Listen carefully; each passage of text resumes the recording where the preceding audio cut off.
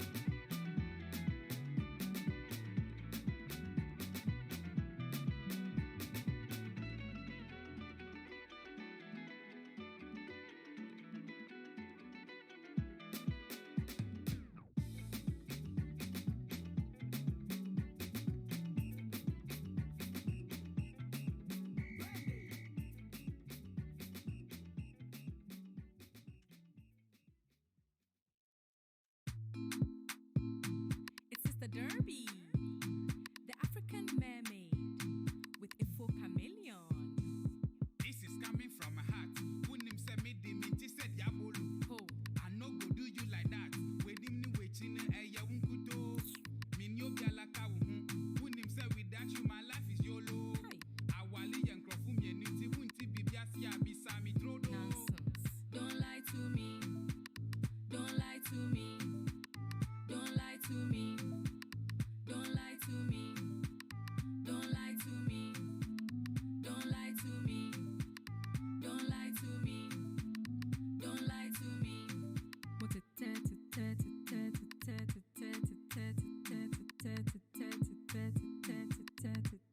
damn, we ain't free. What a damn,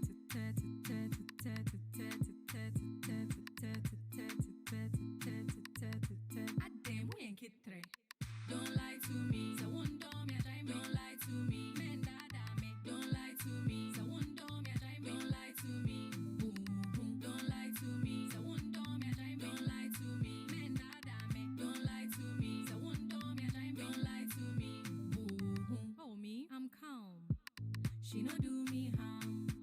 They pay me give 'cause you go take do What a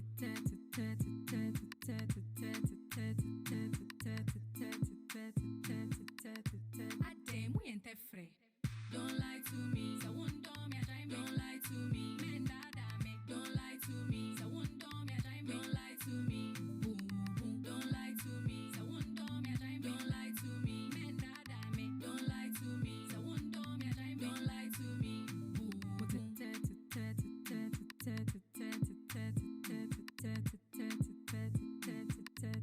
I damn, we ain't free. What a what's the only thing carpenter? Since I'm a DNA call plumber. So one dom ya time me. Men dada me. So one dom ya time me. Boom boom. So one dom ya time me. Men dada me. So one dom ya time me. Boom boom. That shall not lie. I am born again, la min cha untro. Oh, Min fasa grinya Dubai. I funte freku masi yonkwo. Men de fe me why. Who say you sneak and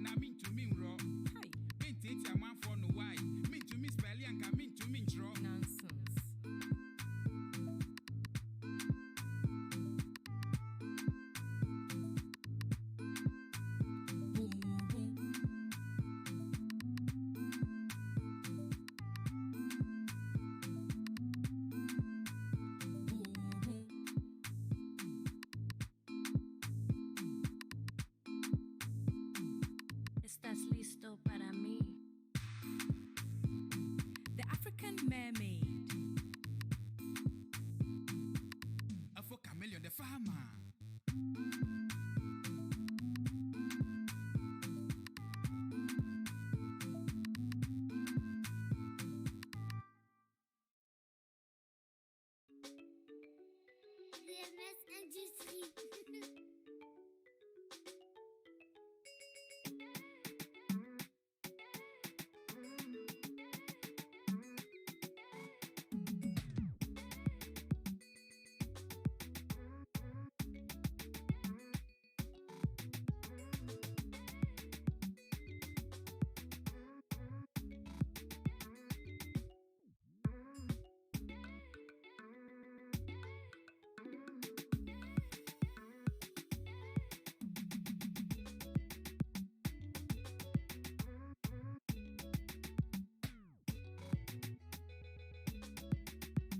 Thousand-Year Storm. Myth realized. This deck is so cool.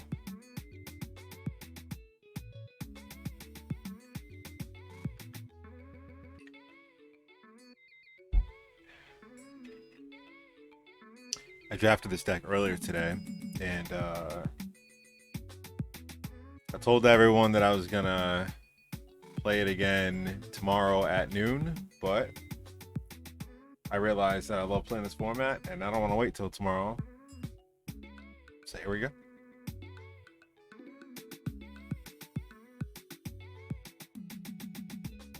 I have VODs turned on for you guys. So for any of you watching me right now from the future, hello. Us people in the past, we're doing okay, I guess. So enjoy the VOD. Enjoy this deck. It looks really fun. Triple Myth realized. I think it's going to be great in this deck. Basically how my creatures look, essentially. I guess, kind of.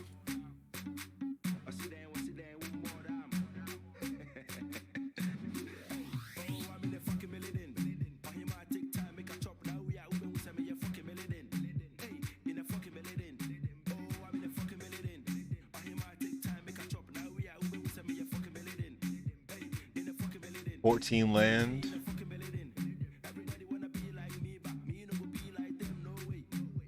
No problem.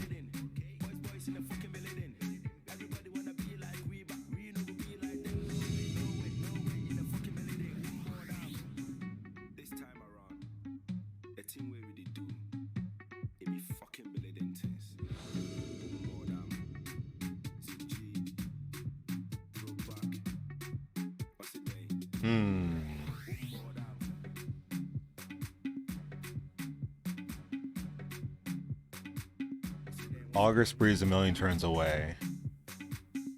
I can go myth into myth. How many red sources do I have?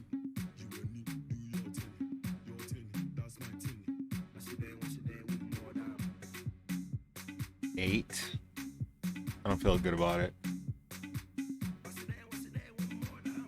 Alright, keep this.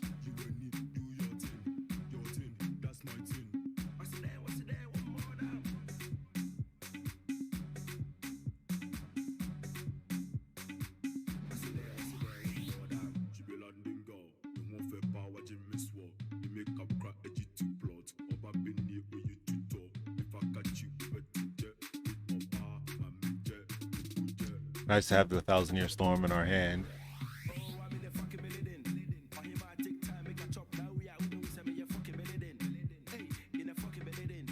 I'm not going to kill the spider. I don't care about it.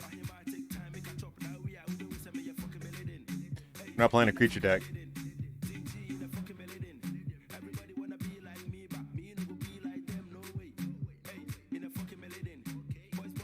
So that's just a 1/2.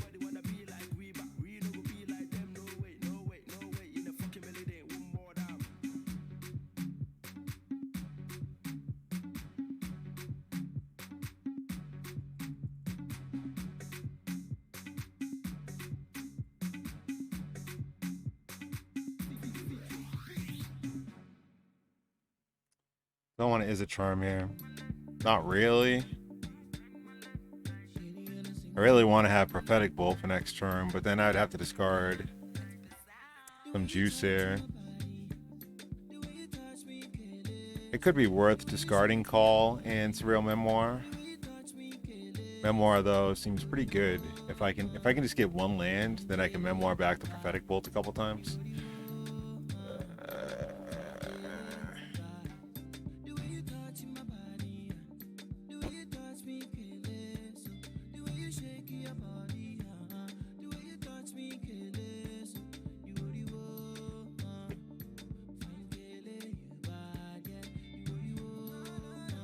All right. Amulet.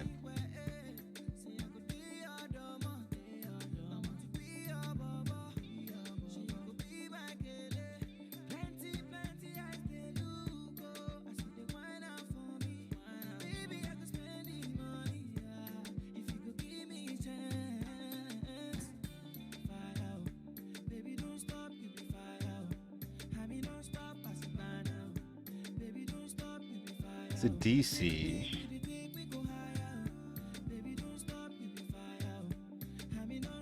Definitely hit some creatures there. Probably gonna just have to bolt the Sidisi.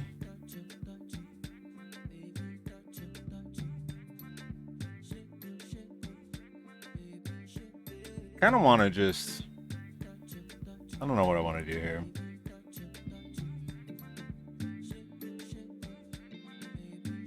I could just like pitch the Call to the Feast and the Memoir. Play the 1,000-Year Storm.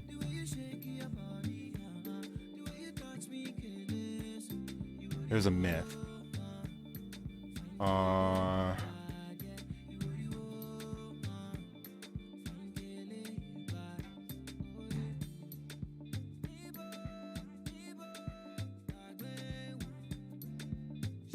I just want the land.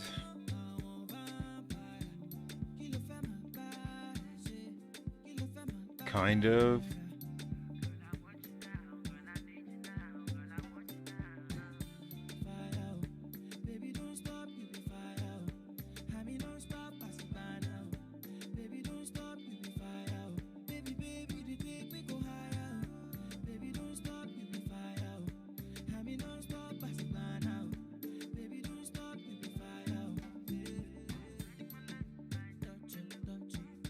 Yeah, what's up, Lazy? Yes, I got the VODs on right now. I'm not too worried about the music and all that. I think it just like mutes it if something comes on that is not acceptable.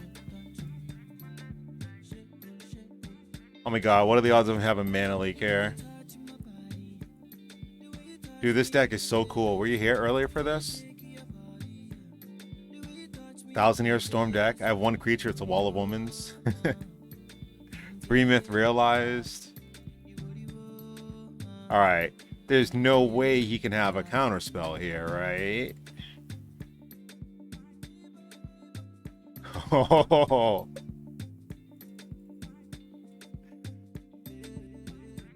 Leave me alone, 1,000-Year Storm says. Don't touch me. He just says go to me? Oh man.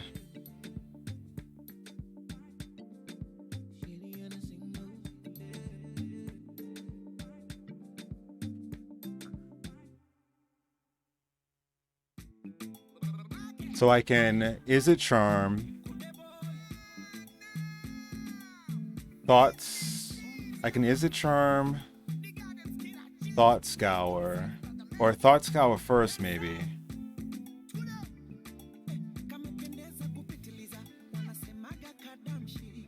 I want to basically cast multiple copies of Call to the Feast this turn.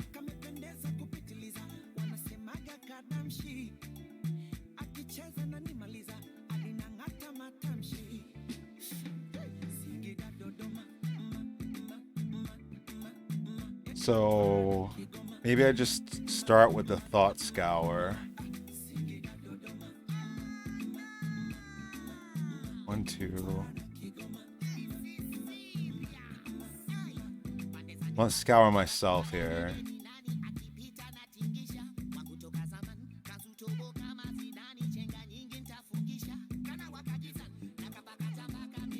tapped land.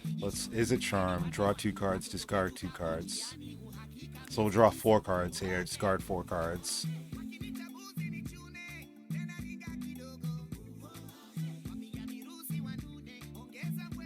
Uh-oh. We need untapped land. Might as well discard both lands here.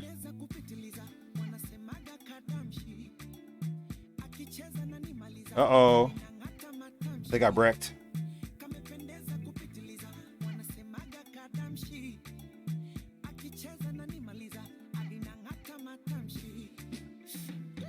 I can Lightning Helix 4 times here. Which might be good enough, because next turn I can still just go, like, Path and something else. I have to discard here. Maybe discard the Myth. And I could just elect to go off next turn. Discard a call here.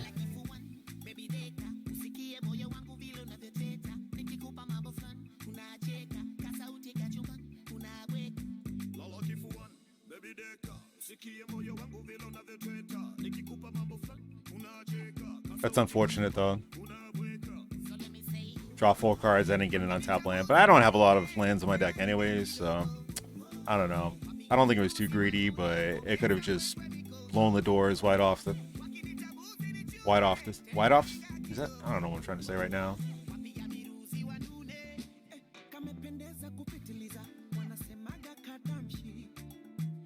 Blow the doors wide off?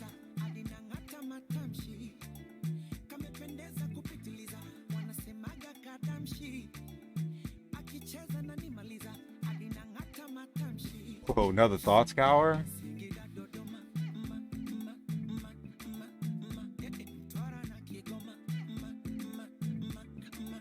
One, 2, 3, 4, 5, 6, 7 mana. So I can Path, Thought Scour. 1, 2.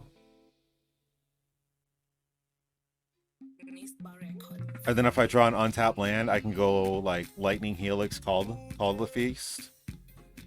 Let's try this. Let's Path the I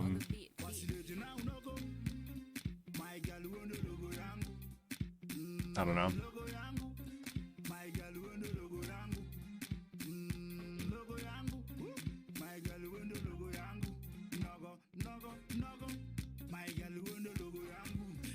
I still think I'm going to target myself with the Thought Scour. I don't want to... Obviously, he's doing graveyard shenanigans, so... One untapped land. Oh, I need an untapped white source, right?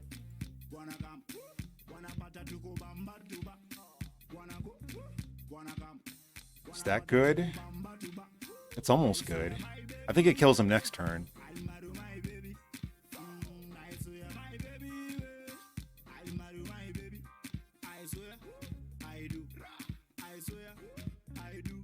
I could just have 9 1/1 Call to the Feast tokens, and then maybe go off next turn. Go Lava Coil, Lightning Helix, Jeskai Charm.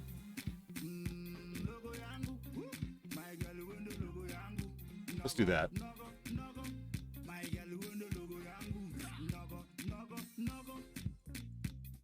Sorry, I haven't read anything in a while. I was just so focused.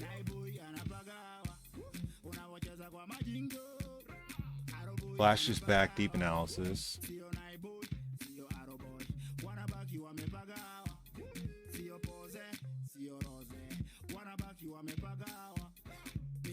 I don't have the mana to go 1, 2, 3. I don't have the red for it. Man, I really need a Pirate's Pillage. That's why I always beg for it with 1,000-Year Storm.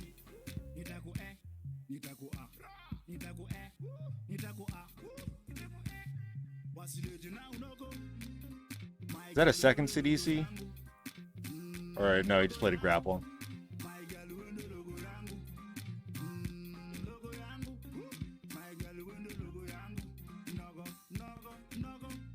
I can only cast 2 spells right now. We're red choked at the moment.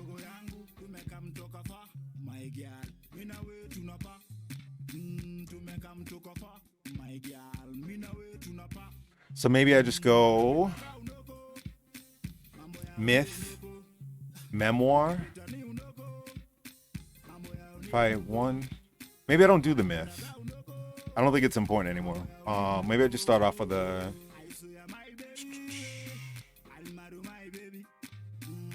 memoir, maybe.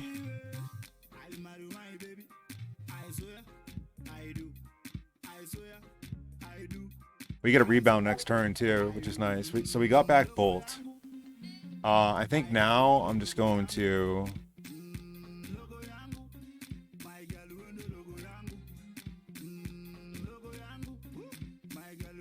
He's at 17.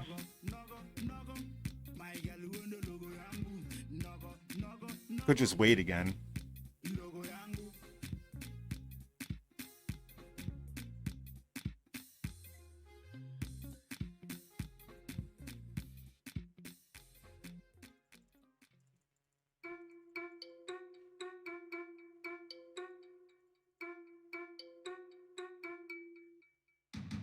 How does he have 7 cards in his hand?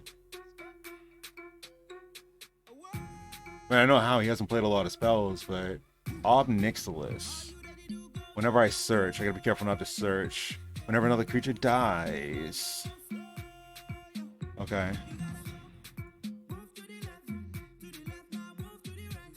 Rebound's awesome here.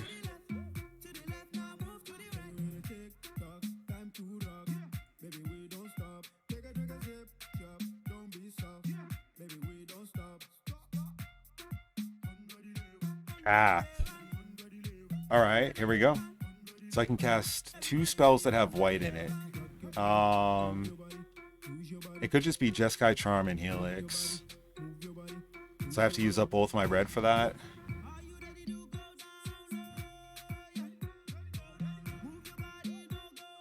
He's at 17. 1, 2, 3, 4, 5. What if I Helixed him here? I think Helix does it, right? Helix into Prophetic Bolt. Take 6 and then take 12.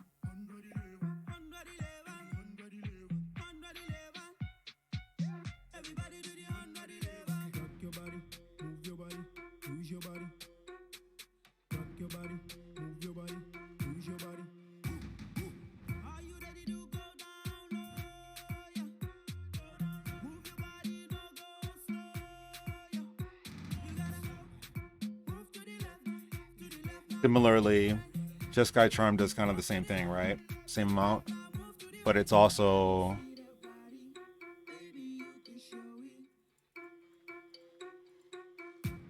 I don't know. Prophetic Bolts.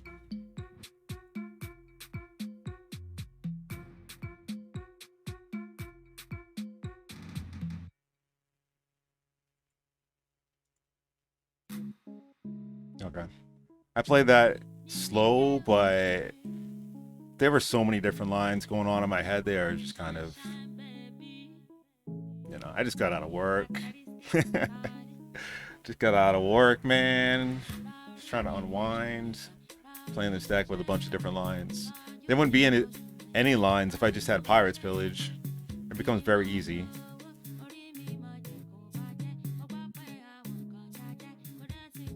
Yeah. Yeah, but the Pirate's Pillage just, like, makes it easy, because you just go spell, Pirate's Pillage, and that's it. Like, you've now just drawn 6 fresh cards. You have 6 mana in the form of the tokens. So you have, like, basically just a new hand and 6 mana to work with it, and any spell you play after that point is going to copy 4 times.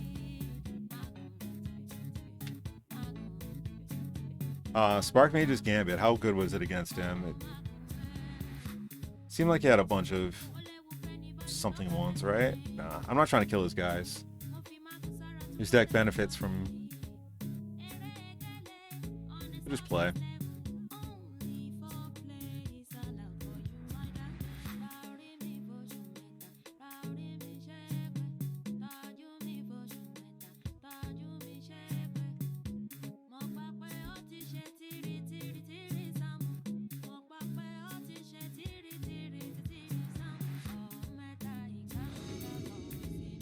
Oh, no land. Well, one land. Eek. Oh no. Keep. Put 3 cards on the bottom.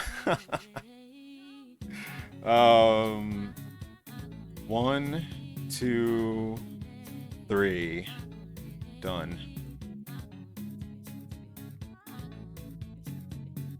I am playing a low land count, but I'm also playing amulets and considering them as lands. So all of those hands that I drew were just straight up landless. It's not like they had one land and an amulet, then I had to question whether or not to keep it. They just had nothing.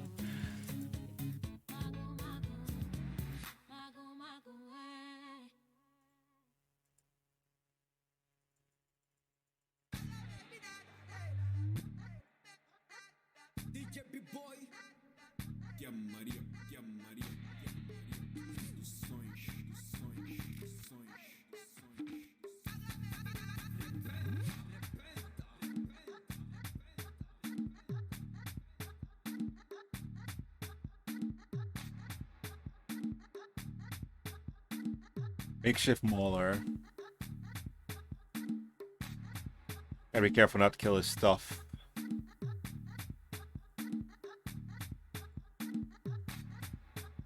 All to 4. We're gonna do this. We definitely need more reds and whites. We have all of our colors already, so...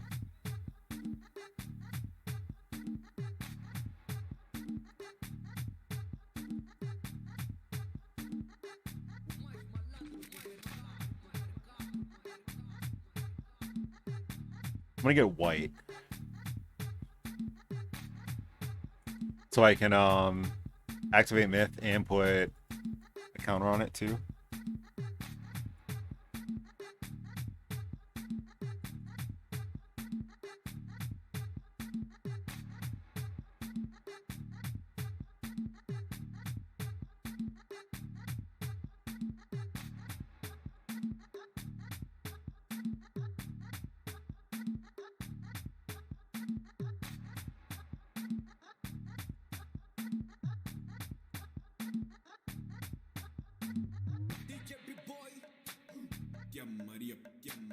They're growing. Mold to 4. The power of the myth. Let's see what happens. Every spell I draw, they get bigger and bigger.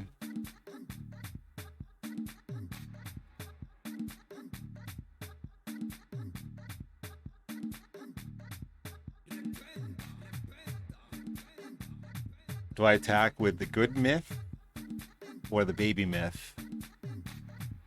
If I can attack with the good myth, maybe he has eye blights, but I have to take risk. I'm behind here. But if he plays Agony Warp, we're gonna get him.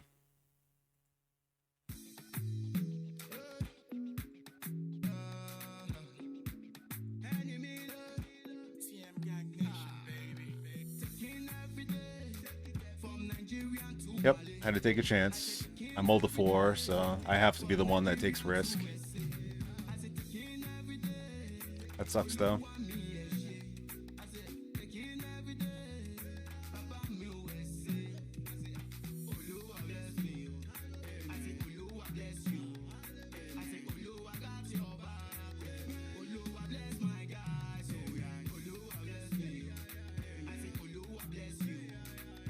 I'm gonna hold on to my land for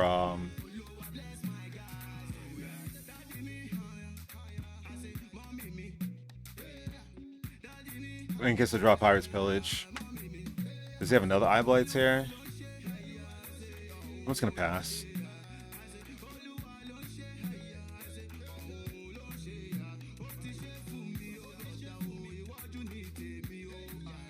Let's kill that.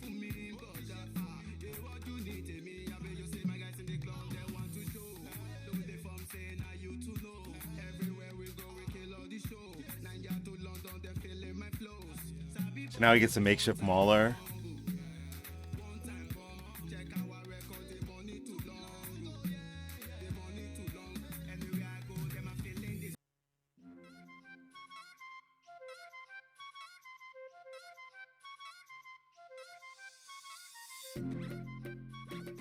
Hmm.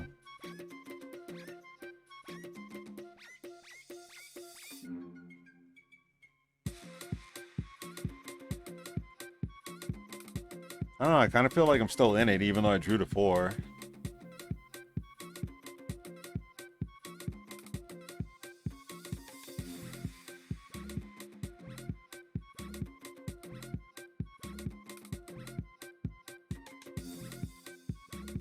Ambuscade.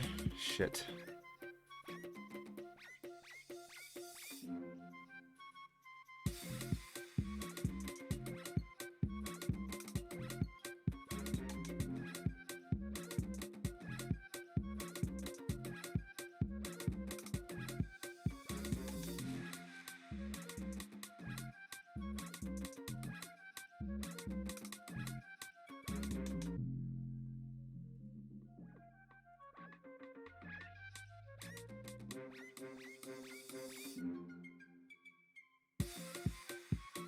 It's interesting.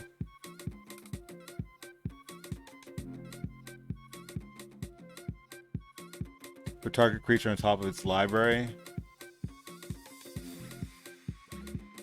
Because he doesn't have a creature in his graveyard, so...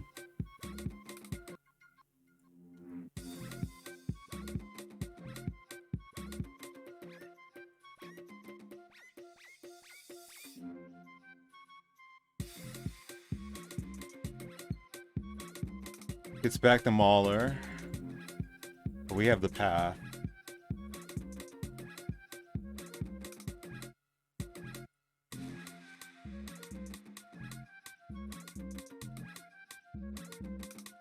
I gotta play faster, I realized.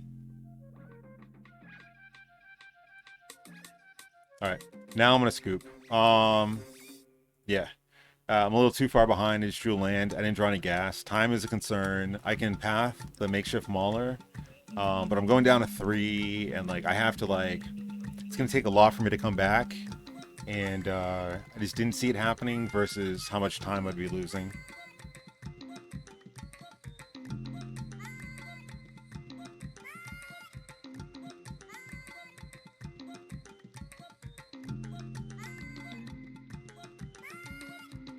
Alright, we'll be good. We just don't have to mull the 4. That's all.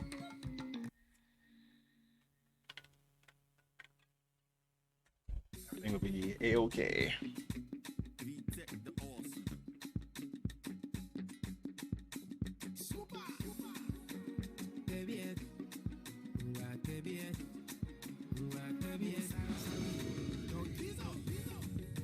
That's keep.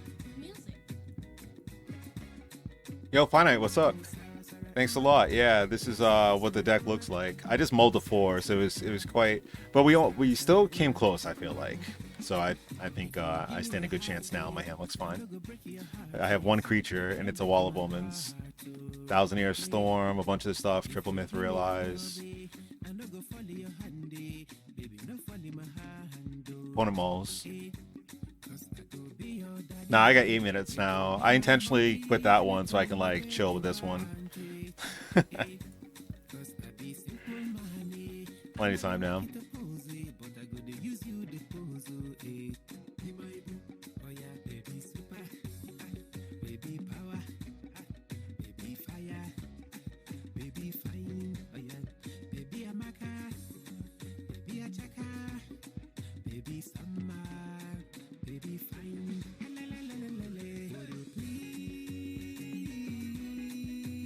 Spider really is the least threatening card you can play against me.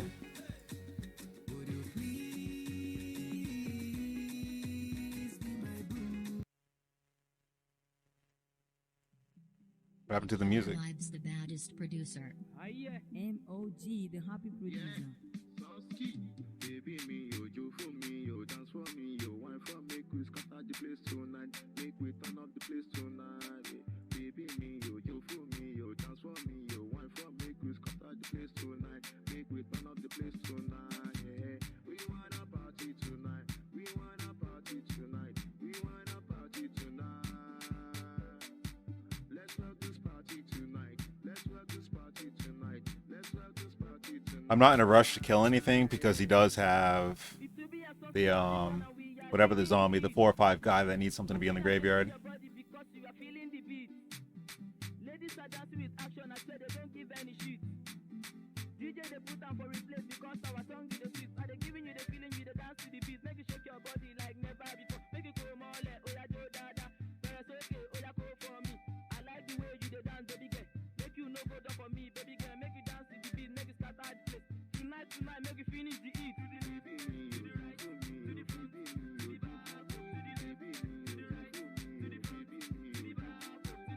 I could Thought Scour Memoir, but I'm actually going to save Memoir for Thousand Year Storm.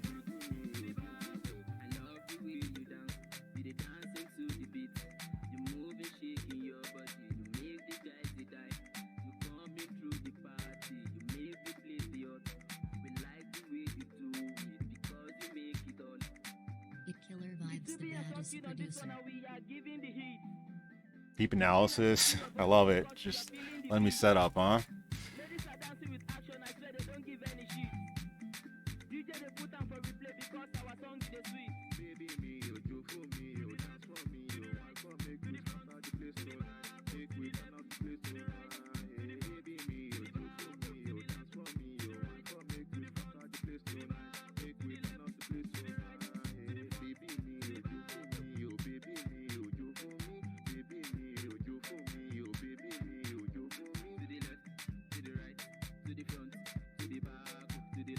You didn't hit a creature. All right, here we go. I have 1 white, second path, or lightning helix. I can't do both. I think it will be lightning helix now that I drew it. So I want to go like 1, 2, 3, 4, 5, 6, 7.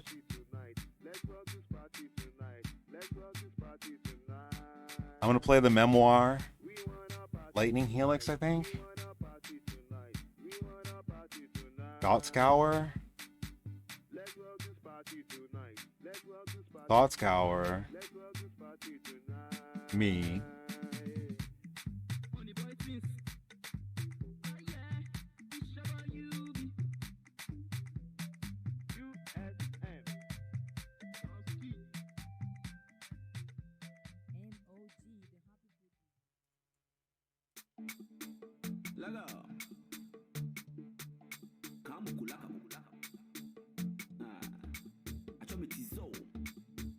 Then I'll Lightning Helix and then Memoir.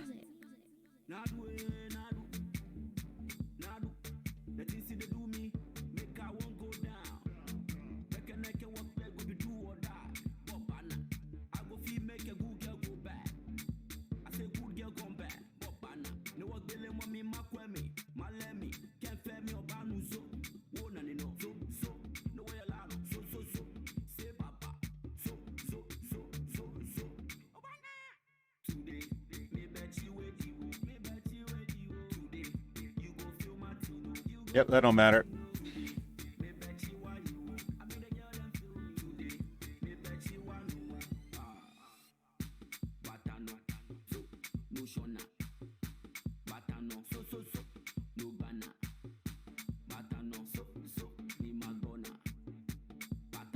It's a Memoir first, hold priority Helix, you think?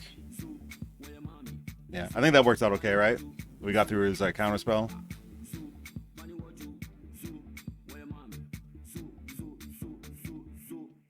Flashback.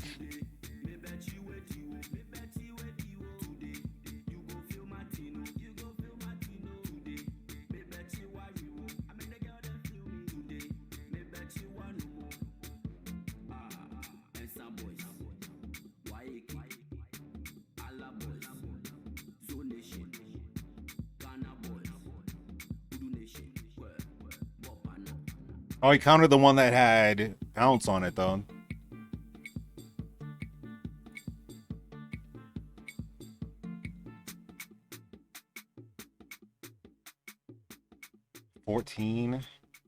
I have this.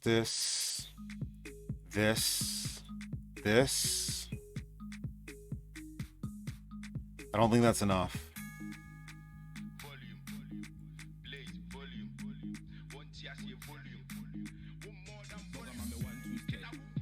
Myth doesn't do anything right now. I'll give it a turn. I'm at such a high life total.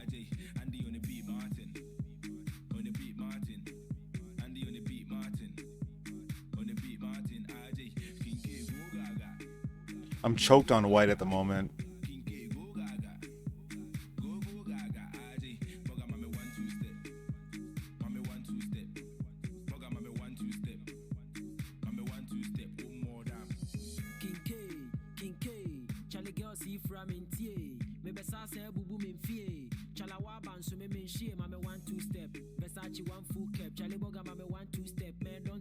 I wish I had a plane so I can path my own guy.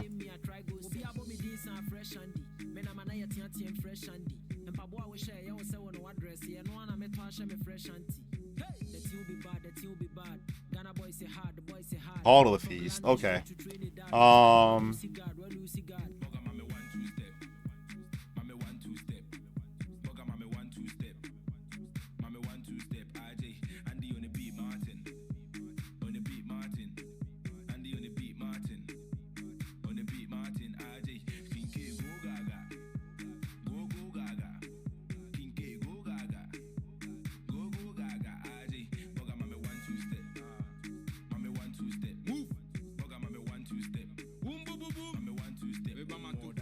Stop countering single copies of my storm copies, please. It's mildly annoying. That's too bad. He sided in all those spell pierce, hoping to get my 1,000-year storm. All right, is this really good? The Eternal Witness, getting back CDC.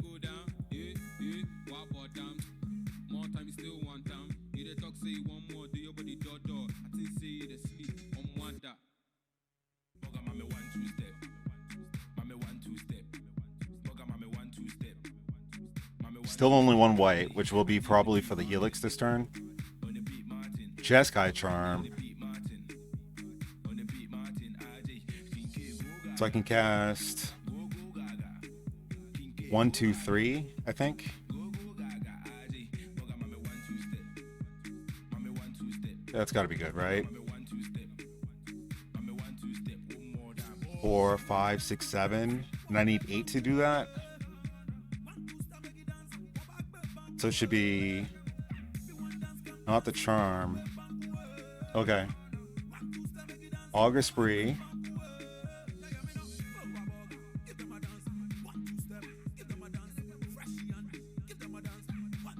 Three minutes.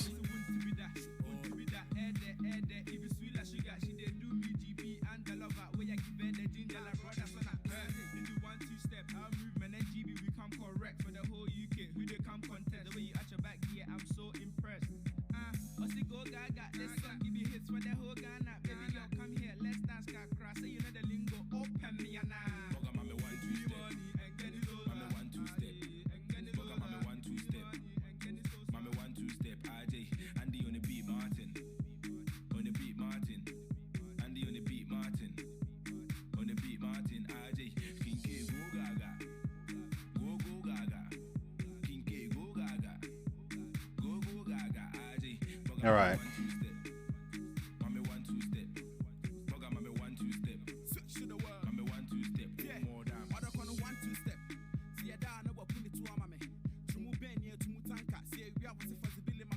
Did he just top twice? Oh, one in his upkeep and one in his main phase. Yeah, dig one deeper, I guess. Concede.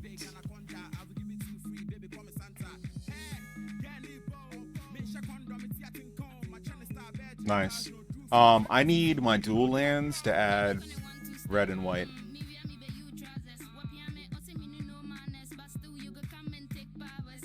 That's all I care about when I'm going off is red and white. I need more of that. I need to have just maybe like a few sources of blue in here and a few of black. I don't need a whole lot. So I think I'm going to switch over like maybe all of my cryptic spires to red-white.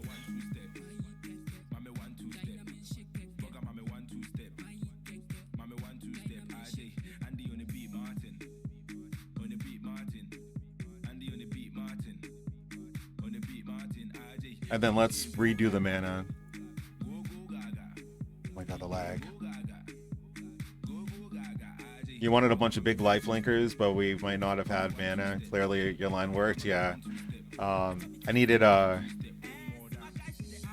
bunch of big life linkers. Yeah. That could have worked too. Maybe that was better. I don't know.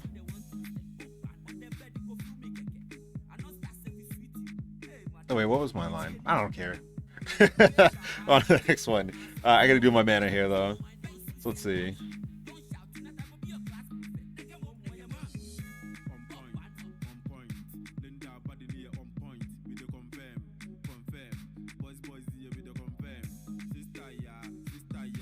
All right, so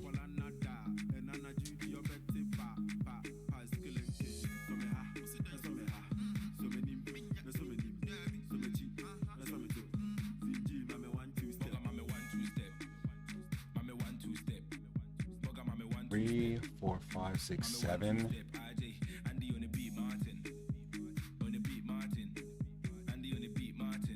1, 2. That'd be 2 black, but it's like 4 black with the amulet.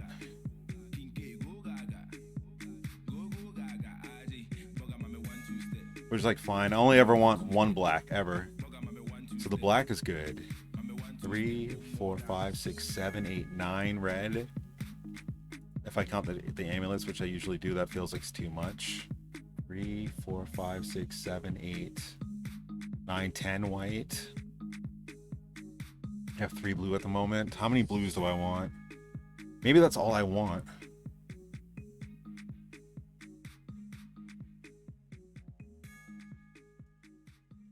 All right.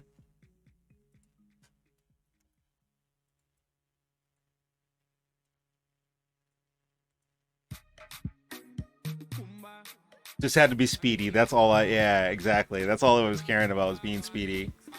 Man, I feel bad. I drafted this deck earlier today, then I had to go to work.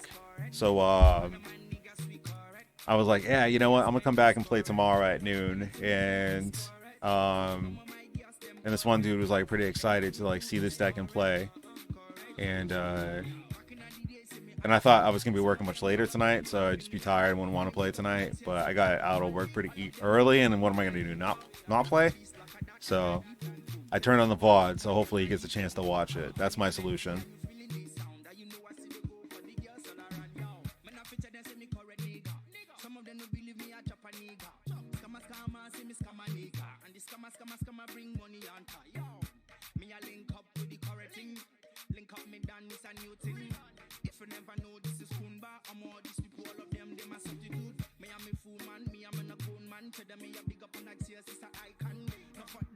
I almost wonder if 3 islands is too much.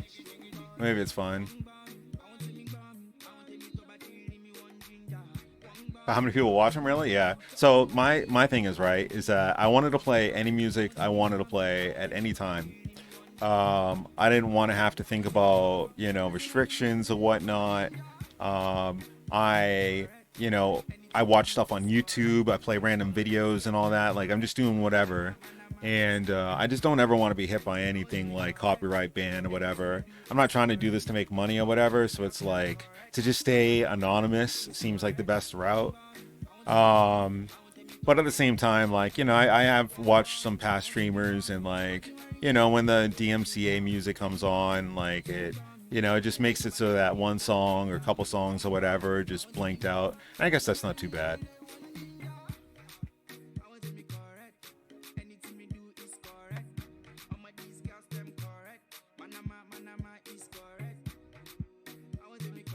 So the myth realized I've seen janky in those games, but at the same time, I got to win with the 1,000-Year Storm. So I might not always get to draw the 1,000-Year Storm, and you need other ways to do things. And the myth realized become very, very large.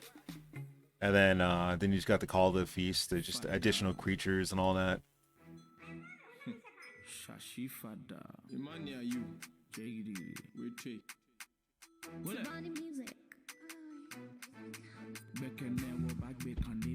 Yeah, it like has to do with like how the sound channels come into your stream. So you can make it so that the VODs don't like record that sound channel, if I'm not mistaken. I don't know a lot about that stuff, but I think that's how that works. And And at the point that I was like trying to like figure out how to do that, I was already at my wit's end. I had already like went through so many processes to get the whole stream like up and going that I was like burnt out of learning new things about, you know, how to get all that working. And I was just like, I just want to stream. I just want to do my thing, you know. But obviously, like, you know, helpful tips are always like, you know, encouraged.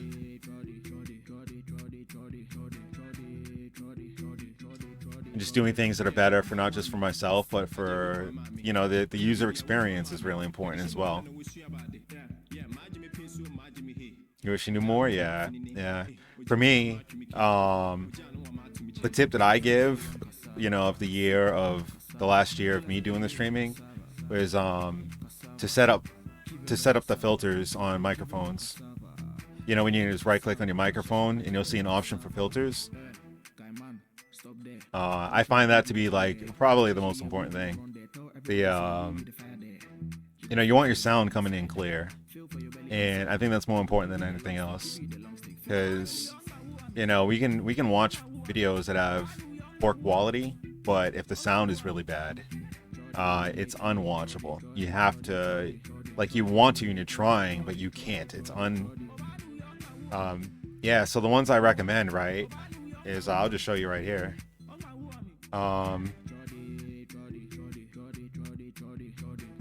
So the filters, right? Just right click on the microphone, just go to filters. And I have a few different ones here. But the big ones, right, is the noise suppression. This is awesome. I can eat potato chips in front of this microphone and it probably won't pick it up. Crinkling bags and stuff like that. It just specifically hears your voice. It's pretty cool. And the limiter is great. This allows me to like scream into my microphone as loud as I wanted, and it would not blow out your eardrums. It limits how loud I can be. And there's other fun stuff you can check out too.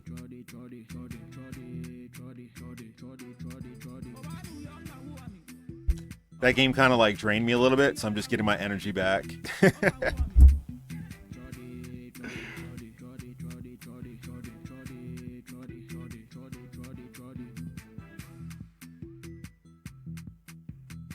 Especially, usually I have a big fan on all the time in this room because it gets super hot and I don't have AC. So this room is oftentimes like 81 to 85 degrees. And the loud fan, whereas normally when people stream, they have a loud fan on, you would hear it. But there's no chance of hearing that fan, not with the noise suppressor on. On long streams that you can crinkle stuff and be loud. Yeah, you can take that, like, it's like something you just don't even have to think about or worry about anymore. A great example of that for relating to what I do for work is wearing non-slip shoes when you're working in kitchens and stuff like that. So for people who don't wear non-slip shoes, it's like a constant, like, you're always like thinking about it. You're always worried about the fact that you can slip. And then just when you have the non-slip shoes, just one less thing to have to think about. Eat those crinkle chips.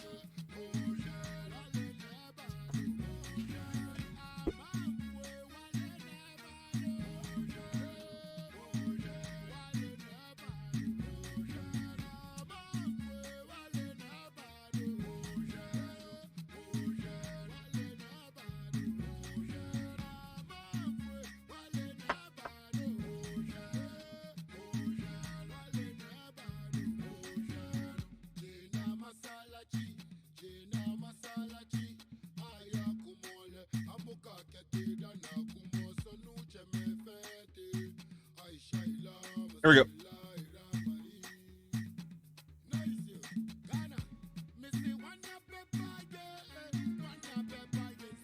If this format had more enchantment removal, I probably would not be as excited for Thousand Year Storm. But this format is very enchantment removal light. Quasali Pride Mage being the main one. But it's green-white. You can see that coming. You know, you don't have to play Thousand Year Storm early, and they're probably not going to be holding on to Quasali Pride Mage until you play one. You know, what are they going to do? They can't do that. So they would have to, like, top deck it or something. Otherwise, it's like what, like abrupt decay. Um,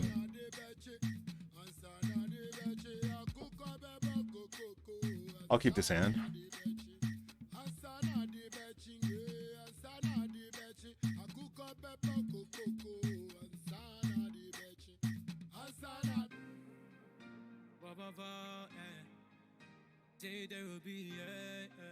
I heard this one song that I really enjoyed, and it was in some African language. I joined the radio channel to listen to it. It's pretty nice.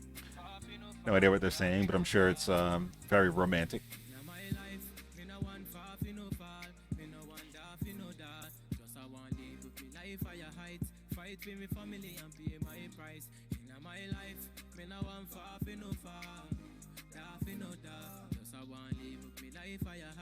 I feel like it doesn't matter what the language is. When people sing in it, they always use like English words in it.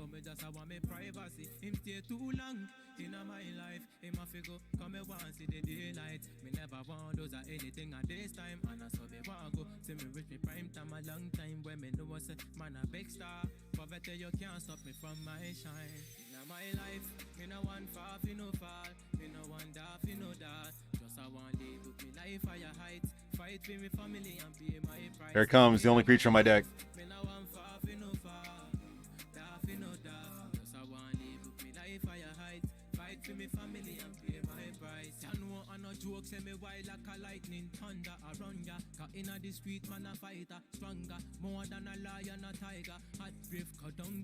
Y'all got any more of them lands?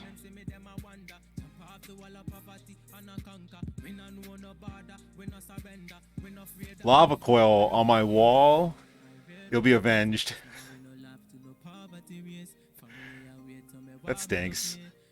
It just stinks because it's like the only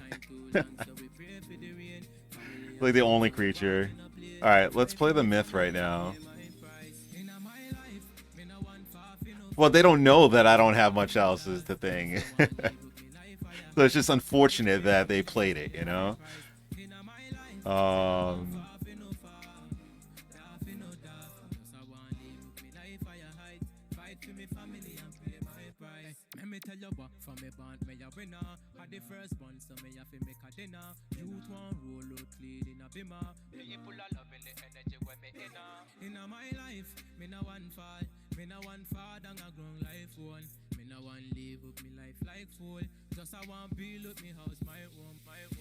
I am playing a myth though. Well, I didn't play that first. Alright, a 2-3.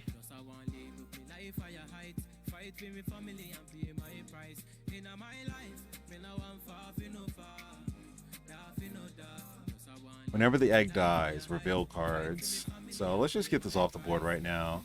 I want to... Oh, man.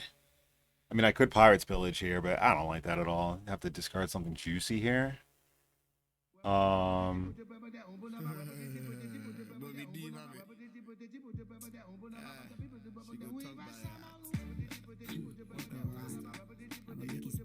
I can just Lava Coil.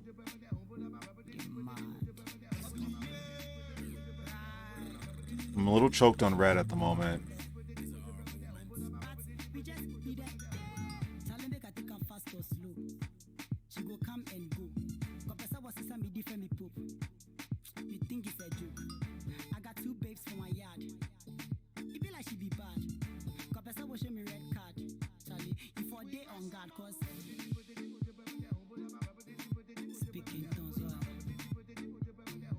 Yeah, but don't know. Yeah, exactly. I would draw 2 cards. It would be Thousand Year Storm and like Path of Exile. Then I'd have to discard 2 cards.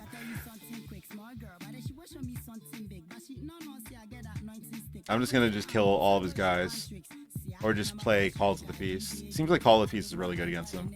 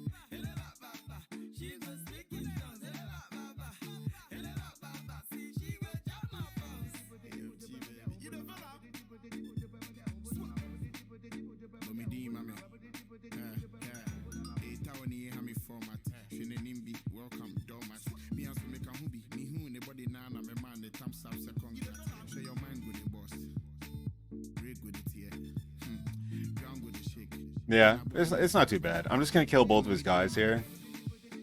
And then we're good after that.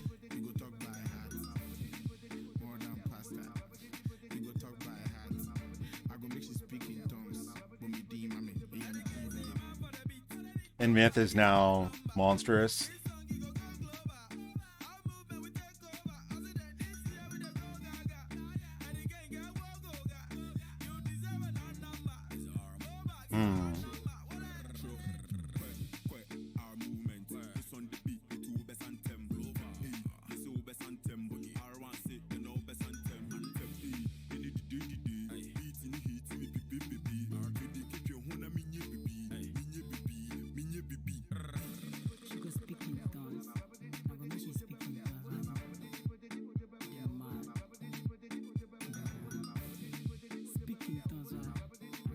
What do I want here? I think all I need is the one blue. So I should get a red or a white here.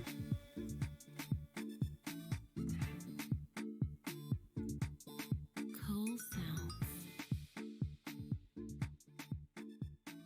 And then we're going to cast Call of the Feast and then attack with the Myth. I guess I'll get white.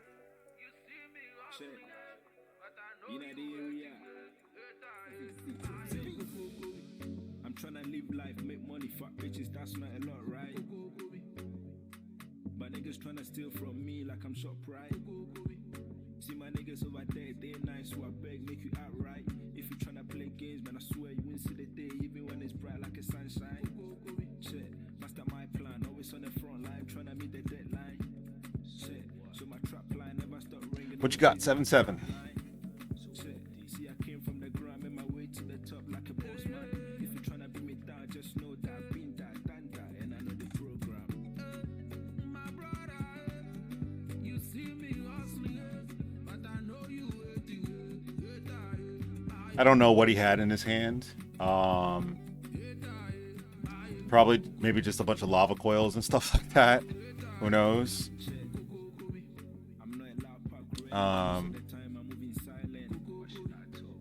We got our revenge for him lava coiling my wall of omens. I don't know, something about it. It just felt raw. No, I know it was the right play for my opponent or whatever. I'm just giving him shit.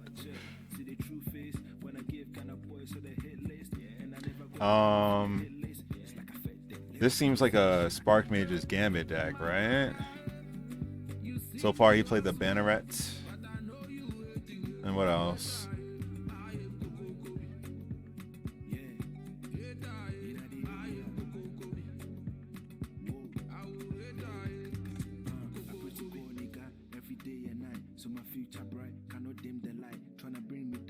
Plant. I don't remember half these cards are. Isn't it a shame that you hover over the name of the card and then it shows like the little finger hand icon that you should be able to like click on it and see what the card does, and it just never does anything?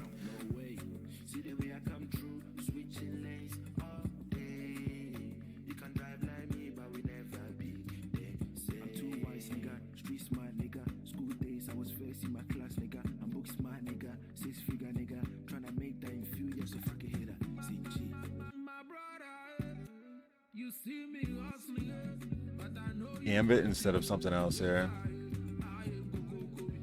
Maybe now I'll get rid of a Thought Scour.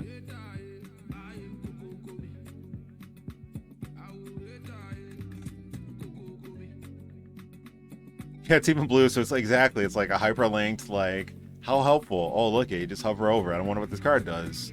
You know, Dark Dweller Oracle. Nope, no idea what that card does.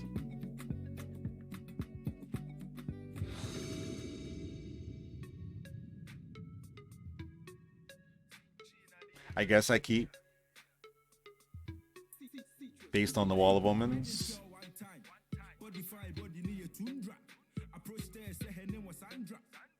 I changed the deck around so it's like 8 or 9 of each of the red and whites. So, hey, there we go.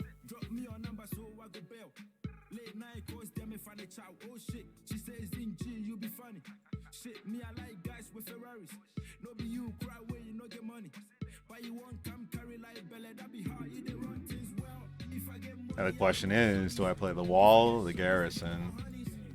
I really don't like discarding lands when I play the Garrison. Or those kind of cards in general. I think I'm just gonna play the wall. We get to see 2 lands, so there we go. Amulet, that's good.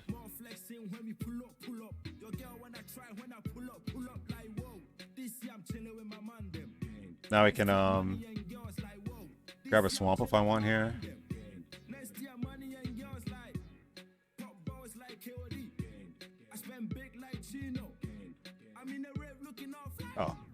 Oh.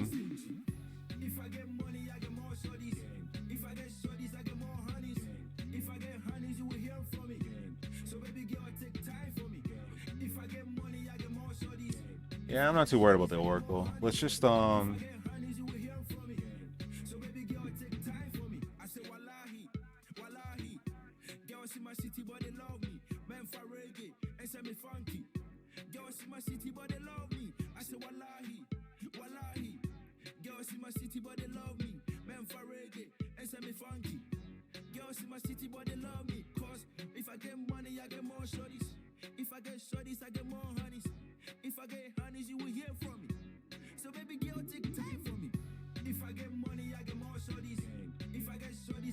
you love for Wall of Omens? Yeah, in this format it's really good. I usually play like cubes, so it's never all that exciting.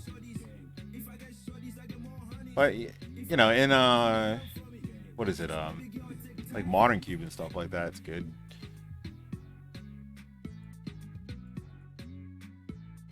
Alright, so I got my 1 blue, I got my 1 black. I guess I get the other red.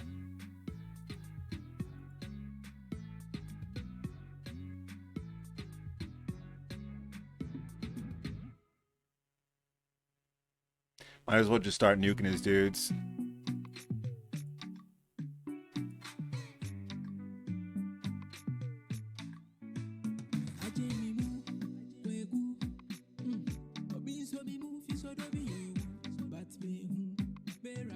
Want to save some of these cheap spells too in case I get Thousand Year Storm, but I can't. It's just mostly going to be me just murdering his stuff until eventually, you know, we get the myth of the Thousand Year Storm.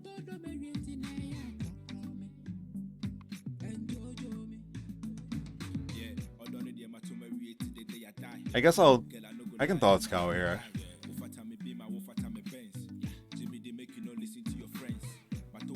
Target myself, of course.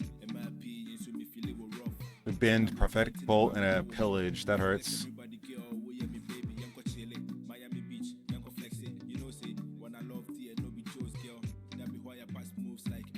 Then Array. I mean, if he wants to spend like all of his mana to hit me for like 6 next turn or something, or whatever it is, 5. 1, 2, 3, 4, 5, 6. So he can hit me for like 7, get me down to 13 in just a single attack. Man, I really shouldn't waste my Pirate's Pillage. That's the card that lets me go off a Thousand Year Storm.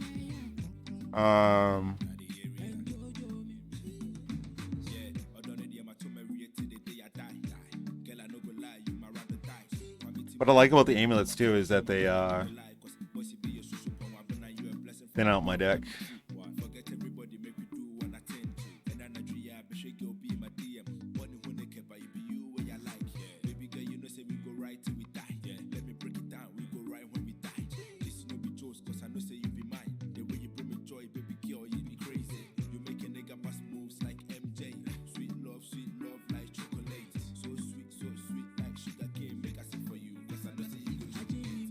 This thing again. Yep.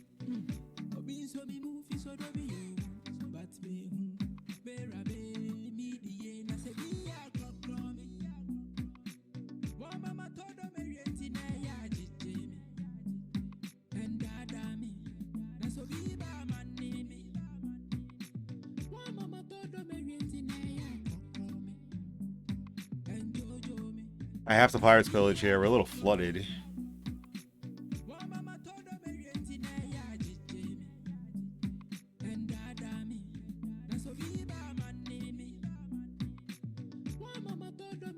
There we go.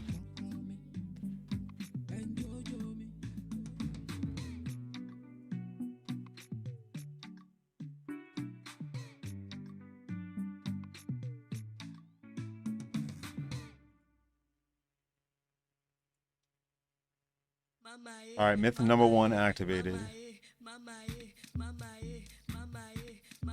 Let's see. I missed what you said for a while. I got to do better looking back at what you're saying.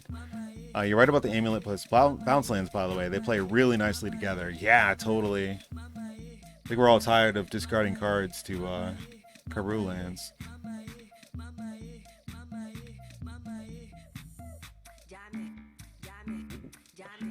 Ooh.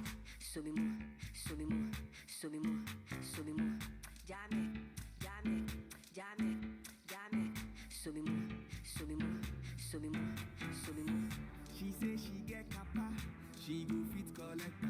I give 'em one, I give 'em two. Come and see now she dey cry. I'm probably not going to attack until the myth is at least a 5/5.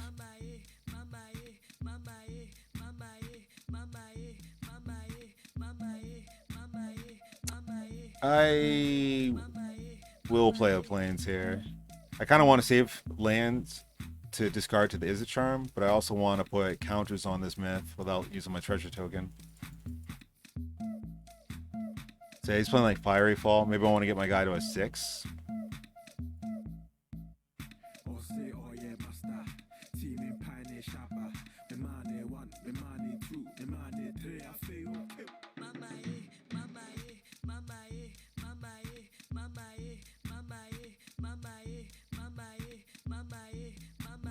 I guess I just path that.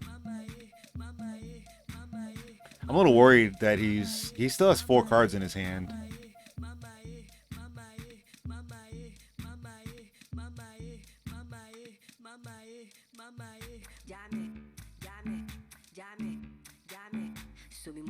I wonder if a treasure token is worth a counter on the myth. I think it is.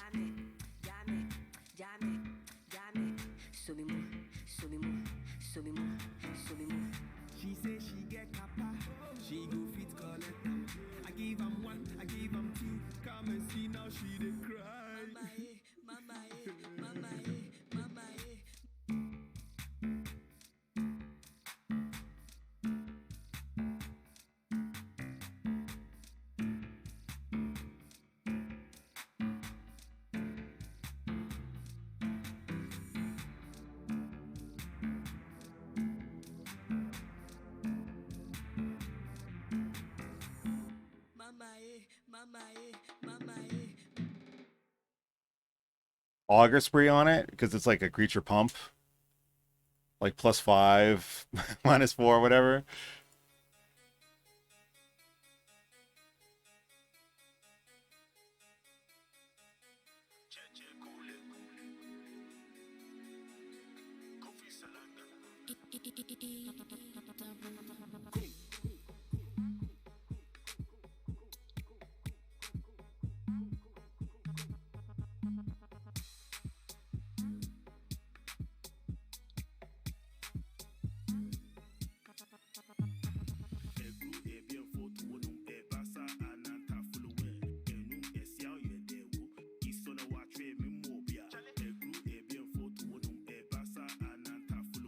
Could just let this happen right now.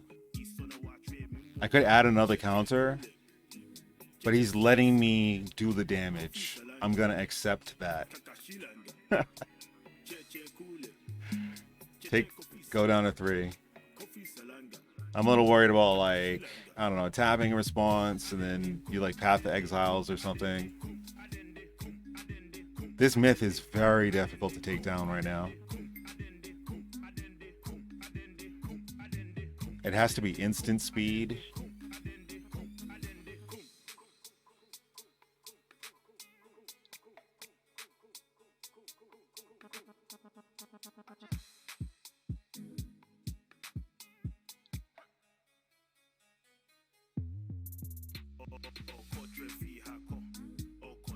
Stagger Shock.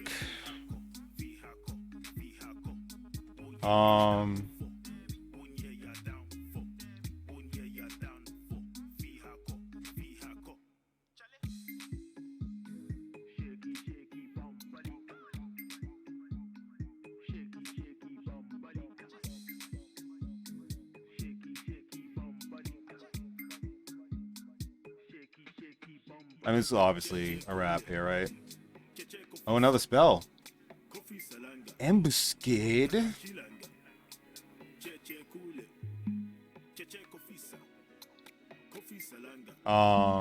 Fine.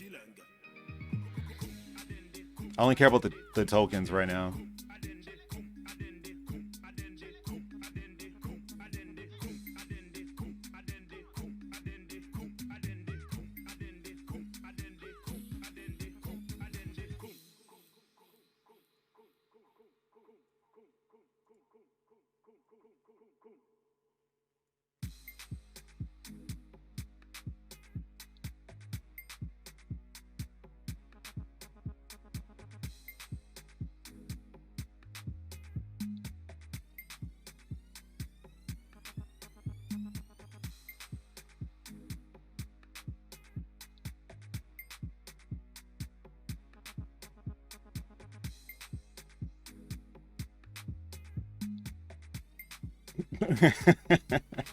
MVP 1,000-year store, 1v every game.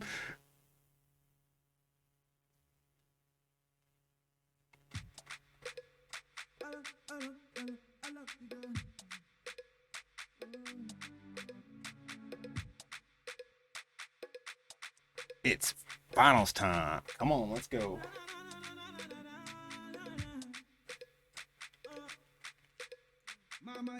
Nice. I'm glad you're here. Hope your day went well. What's your time zone?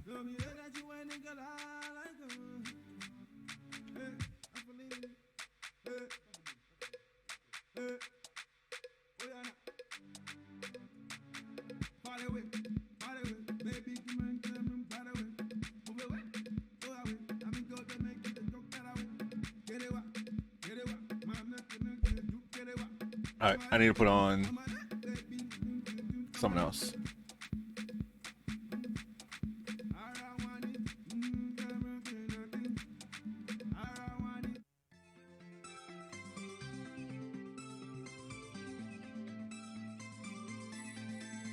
EDT?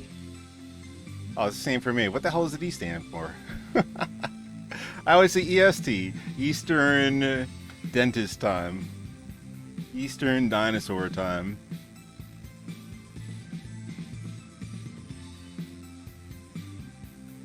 It's dentist time. I'll be right back.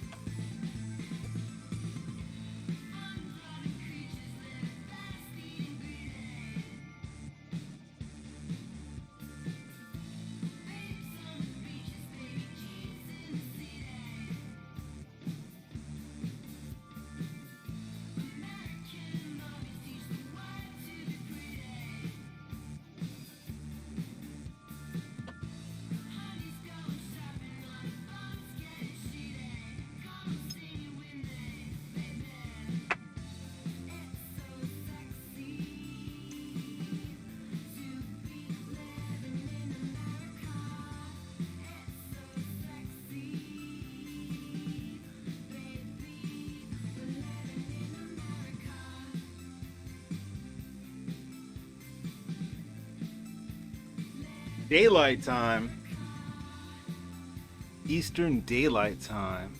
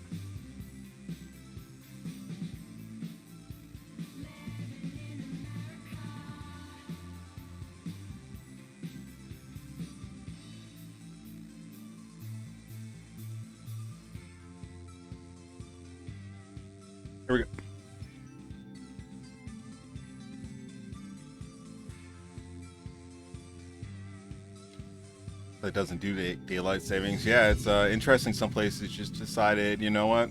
No, we don't want to turn our clocks forward nor backwards.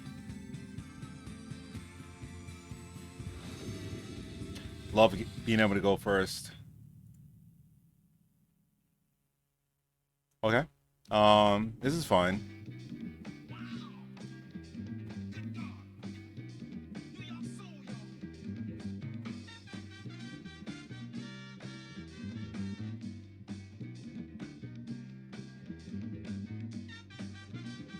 Amulet, awesome.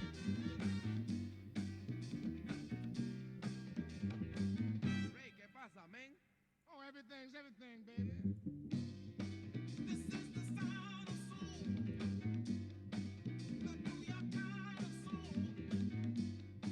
It's got a funky beat.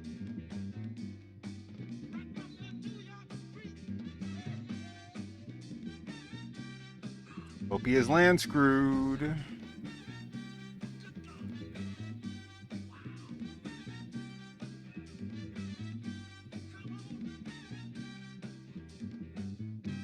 ¿qué pasa, baby? Oh, same old, same old. Playing first is, yeah, this is, I don't know, maybe the most important format I've ever played against, played where you want to play first. I'm going to get rid of one of these Thought Scours. And I'm not going to do it right now. I want to feign having like some sort of counter or whatever. Poor OP.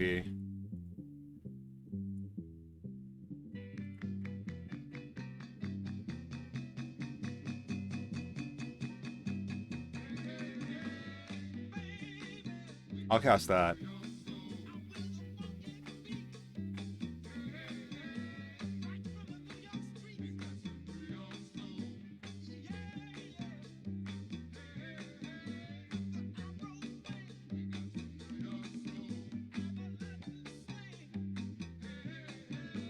Alright, he scoops.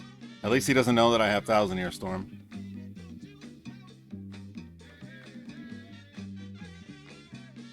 Wow, that says a lot. Not surprised, though. What was that in response to? Sorry.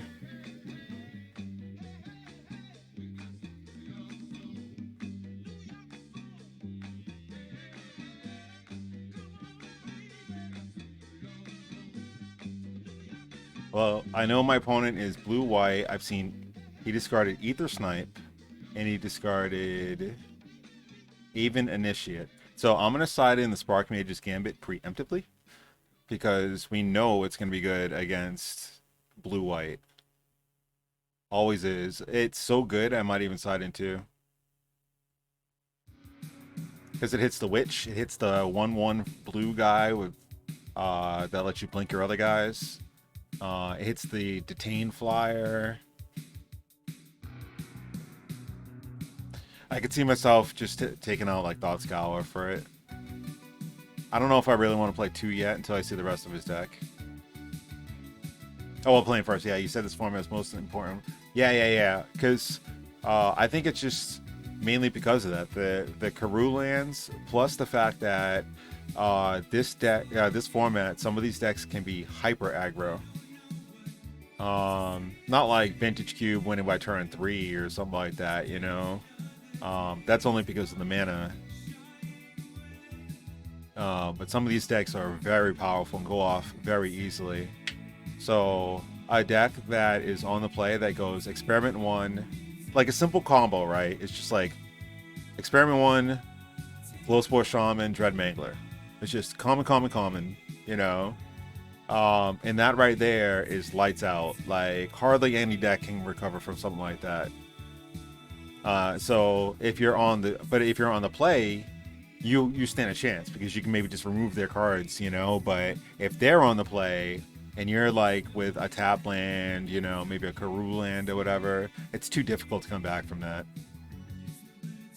I almost wonder if I should play Augur Spree because he's blue. Yeah, I'm gonna play Augur Spree over something though. I don't know what else.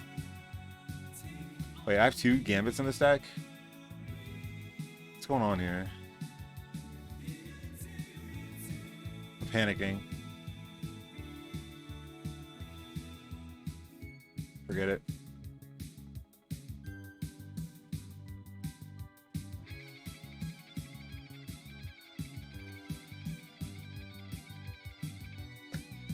And there's not like enough sweepers in this format either. So if your opponent gets ahead like that, just the 1-2-3 punch. And there's many different versions of the 1-2-3 punch in this format. It can be something like that. It can be like Monastery Swift Spear into Legionnaire into like, you know, Hyena Umbra.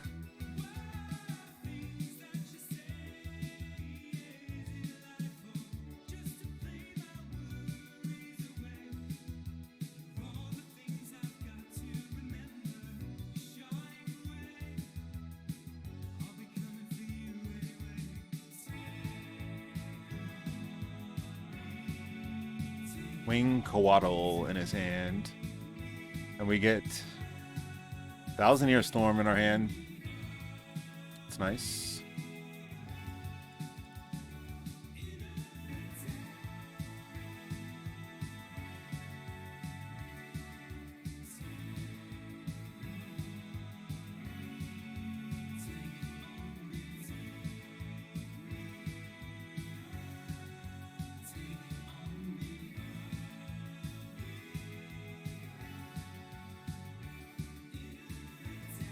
I really want to save the pillage for a 1,000 Year Storm.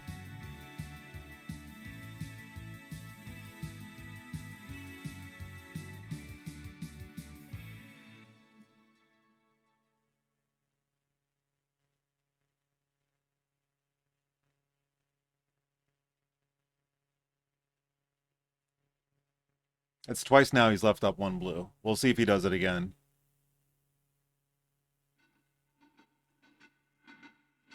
Kind of want to just see if I'll get a swamp here. Not really going to play much else.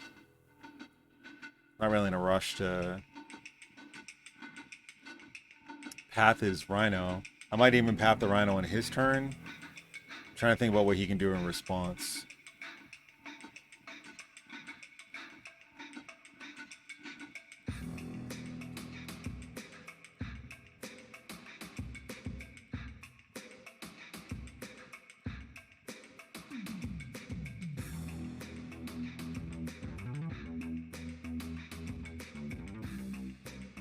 Dragon Lord Dromoka. That's scary. So we have the path for that, but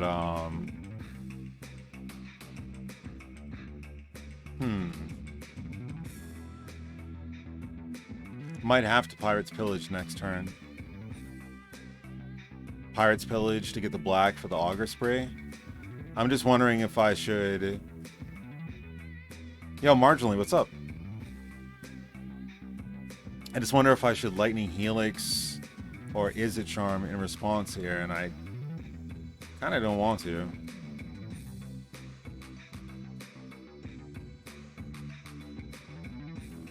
Nope.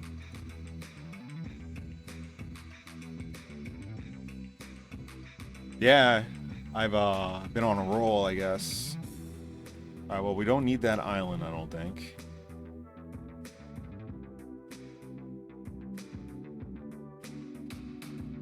I'll be able to play a land. I'll have 2 more lands. I don't think I can get rid of the Gnawback Rhino here.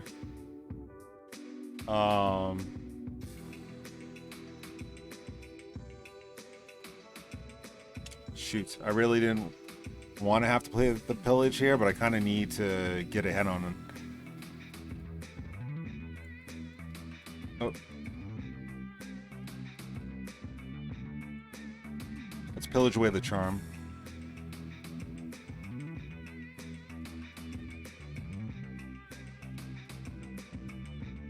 Oh, fuck. I was thinking Path of Exile. Alright, that's fine. I just lose a token here.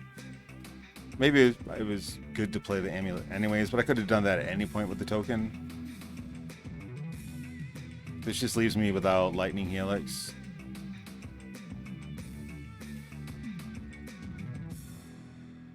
And it leaves me without, you know...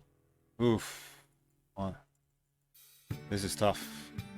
I can do it though. He's got 5 cards in his hand.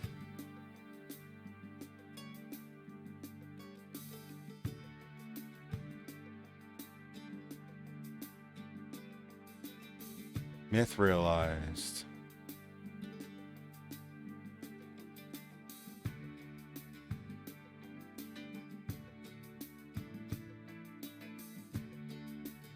Four, 5, 6, 7, 8. 1, 2, 3, 4, 5, 6, 7. Well, let's start with an amulet. That's free. Might as well just get the swamp now. Did I play land? I played an island already. I'm just playing poorly. Mountain, swamp, island.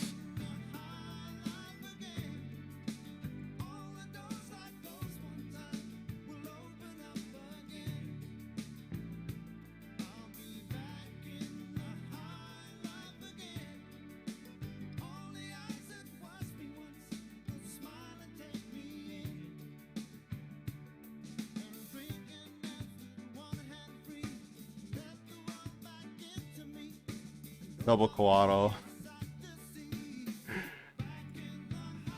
I should just scoop. I can kill one of these. It just depends if he plays the Rancor or just attacks. If he just attacks, I'm just gonna scoop.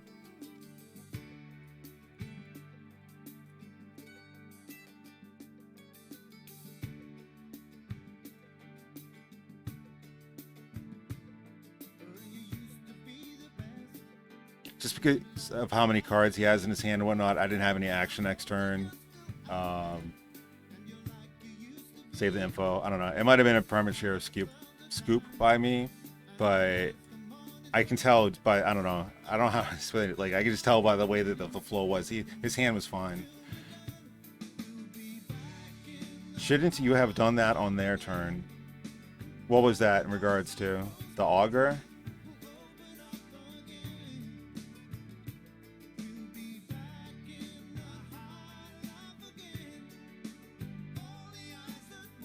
Because we still had the Lightning Helix in response to him Rancoring one of his own guys. So I wanted to Augur him my turn. And then Lightning Helix this guy in response. Oh, you asked before. Yeah. Sorry. But I did know he had the Coatls. Ah, gross. Small.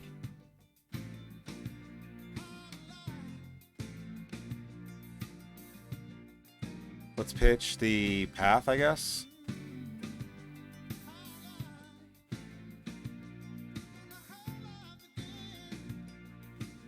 Could pitch the lava coil. I don't like using path early in the game.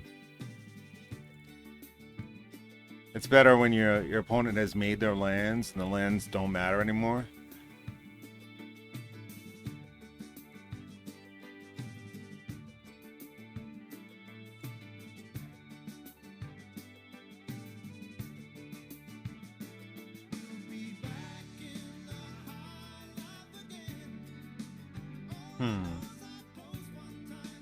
I guess let's play the Basilica.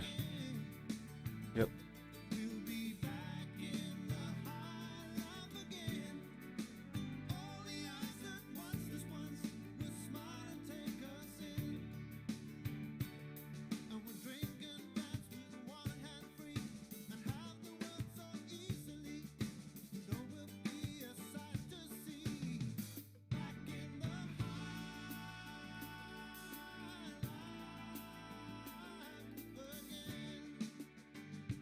All right, he's at Coatl mana.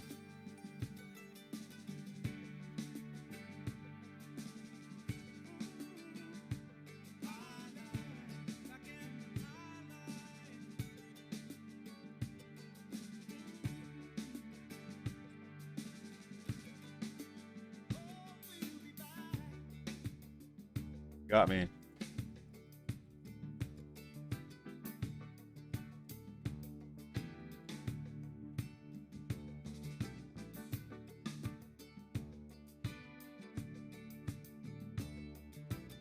Domestication. I have wall and Myth as my only creatures in this deck.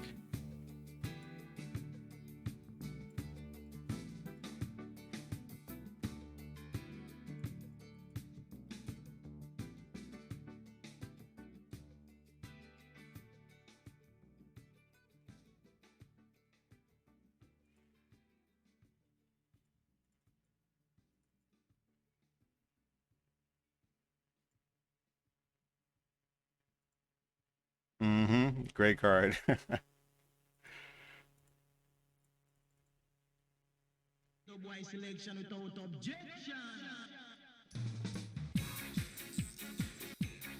Reveals Gnarlback Rhino.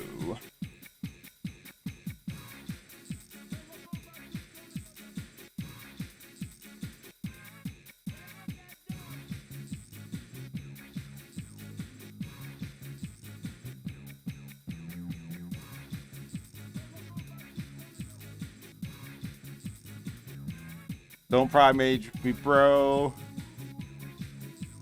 I mean, it's supposed to be Hattie. You would probably discover the myth.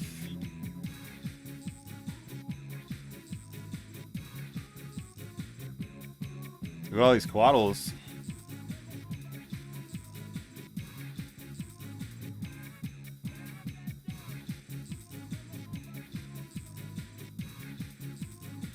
All right, not Quaddles, Oracles. Oh man, Pillage would be insane.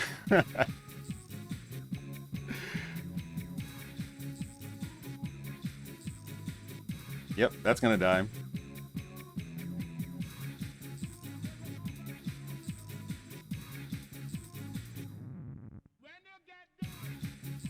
I'm just gonna start with a Lava Coil on it in case he has God's Willing.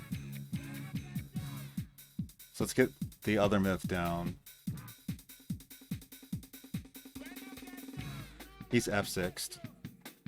I'm still gonna Lava Coil it.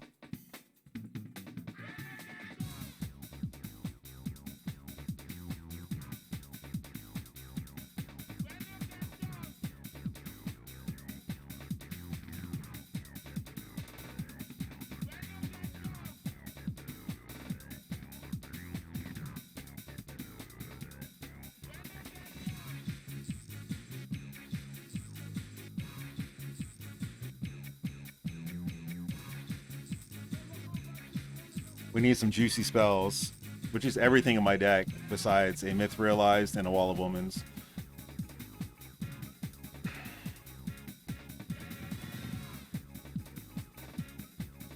What do you bounce? The Thousand Year Storm and this juicy Myth?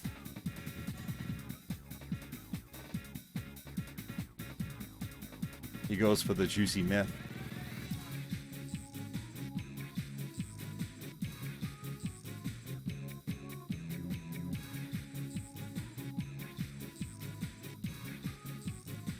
What do I do? Do I just take it? I could disfigure and then block something. Disfigure the Quaddle, block an Oracle. I just don't want to lose out on a spell here. I just wonder if it's worth using a disfigure when, you know, any spell is just so good. I'm gonna hold off.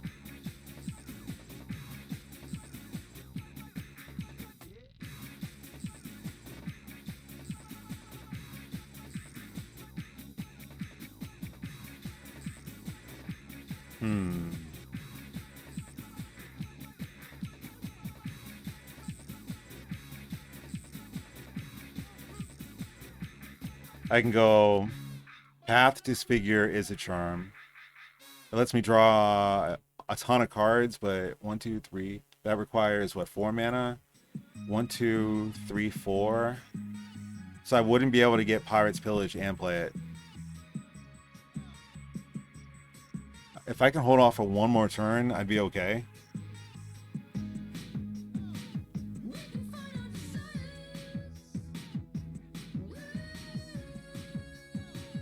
Four, 5, 6, 7, 8. What are the odds of me dying next turn?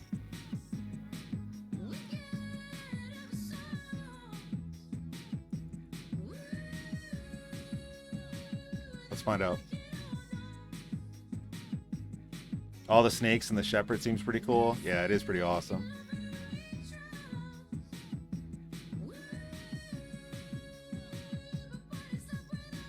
Either snipe.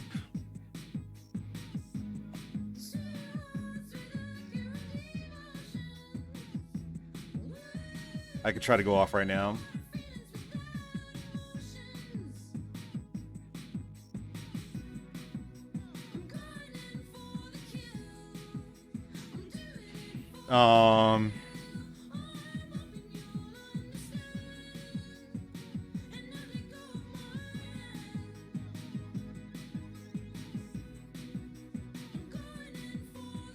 I suppose I can go off in such a way that leaves my myth. Like, I can still block. Let's do something here. I wonder if it's path into Is It Charm rather than disfigure.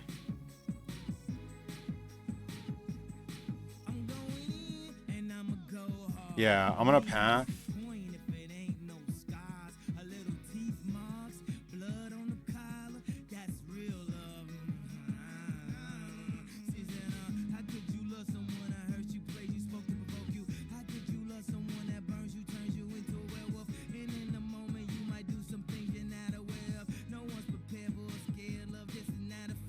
I think I'll now Is It Charm.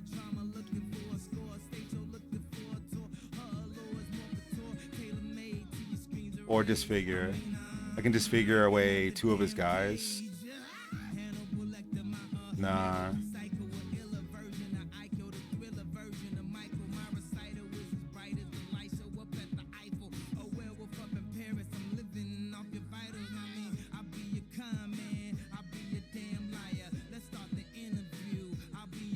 All of the feast is good.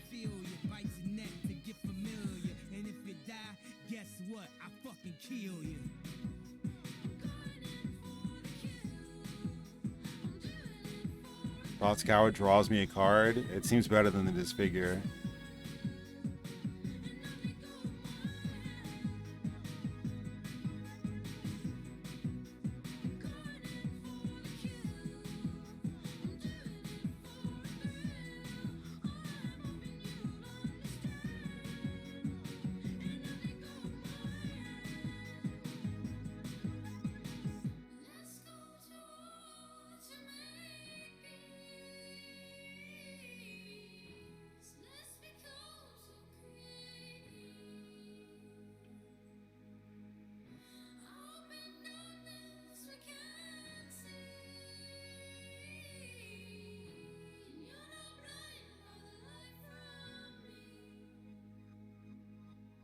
All right, let's see if we can go off next turn. Let's see if we can storm off. Let's see if we don't die here.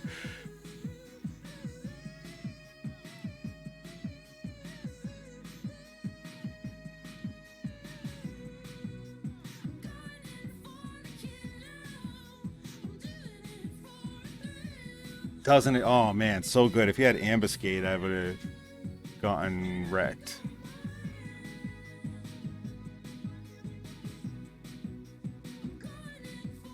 Yep. Not much I can do about the Ambuscade if he had it, though.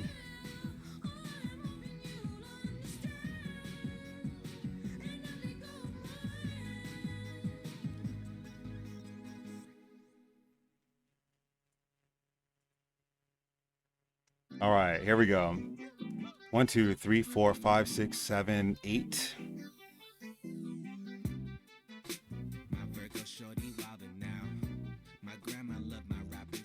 I guess Thought Scour, Lava Coil, Call. I could do the other way so I can draw more cards, but I think I'd rather just take out his two dudes here.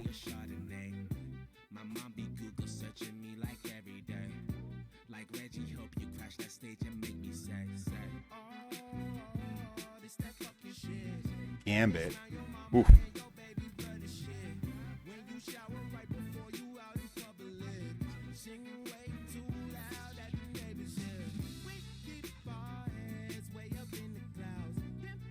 One, 2, 3, 4, 5, 6, 7. Man, if I had one more, huh? I don't have one more, do I? 1, 2, 3, 4, 5, 6, 7, 4, 5, 6, 7.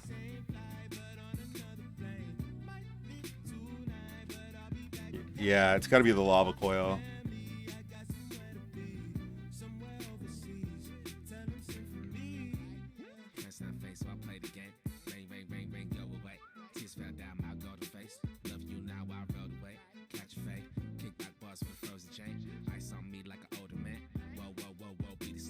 Y'all know who that be the team. A rap saint, I must proclaim. You doubt that, you must be lame. Get $1 off a dream, fuck loose change. They can't afford my movement. Put a middle finger up with that new saying. He still gang bang on parole. 616 out 94.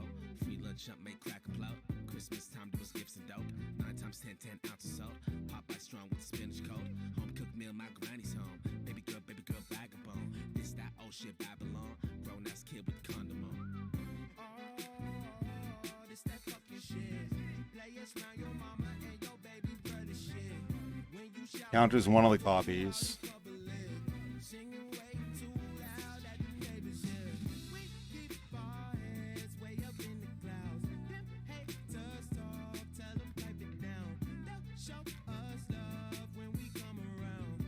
When we come around, cause we hold it down. Red eyes, same fly, but on another plane.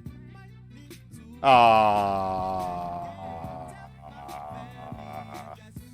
You'll pay for that.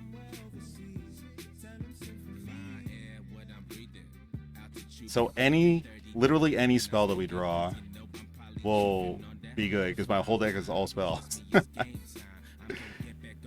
There we go, the domestication.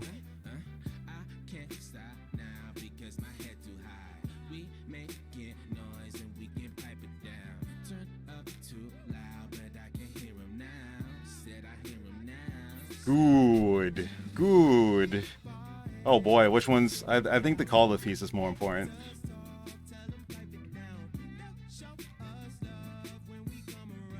Let's just get rid of the vampire and the coatl.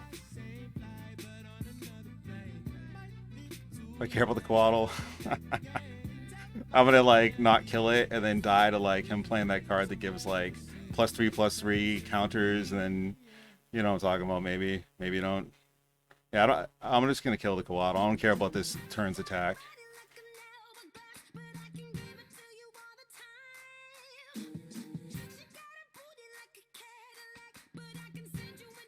Oops.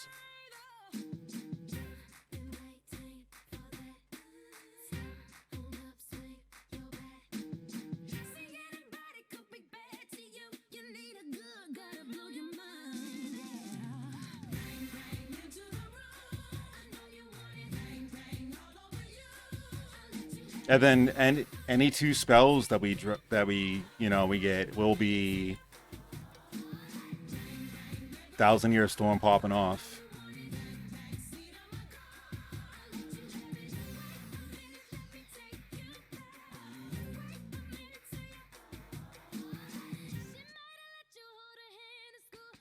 All the snakes.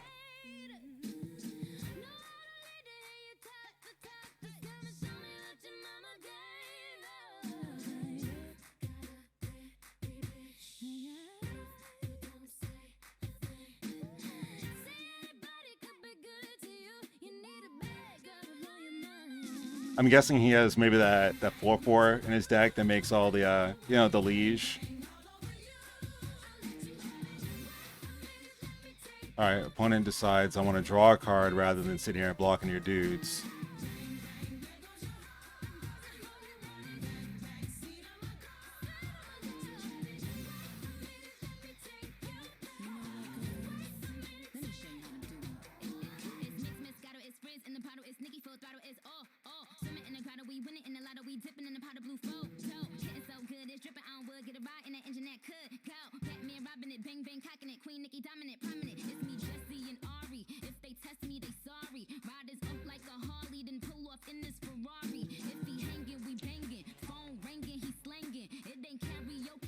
Hey, yes, trophy with the awesome Thousand Year Storm deck. That's so cool.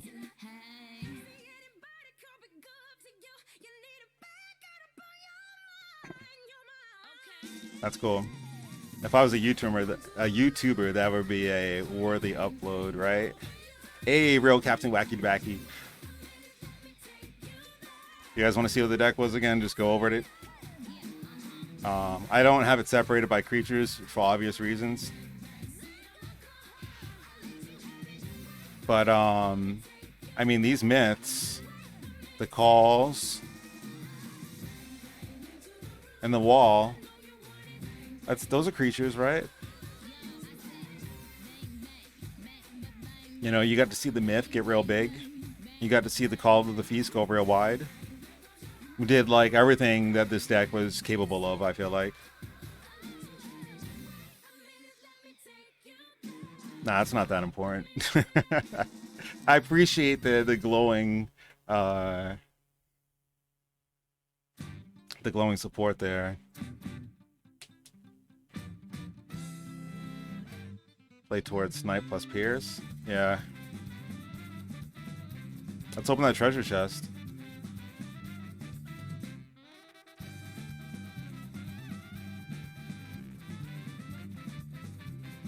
I've been hot on these treasure chests, I'm telling you. Well over 100 tickets worth. Just from the chests I get from, like, you know, like winning. Just in the last week or so. Well over 100 tickets. Urza Saga. That stupid connive bird. Why I can't figure out the name ever and why it's so expensive.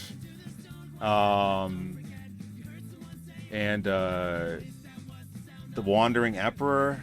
But she was like, it was like a different art.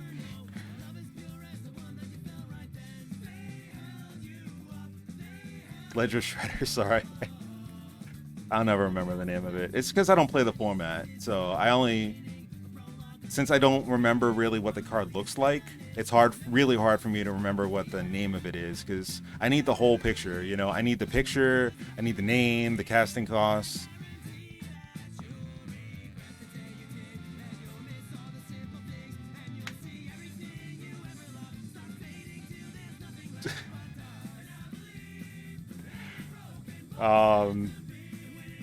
What is this? Promise of Power.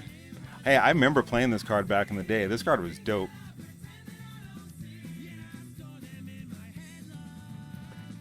Now, it wasn't all that great back in the day, but, like, you know, you kind of wanted to make it work. The idea of playing it with Entwine was pretty cool.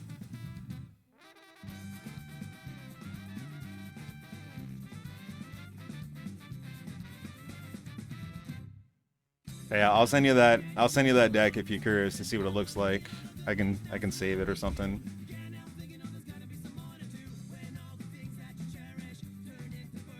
Where's the undo button? It doesn't matter. I'll just leave it.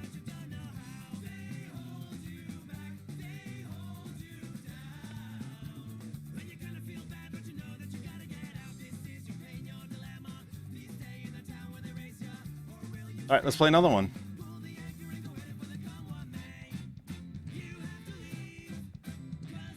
You look for an undo button before I didn't find it.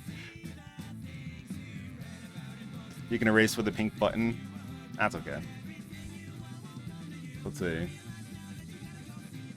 What? Wait, you mean an actual hardcore eraser? Is that the pink button you're talking about?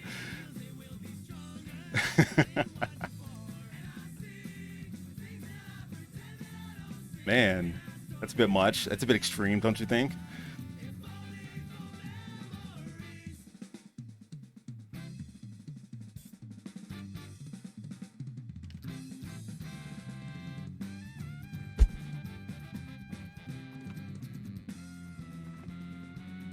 Do people in your Discord play Double Masters?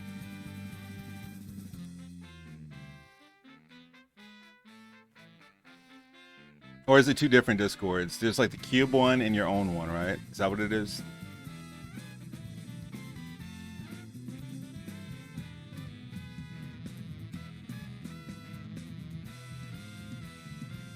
What do we hope to open? Now that we got the 1,000-Year Storm out of my system, I hope I open up 2 1,000-Year Storms, one regular and one foil. Because why not, right?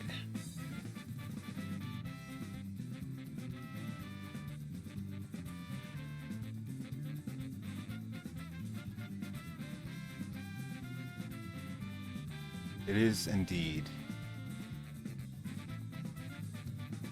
Oracle is number 1, right? The Oracle. What's the Oracle?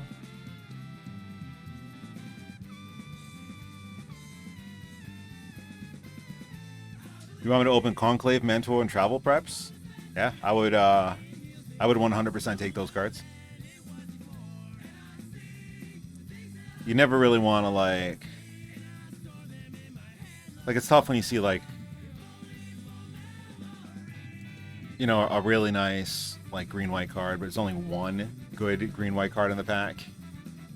And then you see like a removal spell and something else. So it makes it really hard to take that one really nice green-white card because you don't know if you're actually gonna get to, you know, play that deck. But when you get to open like 2 bombs like that, the Mentor and the Travel Preps, then you definitely want to try to play something like that.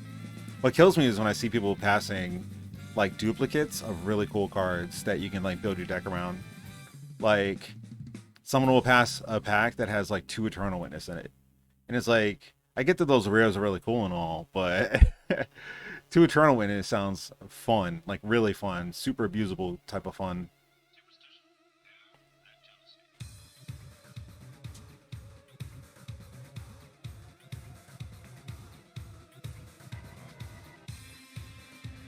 Just play like just a ton of unearths. Just have a just go off with that, I guess.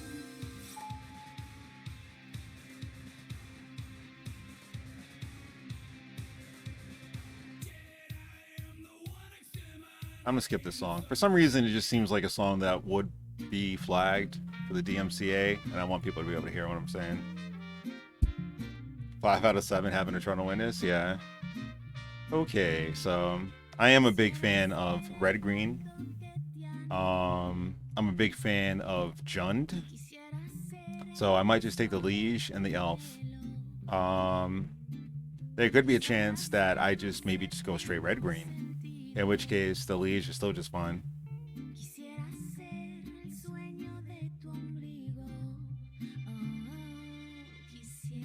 No, I think the Liege is actually pretty darn good.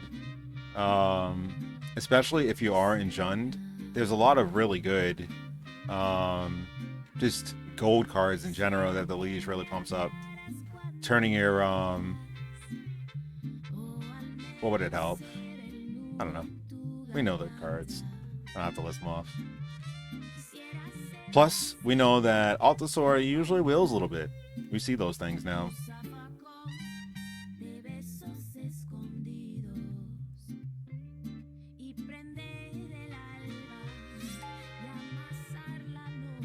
Flicker Wisp, Dread Mangler, Living Lightning, but I don't want another 4-drop. Night Finite, bro. Thanks for hanging out with me, man. Sure thing, yeah. Thank you. I don't want to take this Dread Mangler. Flicker Wisp is a pretty good sign. It's just tough to cast is the thing. The dream is to hit the Karoo on the play, right? But it is tough to cast unless white is your primary color.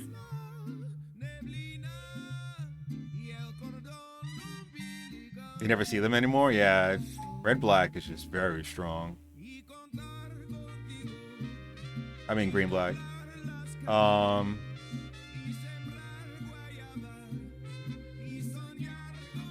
Alright, so Burial Rites, Call to the Feast, the Iguana, I guess. I really don't like that card.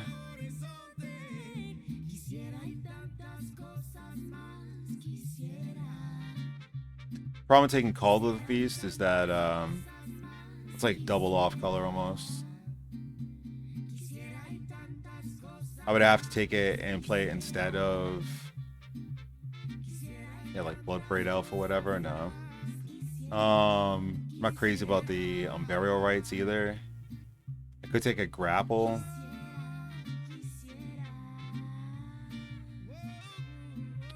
I don't know. I don't know. I just took the umbrella rights. I had no idea what to take just now. It just seemed like the most powerful, maybe, umbrella rights, but probably not something I'm going to play. There's a glimpse for the 1,000-Year Storm deck that I can play right now if I want it. That's probably not going to happen. Boros Garrison, Altasaur, Augur Spree, Carrier Thrall, they're all good. You like the Iguanars? Yeah. I like them, I guess, in certain kind of decks. But I would rather play a Dread Mangler in this kind of deck if I were to play Jund. I'm just going to take the Augur Spree here.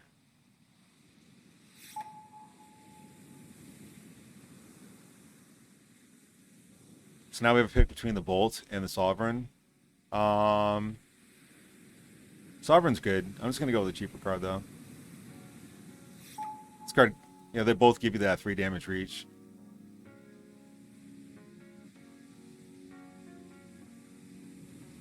Living Lightning here.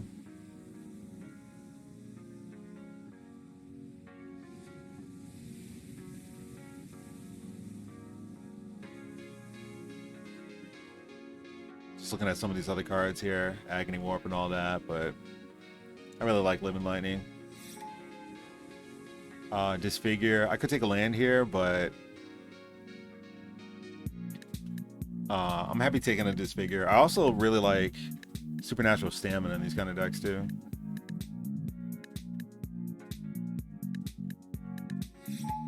But sometimes you just need an answer for your opponent's turn 1 Swift Spear or turn 2 Sentinel.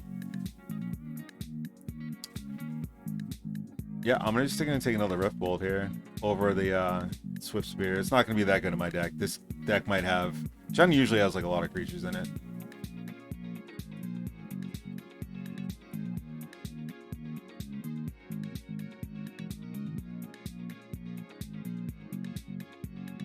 Just again, I like to point out fairly often, just so people know how I do this. People have different styles of how they draft and whatnot. For the most part, I just draft from left to right, and I keep it that way throughout the draft so I can see the flow of the draft.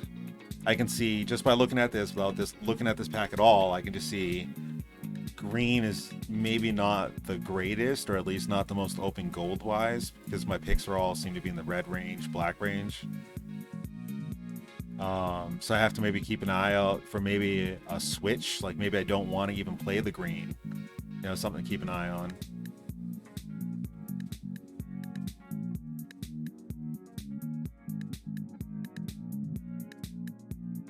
If I do feel like it's super drying up, like we saw the Altasaurs, but we're not seeing some of the aggressive stuff. So if I do feel like it's drying up, you know, even though Bloodbraid Elf is amazing, I could see myself maybe pitching or ditching the green cards. I don't like the Oracle at all, but I love Living Lightning. This thing is the Red Eternal Witness. It really is. Except it's a 3-2 instead of a 2-1.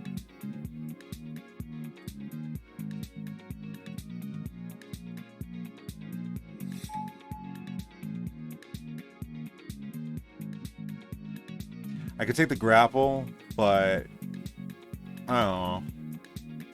I could take the Memoir.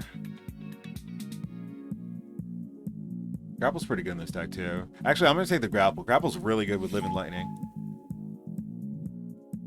Take the Livewire Lash, I guess, in case we get like a couple Rancors. I could take the Glimpse on the, you know, I'm taking the Glimpse. So hear me out, right? On the off chance that you become a Spider spawning deck, Glimpse the Unthinkable becomes arguably the second best card in your deck.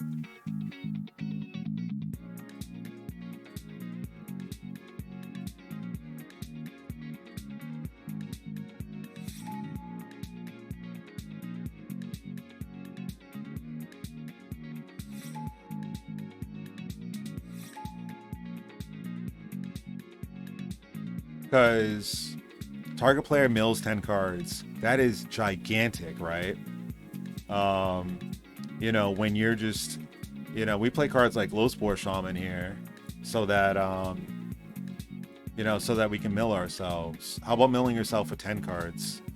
You know, you find your spider spawning, you fill up your graveyard with like, you know, 4 or 5 creatures in the meantime. Or maybe you have spider spawning in your hand and there's only 3 creatures in the graveyard. And then you cast Glimpse and all of a sudden you have like, you know, 7 creatures, 8 creatures maybe. Okay, what am I gonna take here? Am I just gonna take like Grow Turf, Glow Spore Shaman if I want to stay in, if I actually do want to do the green? I will set up my deck in a second here. I just want to figure out how I want to do this pick. I feel like the pick kind of has to be Gruel Turf. Just too much value. The other one is I just don't know if I want to be just don't know if I want to be green. Like I could take this Sovereign. The only thing is that it's hard to play dual color in this format. I feel like you always end up like with very few playables at the end. I feel like Judith in my colors.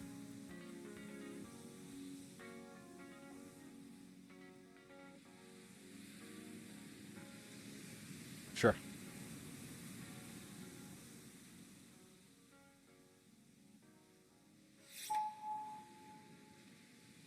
Carnarium in my colors now. All right. Rancor. Villainous Wealth. Get out of here, Villainous Wealth. No one cares about you. Give me that Rancor. All right. I was on the fence about playing green, but this sealed the deal right now.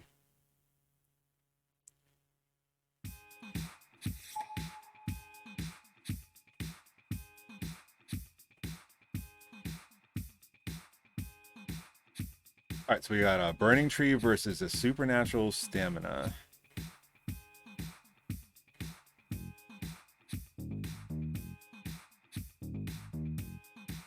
Everything's in like the wrong spot.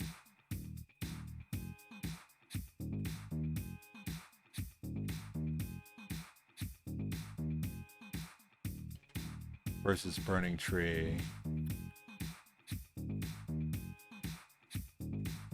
Let's take the Burning Tree. Good time for a land here. I don't really care about any of these other cards. How many zombies do we have? 1 Dreadmangler.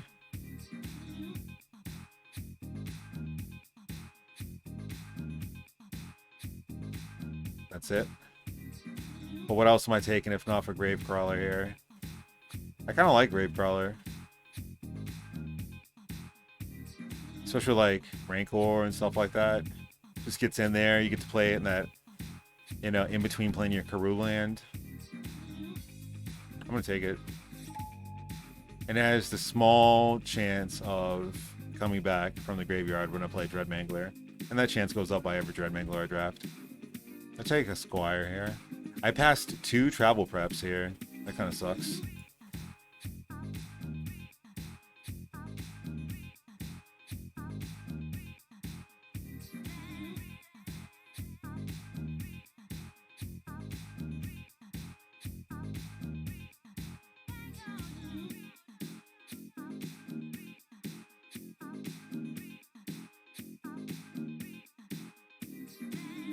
Secretly hoping for spider spawning.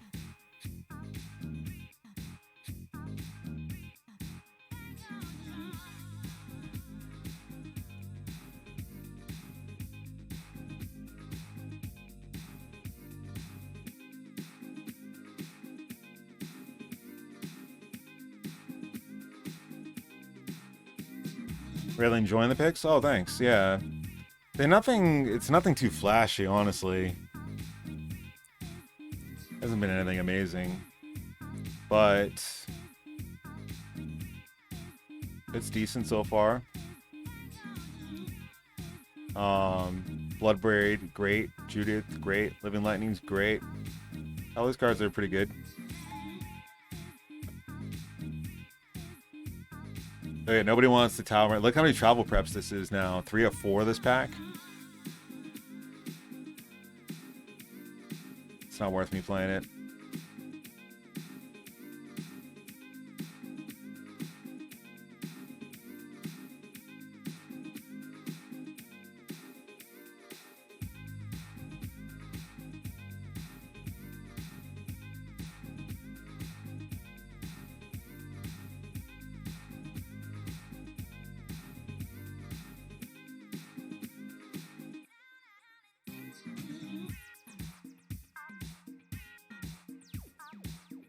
Can definitely make you sad, yep.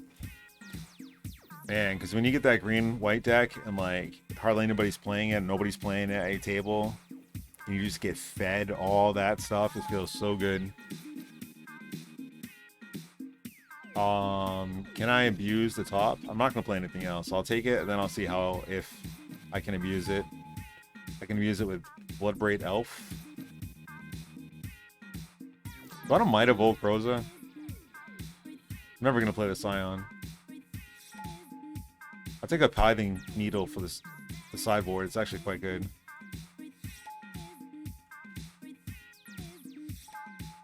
Pithing Needle on any of the Planeswalkers in this format. It's just very nice to have in your sideboard when your opponent does have a Planeswalker.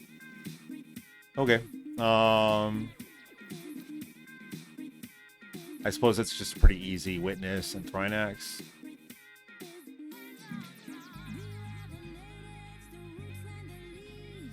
I need to get more removal. 2 on the lottery, yeah. I mean, there is a decent chance the Thrinax wheels, but there's nothing else worth taking here anyways. So let's just take these cards and keep an eye out for lands. I do want to get like 2 more tap lands.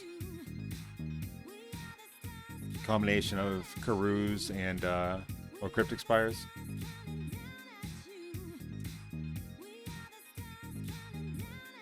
So the Unearthed just got a lot better with that pick.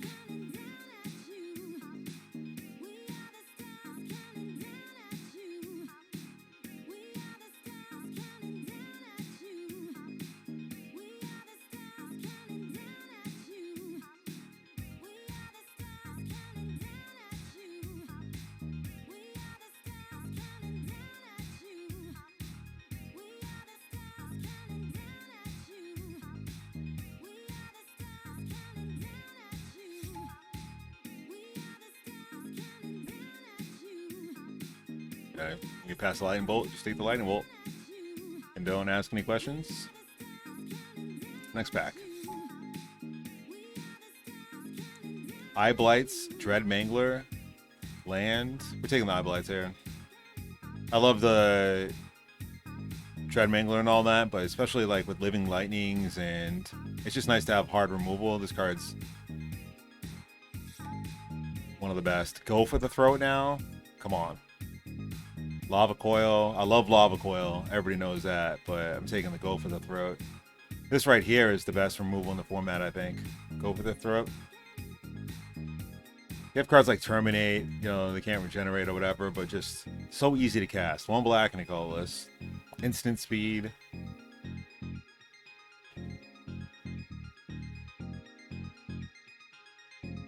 Alright, later, lazy. First time you see me pass a Pirate's Pillage? Yeah, I'm probably not going to take any in this deck. The lands are starting to disappear now, so I have to be aware of that and get ready to start taking them as soon as possible.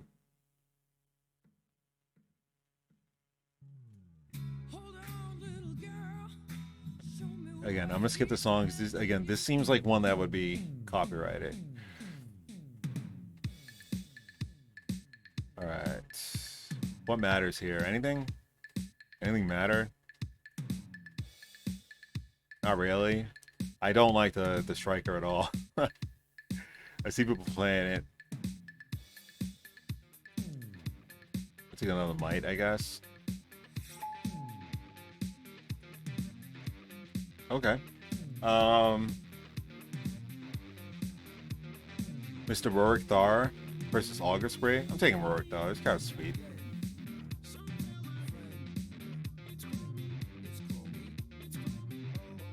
Versus, yeah, Auger Spree. I don't care about the Cold Steel Heart. I'm not advancing into anything other than my 4s at the moment. I could take a Burning Tree Emissary.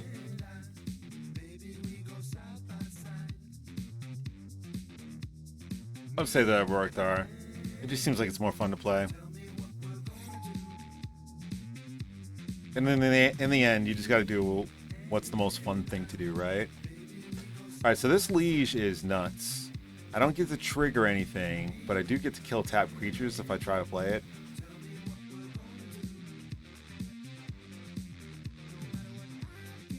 Versus Auger Spree. Kind of hard to cast that Liege, triple black. It's a bit presumptuous, but it is still a Liege, and it does pump my stuff. But it make me consider that. No, I'm not gonna play any white.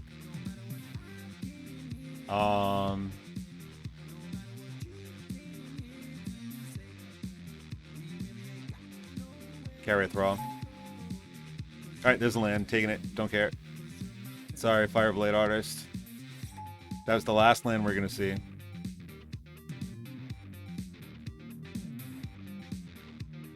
Liliana's Elite. If I had more ways to get cards in the graveyard, I would play this card. I think this card's can be a powerhouse, actually. Another artist. Living Lightning versus Pirate's Pillage. Bolt, bolt, bolt. Go for the throat, all that. I'm taking Living Lightning. Disfigure versus Changeling now.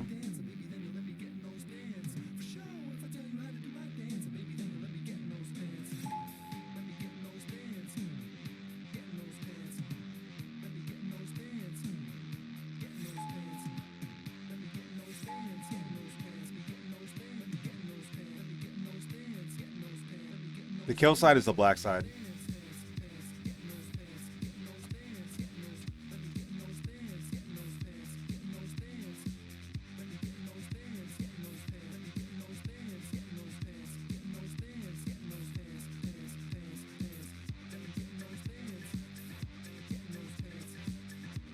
Yep. I think because I have double Karoo, I really want to play the Gravecrawler.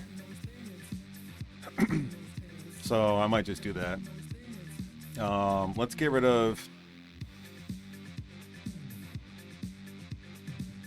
some of these, some of those.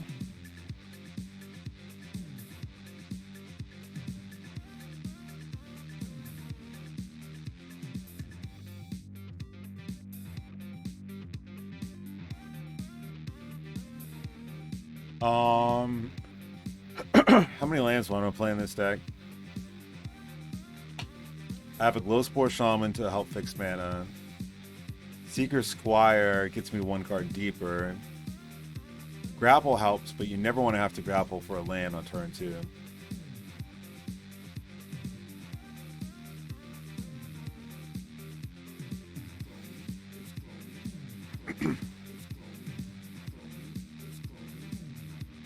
Get rid of the Lily's Elite.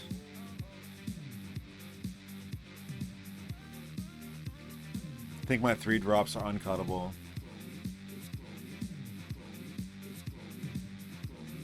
I gotta have one grapple in the deck. It's really good with Eternal Witness and Living Lightning. It's a combo. Just keep bringing it back. 16, yeah. I think I'm gonna do 16.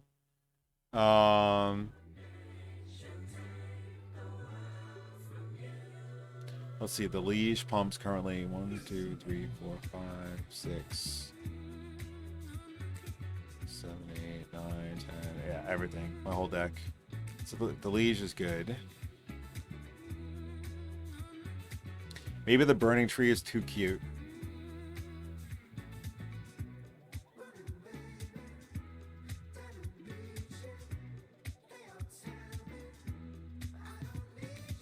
I think this is more of a Living Lightning deck. So this is going to be a grindy matchup. So things that are a little too aggressive, I'm not sure are great. Although I am a big fan of, still a big fan of the Grave Crawler here, I think.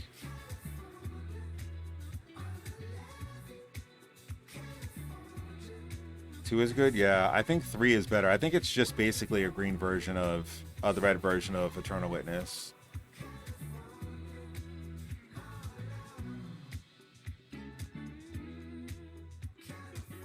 Yeah, let me just think about this.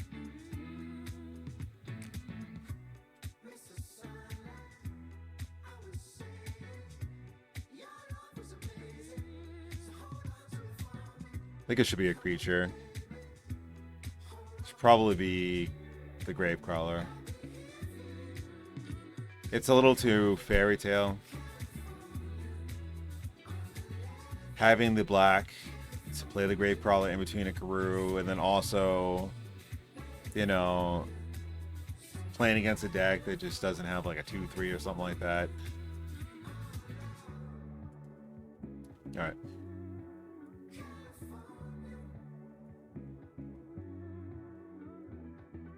You don't like the Gravecrawler? Yeah, I got it.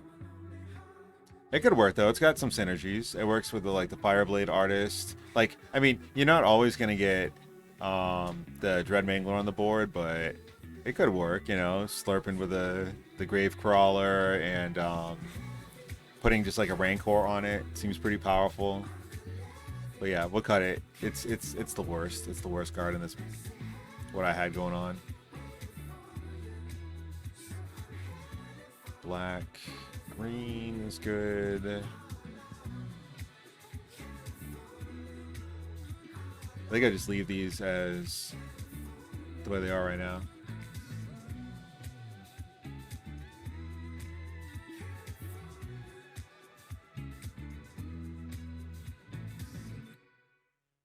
Seven green, 6 red, 7 black. 776.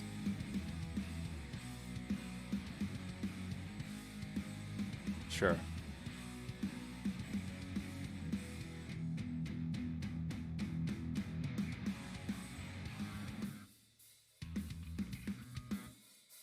Yeah. You know, Rorikthar usually doing his thing, where sometimes he's good, sometimes he's bad.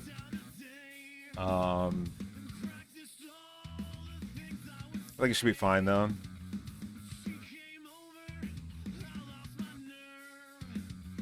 Yeah, we'll get ready to go. Let me go get a snack and I'll be right back. We'll get going with this. Water.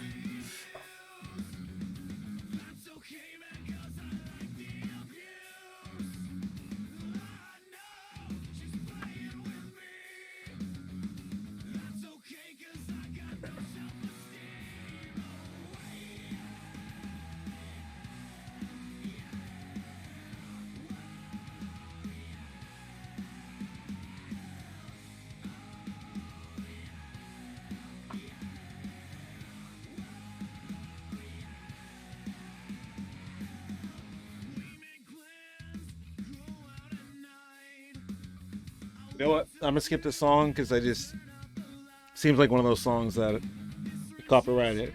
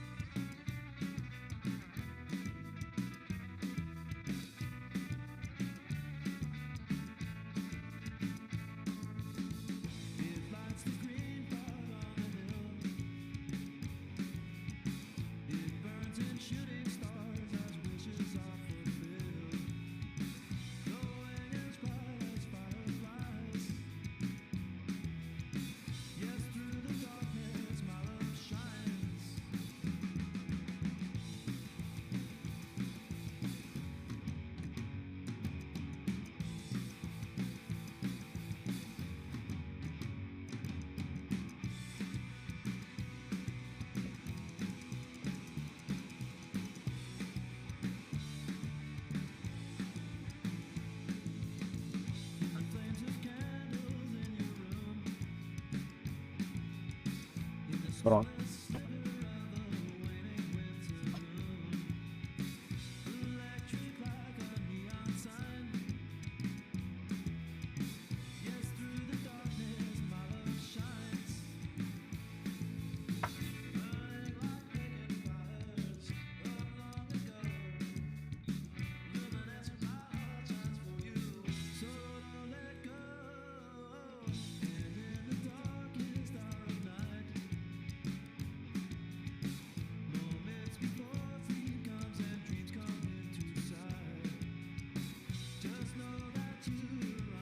Here we go.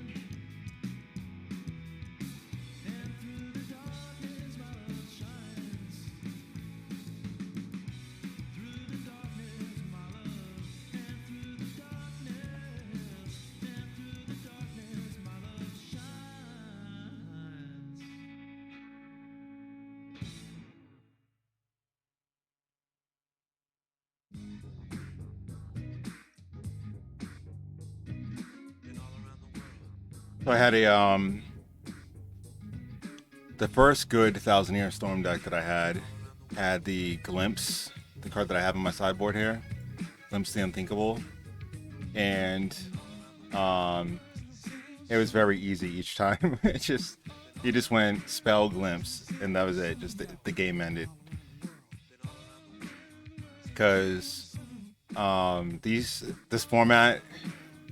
Usually, I mean, some games can get pretty aggressive, but usually it starts to go really long in this format, right? It's very common to see turns go up to like 10 plus. And just milling someone for 20 is just game.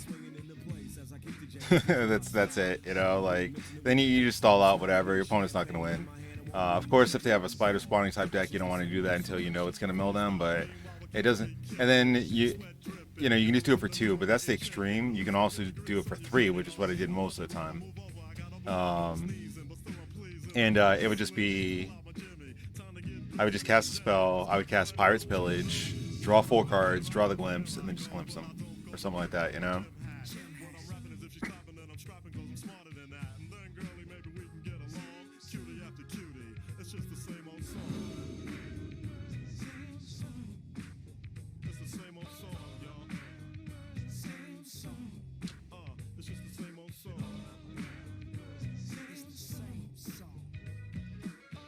And do I keep this?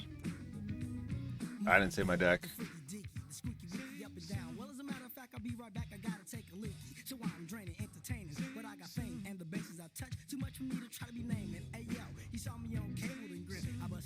This deck stops at like 4 mana.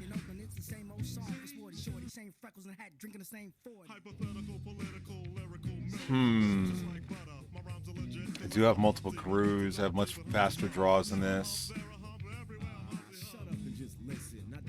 Any land I draw from here on out is a completely dead card. That's why I want to send this back.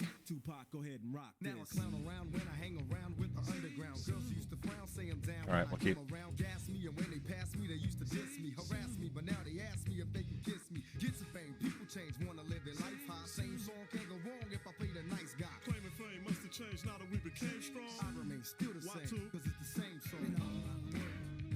I guess I'll get rid of.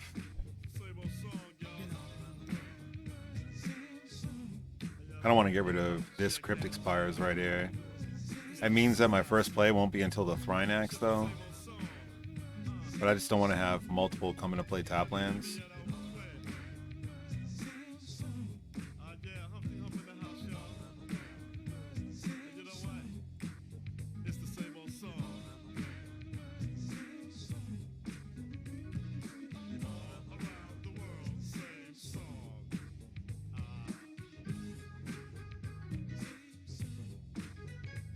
To ditch the crew land? Yeah, I think it's pretty mad. It's 2 lands.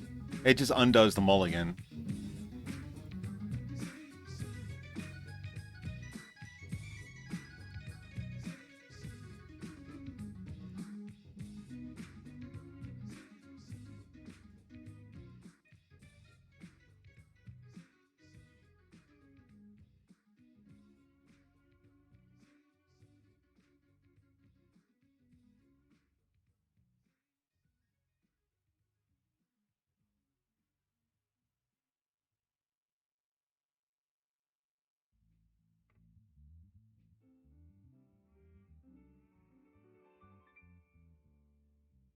Kill the mentor. If I target the experiment 1, he just regenerates it.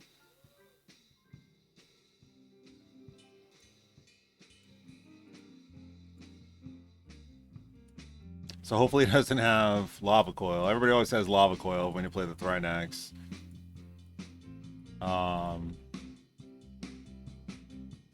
Or something to make his experiment 1 bigger, obviously. I'm blocking. Oh, never mind. I got so excited. I was like, please. I kind of don't like playing Judith here. I kind of like keeping up Eyeblights ending for shenanigans.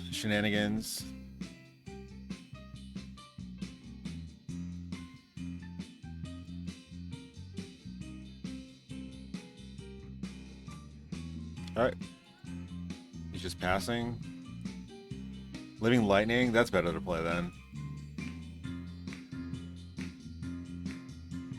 Because I can see him not wanting to kill the Thrynax, but I can see him wanting to kill the Judith, obviously.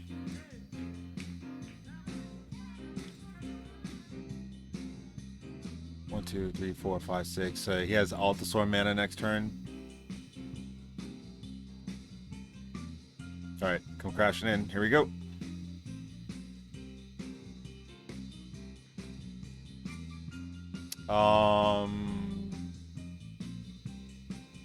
Again, I still think it's best to just attack here and not do anything. I might play the Judith after attacks.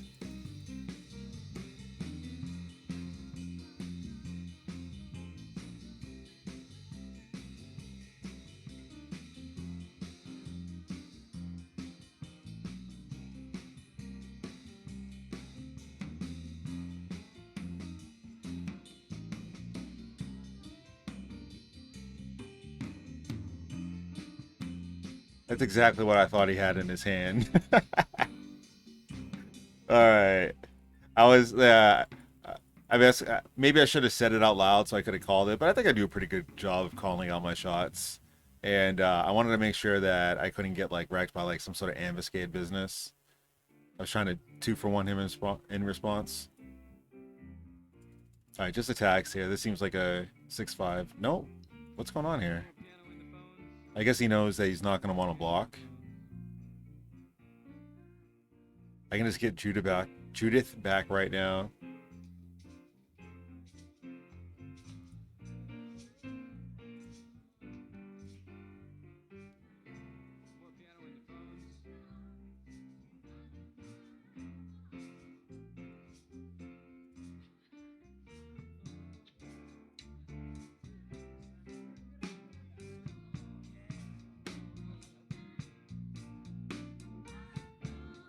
The same Judith play. That's funny.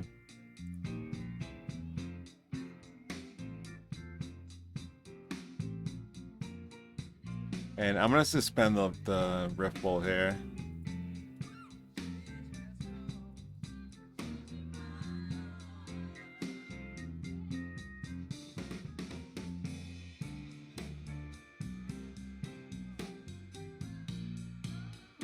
Oof, scary.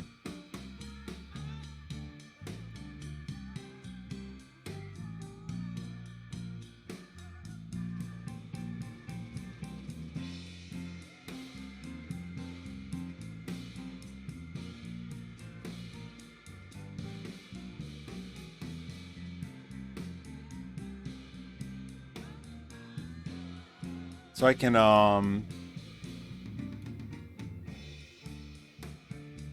let's see.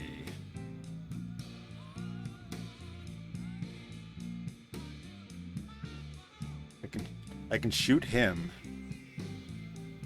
Eye Blights and attack. Eye Blight the Mentor and attack with both. They're both, yeah, let's just do that.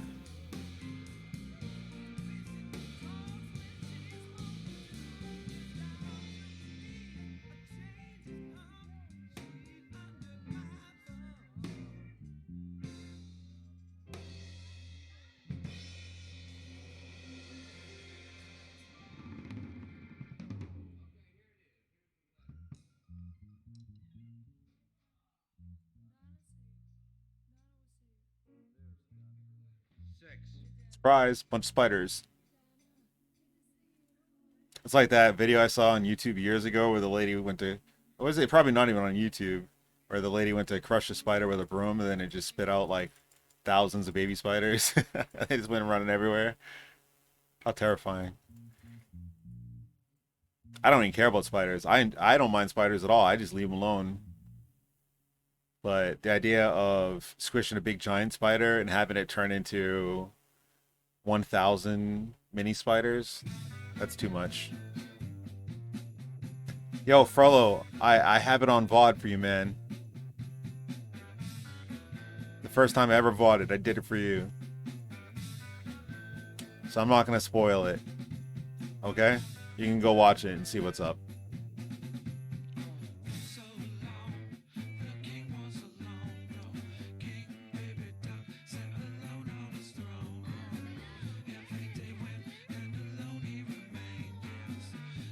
Alright, cool, cool.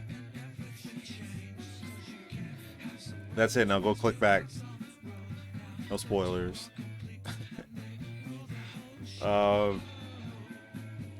Let's see. So he's playing green, white, tokeny things. Let's bring in another disfigure.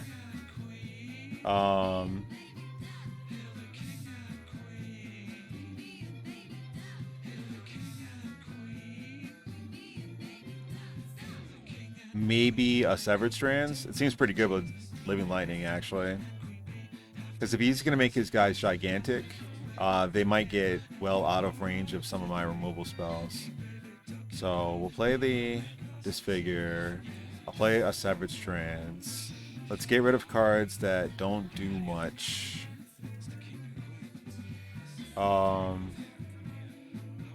Squire is good. Is there anything else I want to play? I could play a Recluse. It's good against those kind of decks.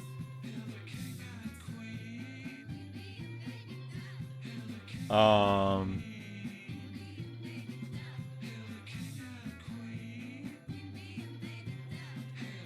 I don't have another Augur Spree. That was the other deck. I would love to have another Augur Spree.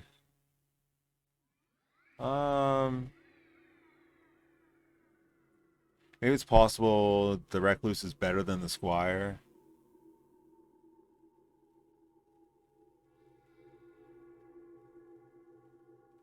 I have to take something else out. Oh, against these decks, you don't care about the Rancor. Aggro battles, just take the Rancor out. I think that's probably good. Oh wait, so I'm looking at it now. Who asked me about the Pyromancer? Have I ever played it? I played it and it worked, but it wasn't great. And it was just once, and it was out of desperation. My deck just didn't have enough cards in it. And it seemed like I only had like one sideboard option, and it seemed better than what I already had in my deck, so I sided it in. But even then, I just got crushed. Oh, hey, what's going on? Tatiana, it's been so long. Welcome back. Let's... Yeah, what am I doing with this hand? I gotta mold this hand. Oh no, we're molding the 5. We're going to 4. Alright. Let's win this. It's more fun when you start at the bottom, right? Was there something growing besides the thing that regenerate, the +2 sorcery? It was too common, excellent, but it feels weak in this environment. Top. So let's see, was there something growing besides the thing that regenerate? I think all he had was that 1/1 guy that was getting bigger, right? Did he mulligan too?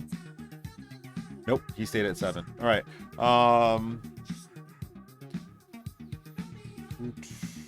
Let's get rid of the Mangler, the Grapple, and the Thrall. This is gonna hurt. We're gonna get trampled.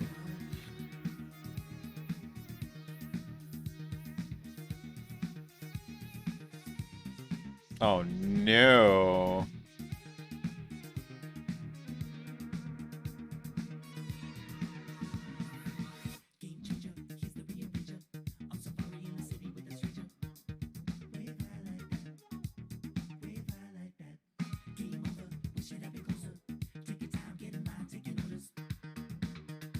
OP. Slow down, bro. He's angry about the last one. He's like, I don't care if you're going to 4 cards. Same way I wouldn't care either.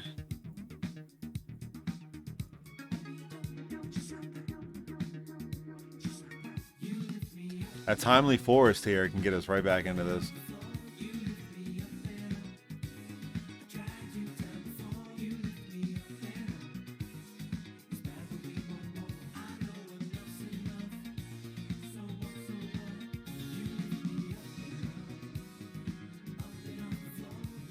Yeah, I mean, they can do, like, the most horrible thing possible against me, but...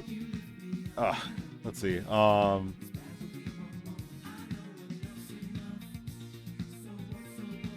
just kind of hope that they don't have it after you've drawn down to 4 cards. You just have to play out to how you can win, not how he can win, right?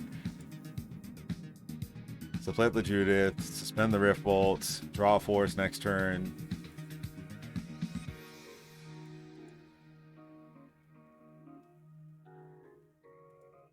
Oh, great. All right. All right. All right. All right. All right. All right. All right. All right. All right. All right. All right.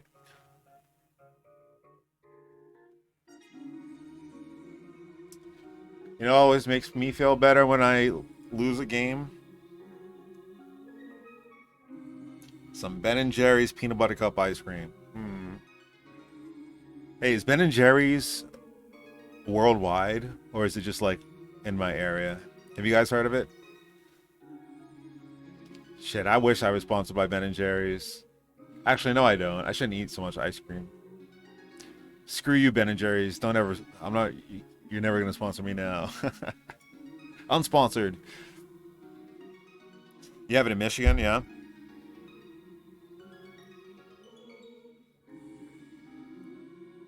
You know, I filled out a form once for,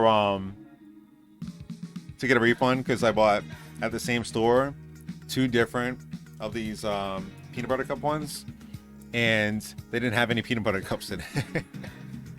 And I had to fill out like a million forms, including like the UPC number and all that. It was so much work. It was totally not worth my time to do all this, right? Like, I could just work an hour at work and it'd be go out and buy like 10 of these damn things or whatever.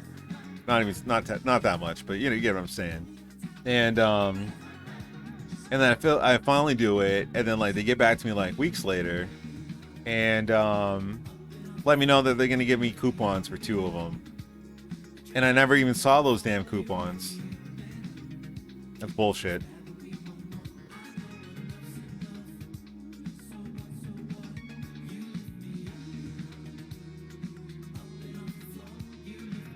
Let's check out the Roritar. Put in something a little bit better. A little more substantial. Maybe just play Separate Strands. I don't know.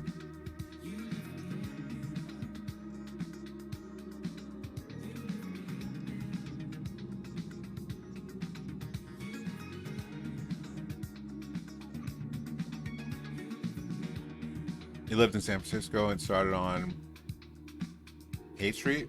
What, Ben & Jerry's, really? Ben & Jerry's is like a hardcore... No, it's a Vermont thing. It even says Vermont's finest.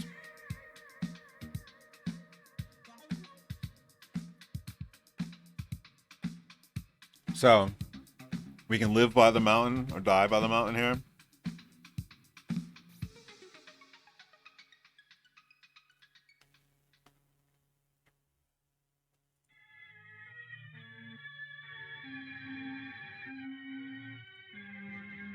It's rough because it's not like trying to get a land. Trying to get a specific color in these 3-color decks is tough because it's usually like 7 or 8 sources at most.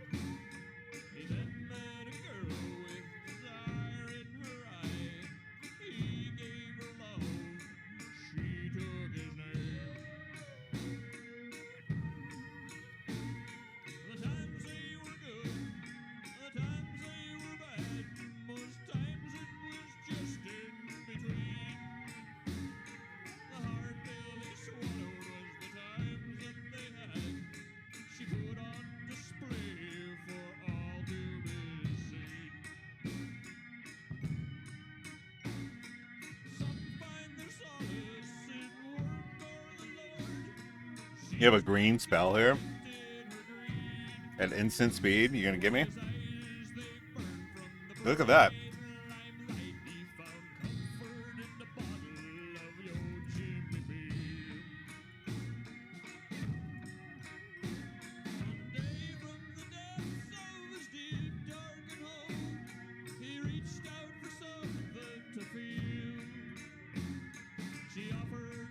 Wow.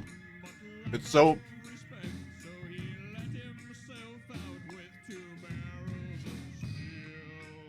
Sorry, it's so melted right now that it's like hard to stop eating so fast.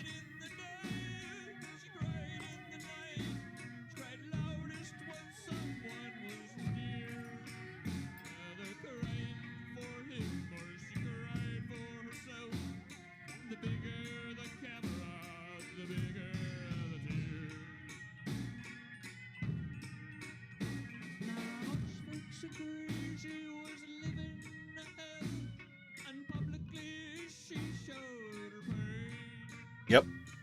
This is usually how it works. If you ever need that third color, you will never draw it.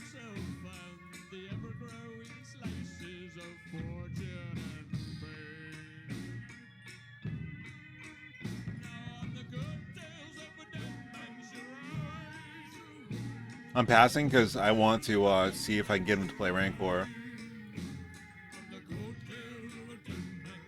Reinforcements, come on. We're dead. We didn't draw the red in time. That's a shame, right?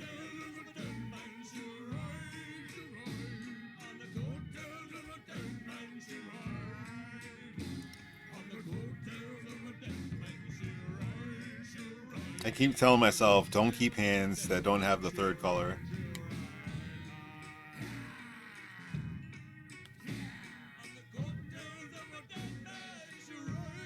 But I have 3 removal spells, basically.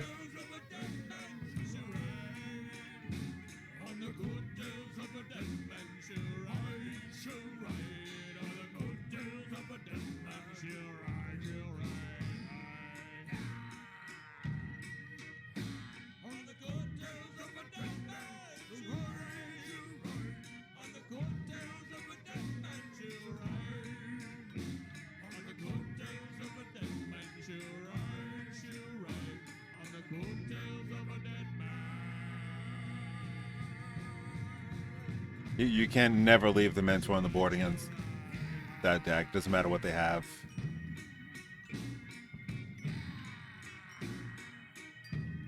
Let's see, I go down to 3 here.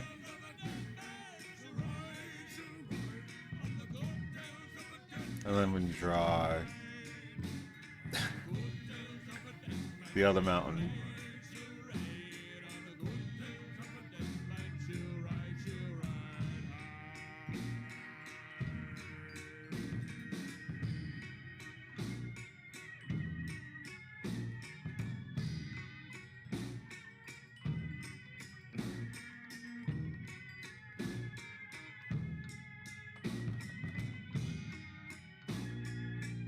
I guess this can't go for the throat.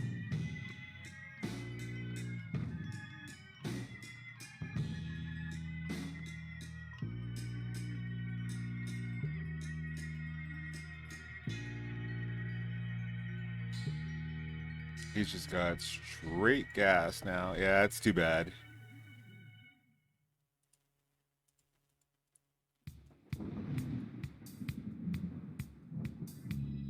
So we can grapple something back here. Bloodbraid.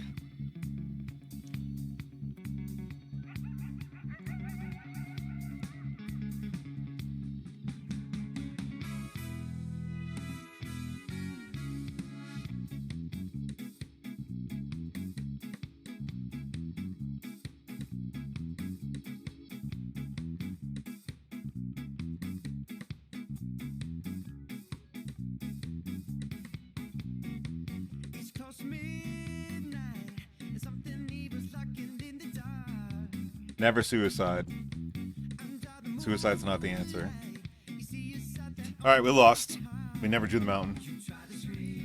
That's a bummer. Let's go to the next game, though. We mulled to 4. and then we never drew it. That stinks. That had nothing to do with deck construction.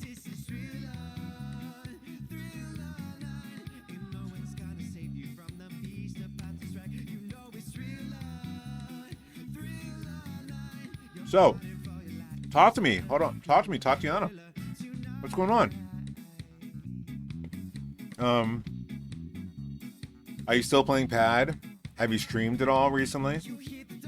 What's going on in your world?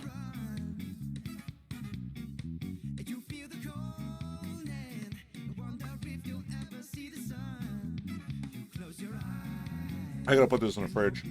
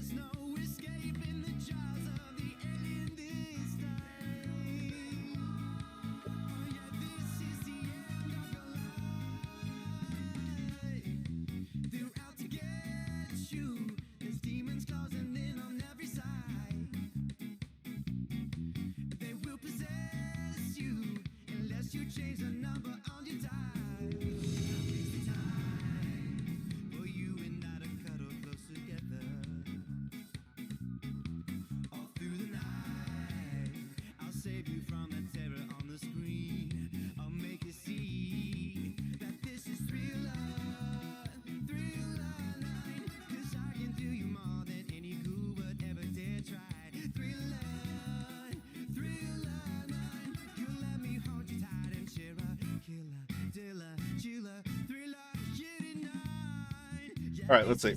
You haven't played Pad. Moved to Seattle. That's cool. And play. All right, so I don't know what that is. Let me guess. PTCB. PTCG.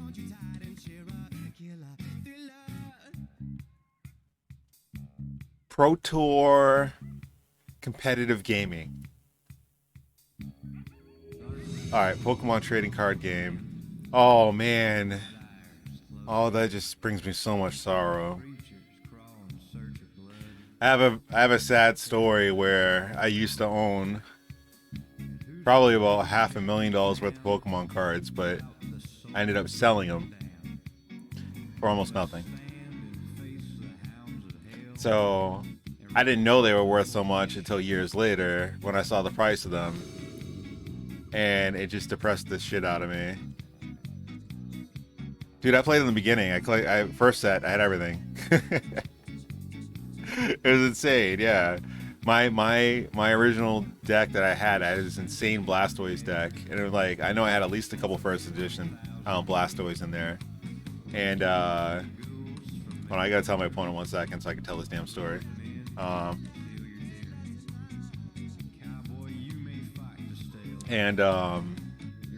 Yeah, like I played in the beginning, but like I was at an age where I was like kind of too old to be playing Pokemon cards, and the first tournament I played in, it's how this little card store I used to play at, and these kids were so young that I played against, and I smashed them so bad because I've taken my Magic experience and putting it into Pokemon, which is brand new. They're not ready for those concepts yet, you know? And just absolutely smashed them. And the first kid I played against, I smashed him, and then I just dropped out. I just felt like, I was like, this is dumb. I just played against some kid who was like 6 years old, 7 years old, 9 or something. I don't know how old the kid was. Just, kids are young. And I just felt bad, like looking at his face while I'm just going off and like drawing my whole hand with Professor Oaks and spit them all out with, again with Blastoise. But anyways, I ended up selling all those cards before the second set came out because I figured the second set would dilute the game and it would become less valuable than what it was at the time. And I was wrong. those cards ended up becoming worth God knows how much. And I wish I never saw the price of them when I didn't know until like a few years ago, and yeah, it depressed me pretty bad. All right, let's keep.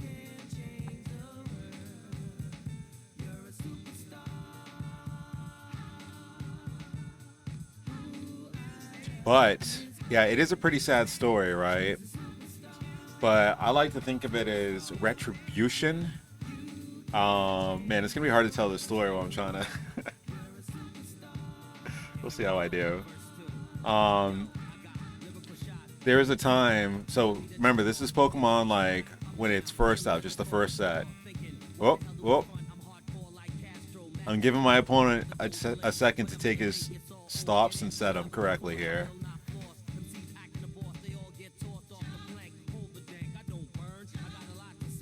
It seemed almost like he F6 through the turn. I'm not about that life. I'm trying to play a fair one here. I'm gonna have to tell that story in a little bit. I can't do it right now.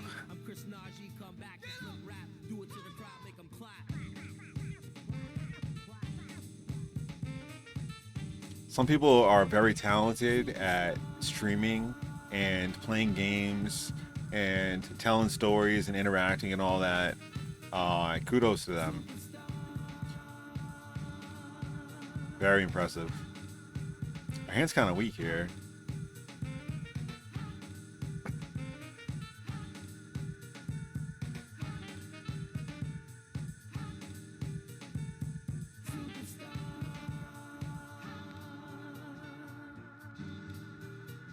Yep.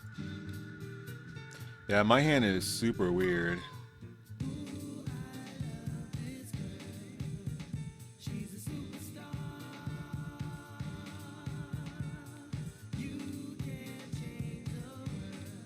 I'm just going to treat this Liege as like a removal for his Iguana if he just wants to trade them.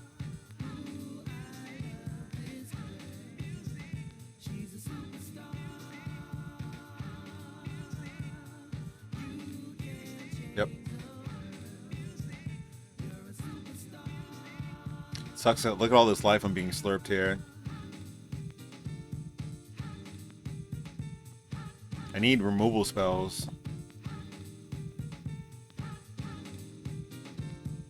It's like the dream play for the Slurp deck, right? Blood Artist, Iguana. I guess he could have played a turn 1 something.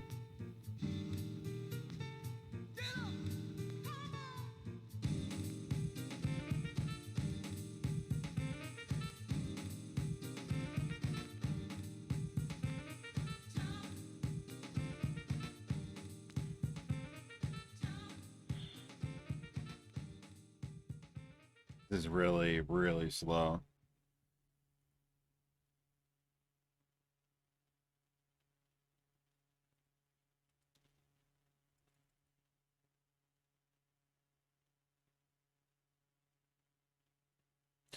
Good news is that the sideboard, I think, has 2 lava coils. I can't even unearth it. Come on, bro.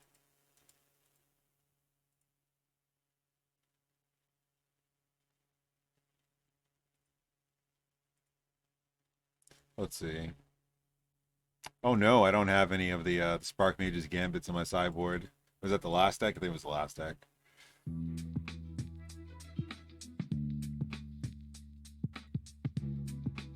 Do I just play the Warwick Thar? The Thar Daddy? I think so, right? Hell yeah.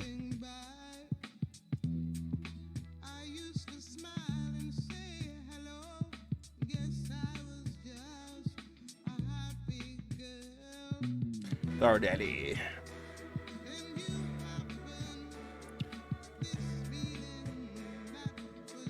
Oh my god.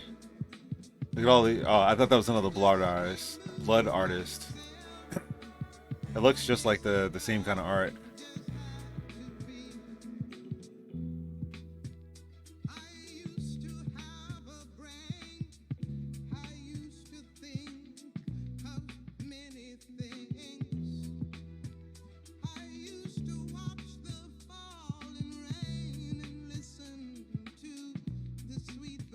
So I can play Liege and a Diva.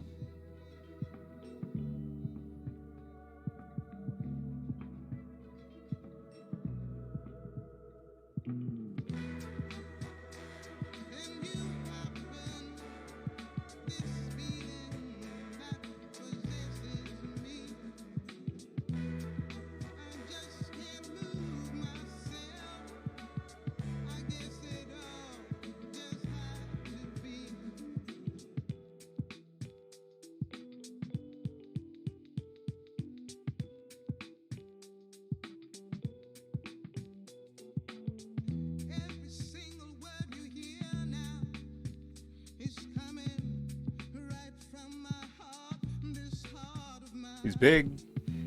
He's angry. Like this before, a love like yours, Takes it on the chin. young and fine. Now as I try to forget you, it doesn't work out anyway. 'Cause I lost you such a long time ago, but in my eyes, you're always. Doesn't look so bad, the situation right here. Yeah, I guess this is the big turn right here. We'll find out. I don't have any life gain, so his Blood Artist and Iguana are providing a reasonable amount of slurp. But it's hard for him to play spells right now.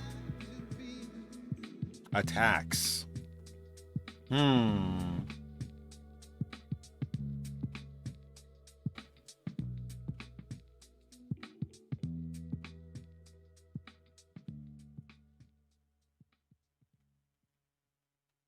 That's sus. Let's just block with the Liege. I don't mind that at all.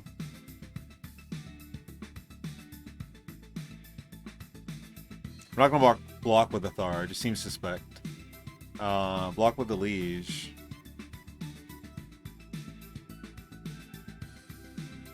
Still keep my Judith around because I think it's good against his X1s. He could have the stamina, whatever it is, card. So this is pretty good. I get to kill his Blood Artist now.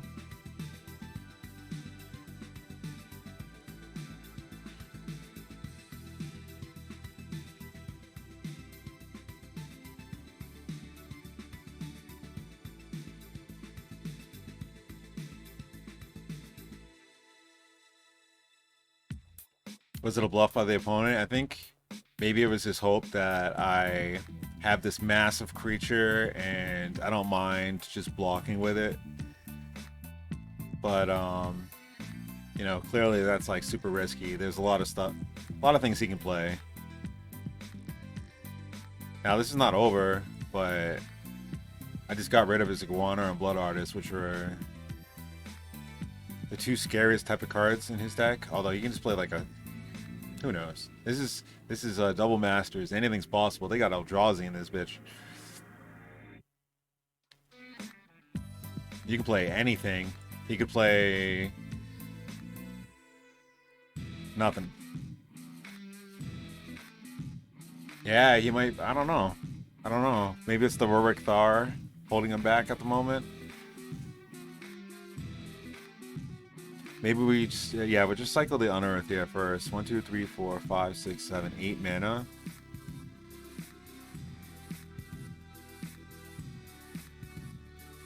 Maybe I don't have to do anything pre-combat.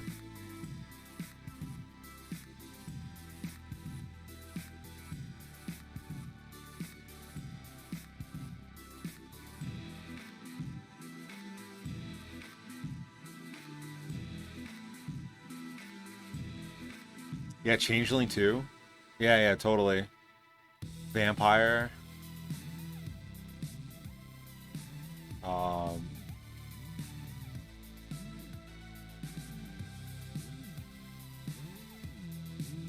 Takes it.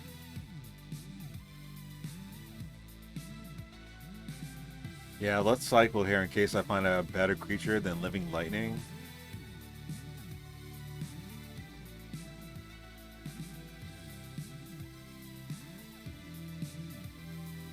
Glowspore Shaman. Not as good as know what I'm gonna do? I'm gonna actually play a land and leave up the double black. Oh wait, I don't have enough mana. All right.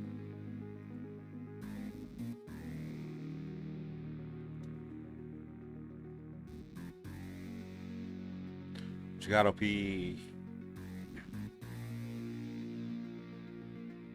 Man, remember earlier the Berwick Thar pick? We were wondering like how it would play out. Like how he's just absolutely dominated this game so far.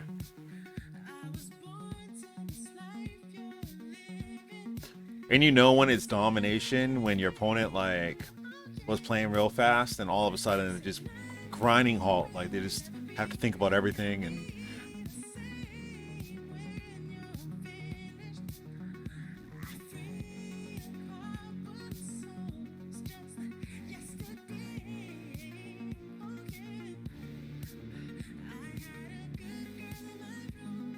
so any spell that he casts here is gonna nug him for 6. So if he has Eye Blights, it'll still like net him 1 life, I guess, because the Heroic Thar is doing more damage. I can smash all. I think I should smash all.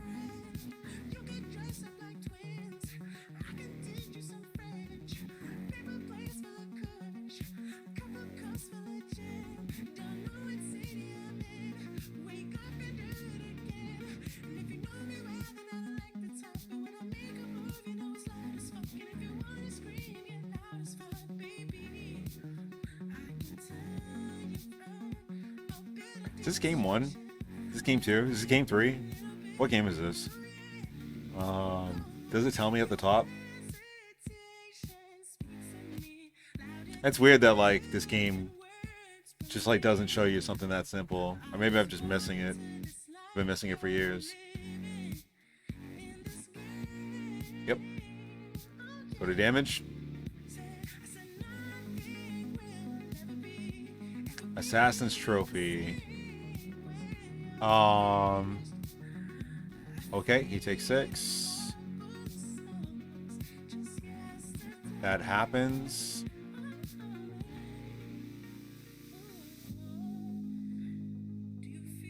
Deal. Oh, use the trophy's ability. Let's get something out. We will bop him.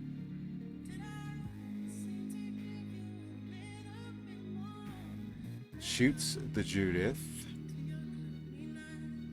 Look at everybody's just going off of their spells right now.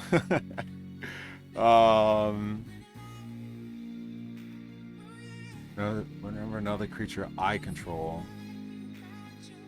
So it doesn't matter if I kill his blood flow right now. I could let it happen, but all I get back is an unearth. But that unearth can just be Judith again. I don't want to keep my living lightning.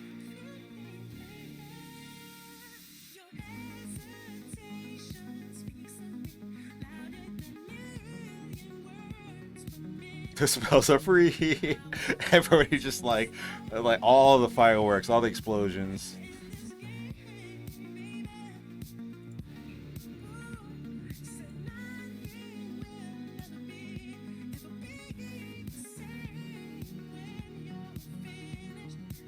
Oops, 1 minute. We're still in blockers.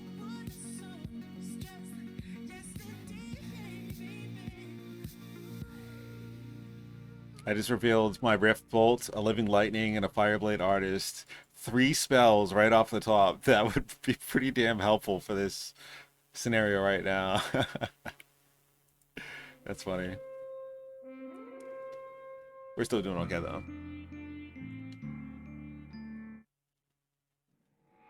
I get a feeling there's gonna be a riot.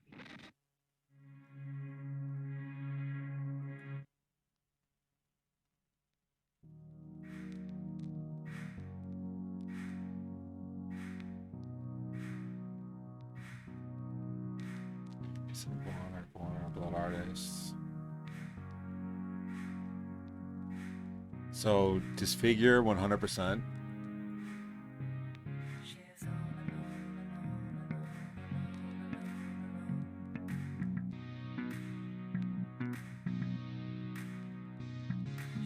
That's the only one that stands out to me is Disfigure, so we have to get that on the deck though.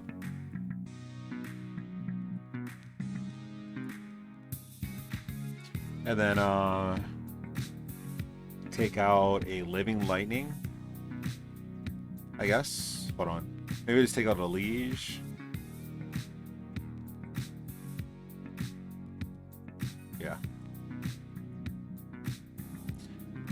It's nice that the Liege, you know, pumps everything else and whatnot, but something's got to go. One of the expensive spells. Can't cut Rorik Thrar. I can't see it. Can't cut it.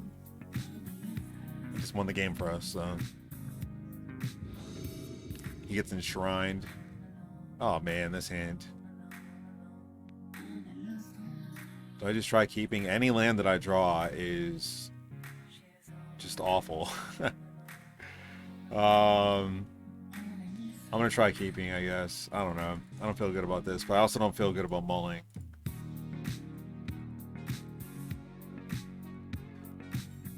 Alright, that's step one.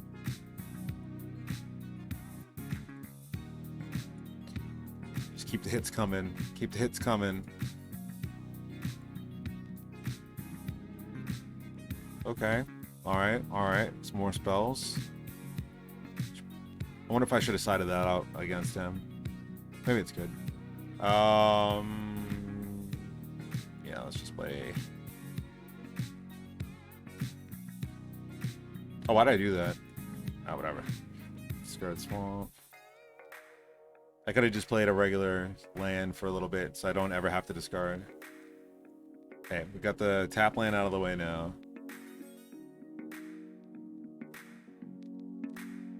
Might be beneficial.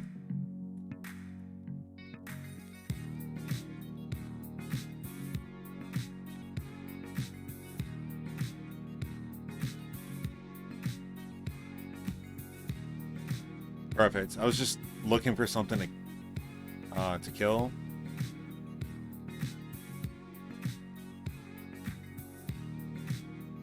So I can play Living Lightning. I think I'll Lightning Bolt as opposed to go for the throat.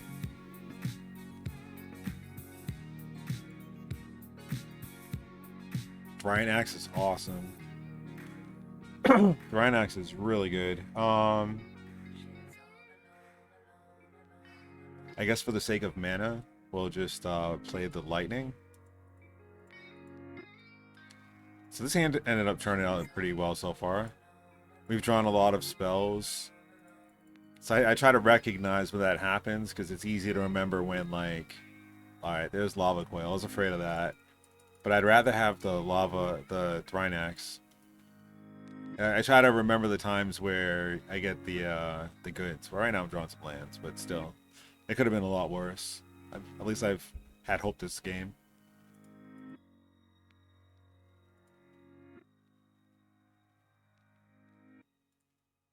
Not going to Rancor here. Makes no sense. Open mana.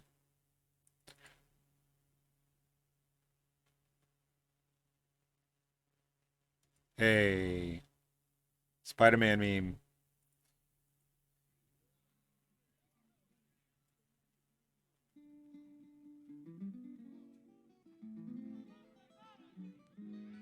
Come on, deck. I just gave that little speech about happiness.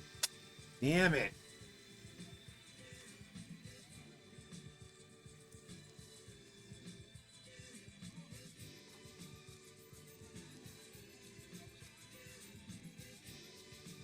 Ah, well, we just got 2 for 1.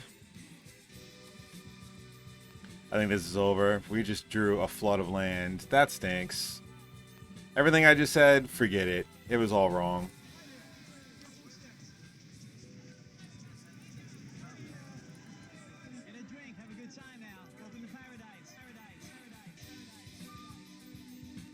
I don't even know if this is game 2 or game 3. Oh, he's got the Connoisseur Thrion Axe.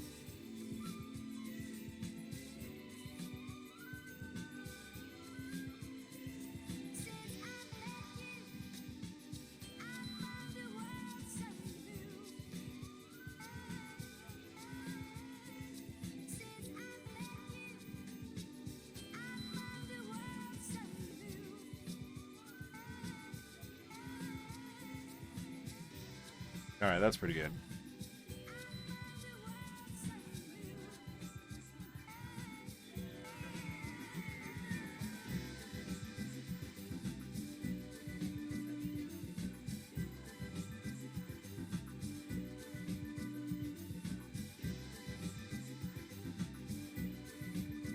I'm sending 2 tokens. I want to see if he wants to pop the Thrynax.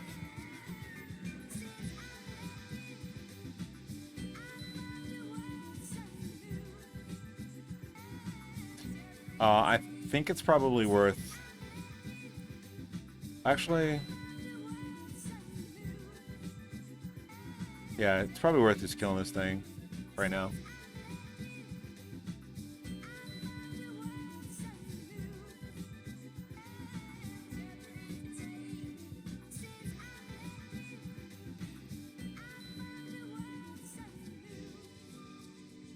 Okay, I'll play it off the top. My opponent has 3 cards in his hand. I have a Thrynax.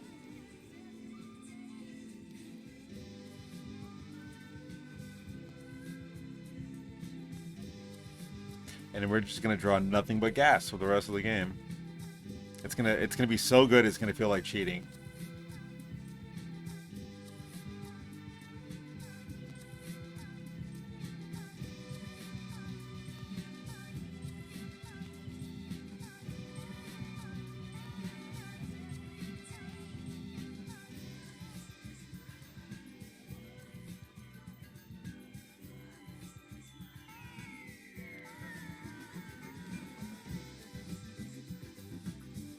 That's step 1. See? Happy days are coming.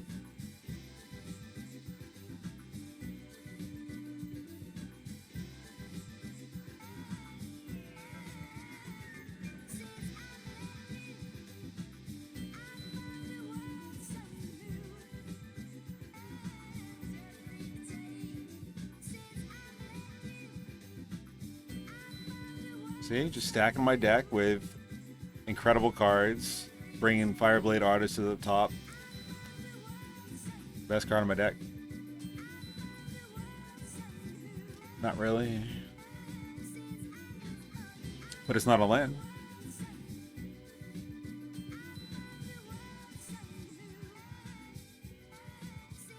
Iguanar. Okay.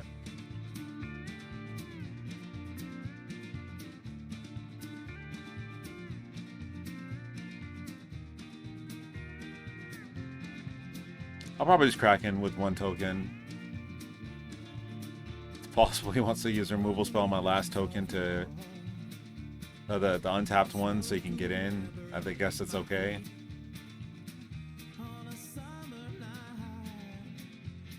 See, look at us. We stacked our deck.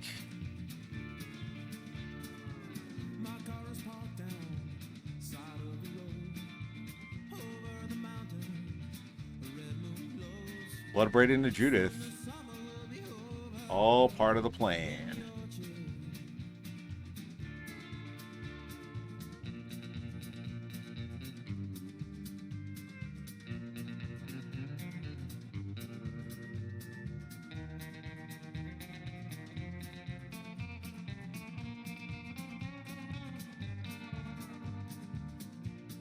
I could have sent the Bloodbraid as well, but I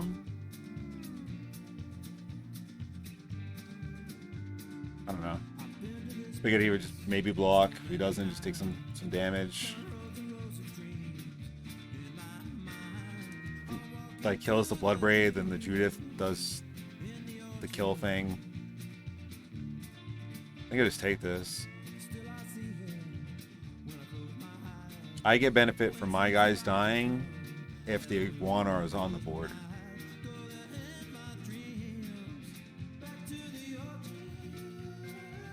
Because otherwise I just do 1 damage to him.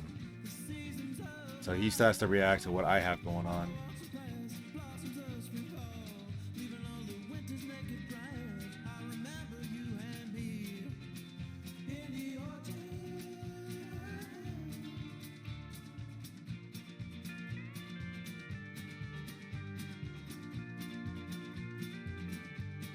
6/6. Jesus.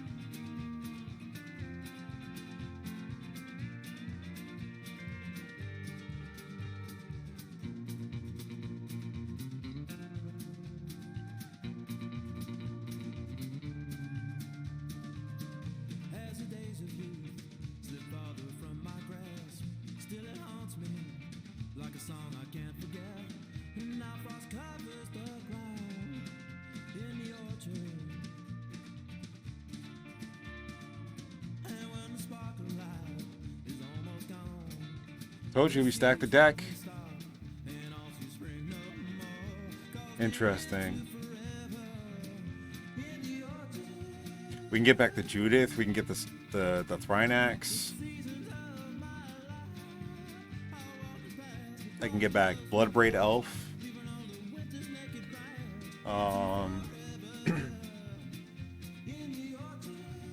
I feel like Judith dies fairly easy against this guy's deck, and even though it is really good for my board at the moment,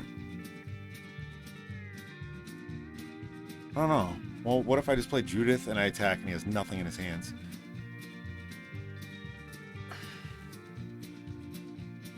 Takes 4, 7, and then 8. So he goes down to 4. I have a Judith, 2 tokens, and a Carrier Thrall. He still has his elite. And if he does have something, though, I just get crushed.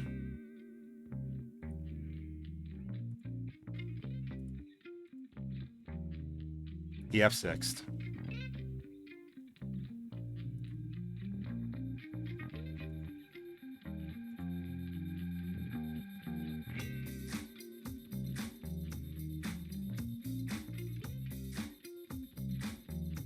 I wouldn't have done the Judith play if he didn't F6.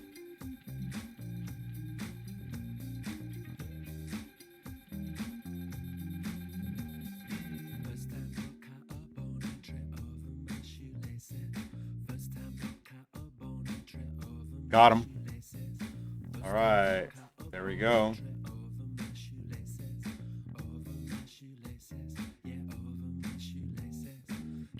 Never F6. I think when you have open mana, you're trying to win the game. There's no reason to do something like that. Just F6. It just gives me too much information.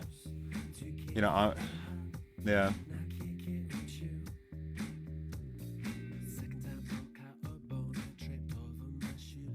All right, let's try to get the comeback trophy.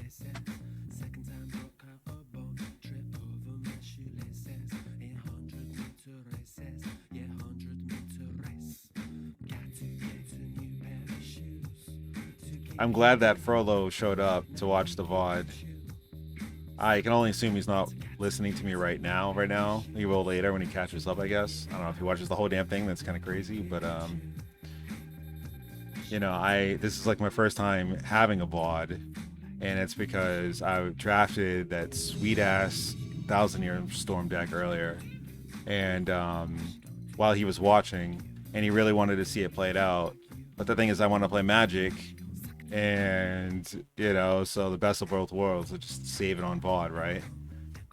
And so you can like watch it now, so I don't have to feel bad that he missed out or whatnot. But on top of it, I don't have to stream at exactly 12 o'clock tomorrow like I said I would, because I was doing it for him. This guy again, IP banned. I play against the guy like a million times. Isn't this one of you guys? Isn't this somebody who hangs out here? Mulligan.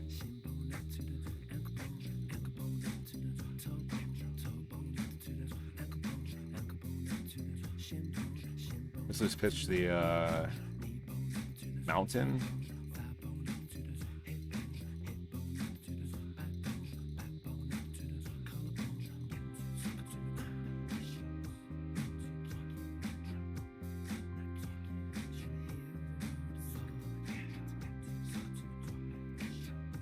So we have I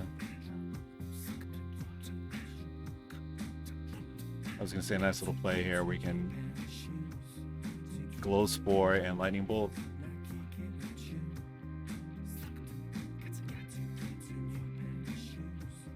Might just do that. We'll see what I get first with the glow spore.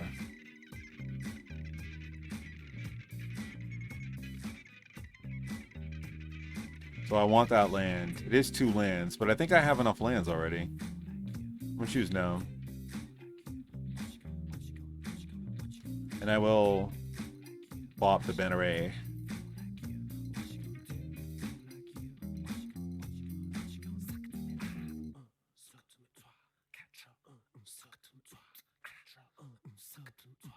So let's just get back Judith. Rancor. Smash in.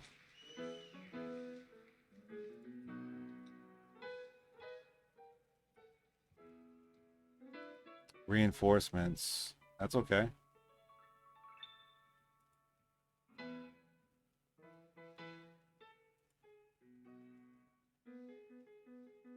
Yep, because we have Living Lightning, I'm just going to go ahead and attack here rather than trying to kill the token.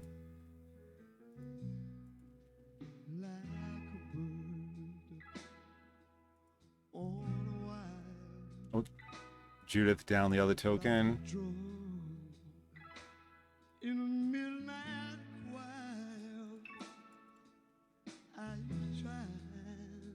Can't be understated how good that Glow Spore Shaman was to hit like Judith, so I can unearth like that. There are many other cards I could have hit in my deck, but you know, they're all. That was just like a nice hit. Opponent scooped.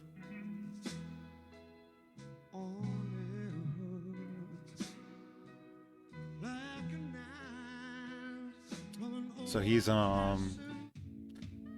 Mardu.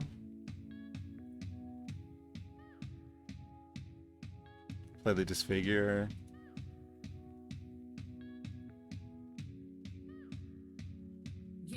And nothing else. Right? Oh, wait. Do I want to play maybe a Recluse? Or a Burning Tree Shaman? Let's think about this.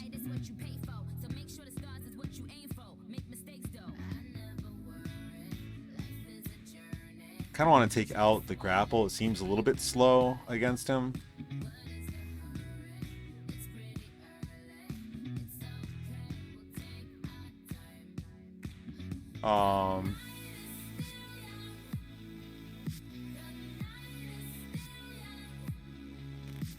Do I want to speed up perhaps with a Burning Tree? It could be actually better for me to play something over the Ashenmoor Liege. I don't know, maybe the Liege is okay, but it seems a little slow, and it seems like even though it pumps my team up, like it does get stunted by all of his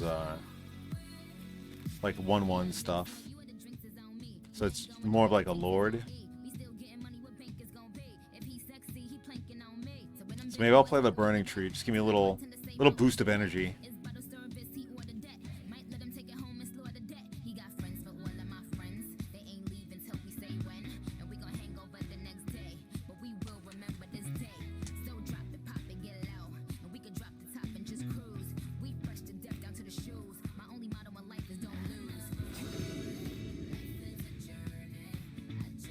Got a hand? We keep it.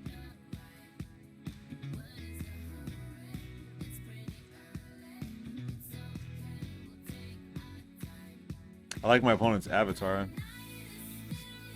I don't know what that is.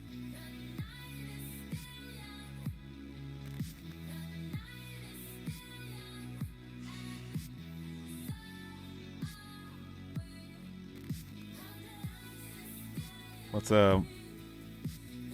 There we go. He said, "Why you have to do this to me?" Unfrowny face.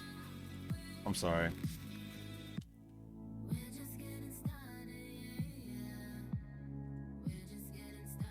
Sorry, not sorry.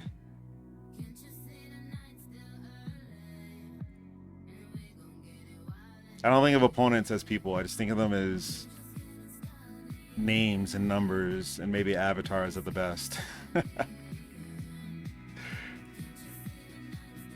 It helps me dehumanize the situation so I don't have to feel bad about, you know, winning or losing or whatever. He said, I'll watch the stream after you crush me. Well, I don't know. I mean, puts no cards in his hand. All right, maybe now.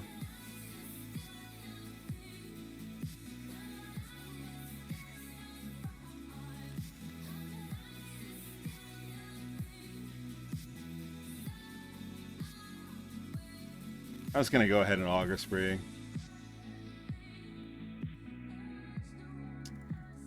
I don't know if it's a little hasty, but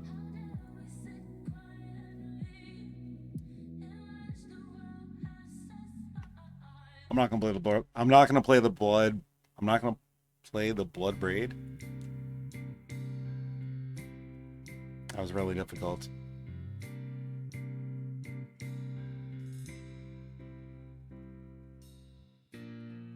He said somehow I flood both games my 15 land deck. I know that feeling, man.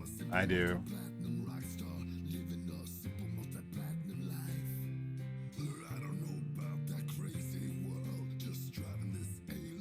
Living Lightning. It's pretty good. Get right back into it. 2 for 1. Got my own.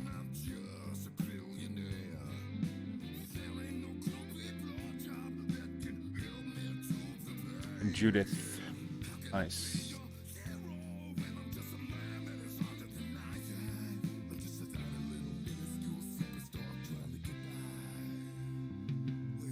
Not gonna attack.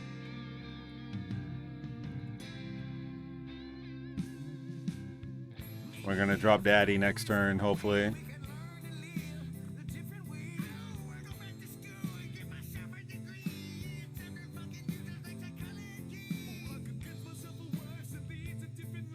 I don't know what land to play here.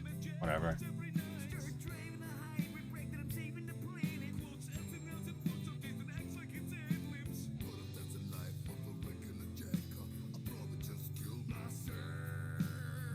Might be safe to attack now.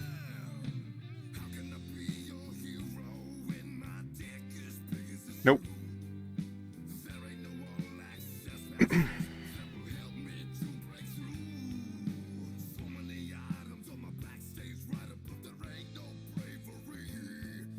I'm at such a large life total that I can afford to take a 6 from my Rorikthar, so I think I'm just gonna nuke the Living Lightning out of him.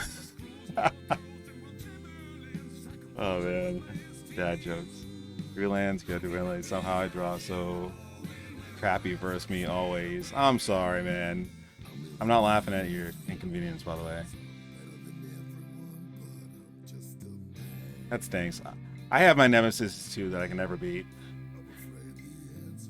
You and everybody else have been here to see that. There are just certain people I just cannot beat. Not saying that you haven't beaten me. I don't even remember. I haven't looked it up.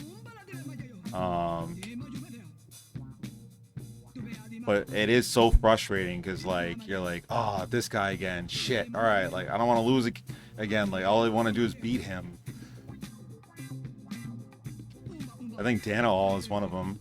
Wow, he got in first place now. Holy smokes. Jeez. Oh, Kenji, what's up? Welcome back. I just want to play my cards. I know, man. I know. It's rough.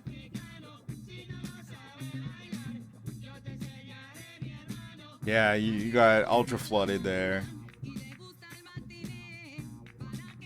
In the first game, my hand was obviously very good.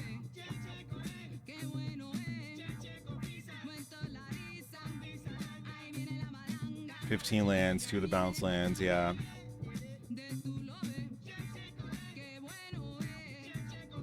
What's how high was your top end on your deck? Were you playing any like cards that cost like 4 or 5, even 6 or whatever? Just curious. What was in your deck? Let's open up the Oh, I didn't get a trophy. That was 2-1. Oops. Top was 4, yeah, so it's a lot faster. Yeah.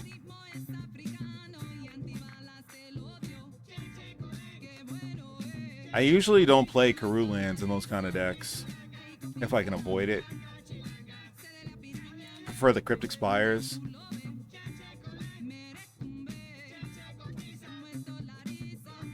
Especially like Mardu. You weren't playing Mardu, you just you were Boros, but like especially in Mardu, that gets really clunky.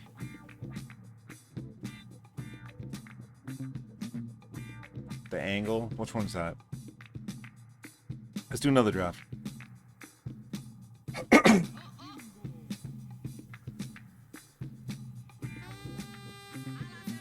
Which one's the? I don't know which one the angle is.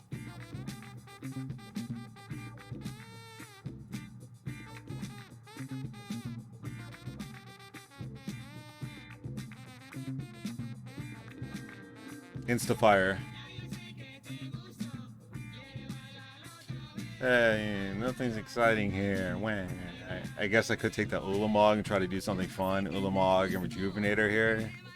Those decks are always so janky, and then you just get steamrolled by the very hyper fast aggressive decks.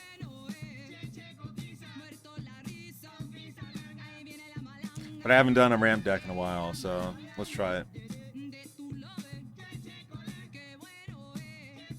Oh, Aurelia. Yeah, it's a weird card, that card. I mean, it's kind of worth playing because it's like, if you get it to 6 mana, it's kind of like Rorik's in a way, right? Like 6 mana for a flyer that does 6 damage. But, it is cost prohibitive. Sometimes getting the double red, double white, which if you have 2 colors, not too bad. But it is expensive. And imagine your opponent takes it with something like Domestication. Alright, let's do the fun deck, I guess, if this is fun. We'll see if it's fun. It might not even be open, the rampy stuff.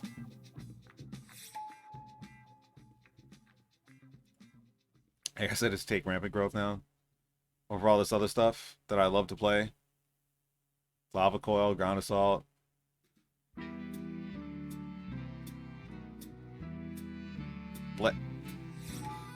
Cold Steel Heart. I have a plan. And that's to cast Ulamog.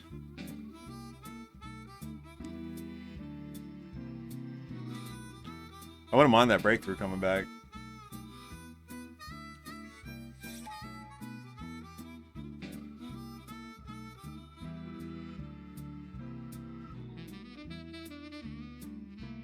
Make it Rug, Mind Lash, Mind Rack Liege. Could do a lot with the premise of deck. What's the Mind Rack Liege? I don't remember what that does.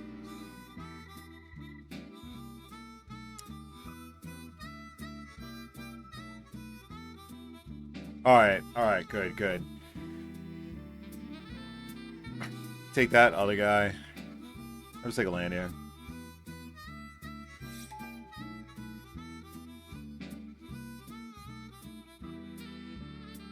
So if I see a food chain, I will play it. I think that would be totally reasonable in this kind of deck. You guys know what that card is? It always goes around. I think I need some water.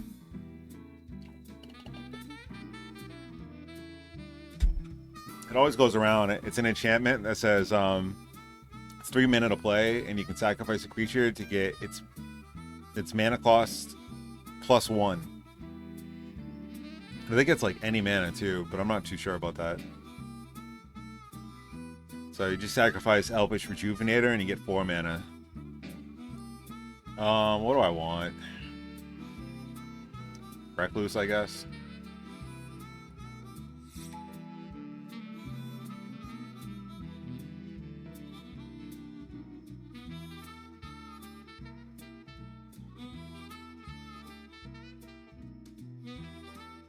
Oh, okay. I don't have any other red or blue cards, though. At the moment. What's worth taking here? Man, it's such a late reinforcements.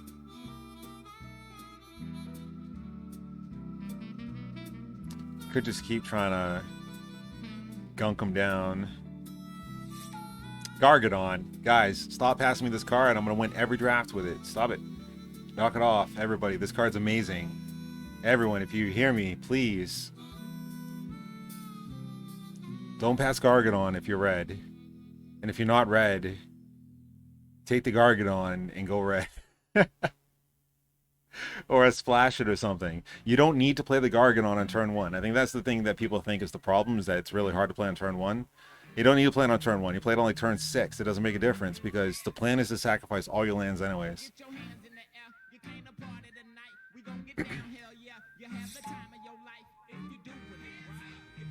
Alright, now we'll just take a grapple.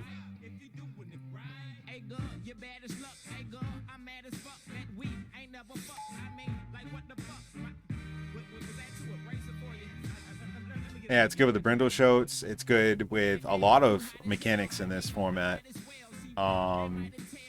It protects our stuff from lava coils. And it's especially good if you pick up Rancor. Yeah, I'll probably take the Spiderweb, but I'm not happy about it. I'll take another grapple. I might just keep this, if I can, like red-green. It's a shame that I passed that pack that had all the red-green in it, though. All the removal. I do like grapples in decks that have a lot of mana.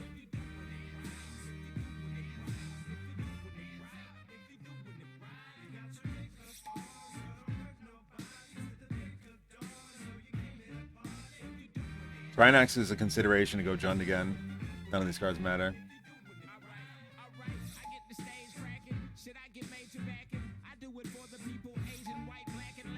Oh, what was that about Myth Realized? Someone asked me a question. I just zoned out.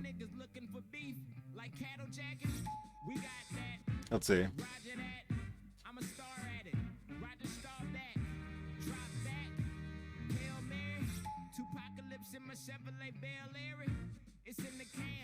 Well, I guess we're taking the villain as well. Oh, do I like it? Oh, Paladin 333. Welcome to the channel. Stop beating me.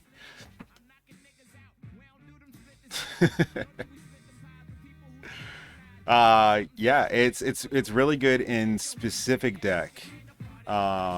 Usually that deck, for me at least, is it's like Mardu with blue, whatever that color thing is. Double splashing Villainous? I don't see a double splash here. I see a very easy to cast Villainous. Well, you just have to look hard enough. And just take a land here? Yeah. Over a Ground Assault. No. Watch the VOD today. You'll see. It's my first time doing a VOD. Draxamundor.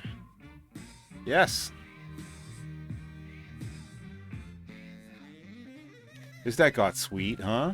Pack 2 is usually really bad. We'll see how this turns out. The two of them, Zerif felt so good. Searching down. Alright, let me fix my mana. Let's sort by mana value. See, I don't want to do by mana value. It never works. Let's do this. Go over there. Go over here. Over here. Give it a little flash. Gargadon's on 1. Alright. Lava Coil. Or nothing else. I'm just taking the Lava Coil here.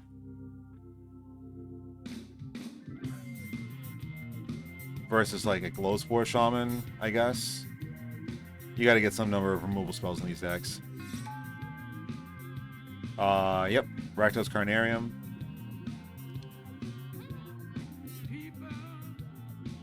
And if we get like another Karoo, I'll start thinking about putting maybe Summer Bloom into the deck if we find one.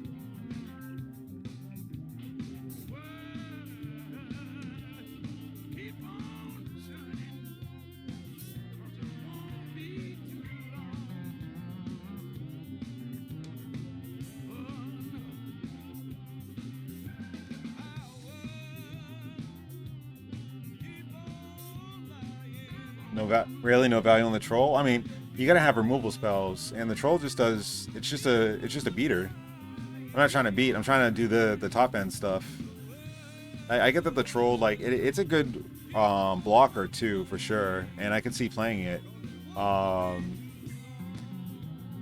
me just make a pick here first. I think I'm just taking deep analysis. Eyelight's Ending versus Coiling Oracle.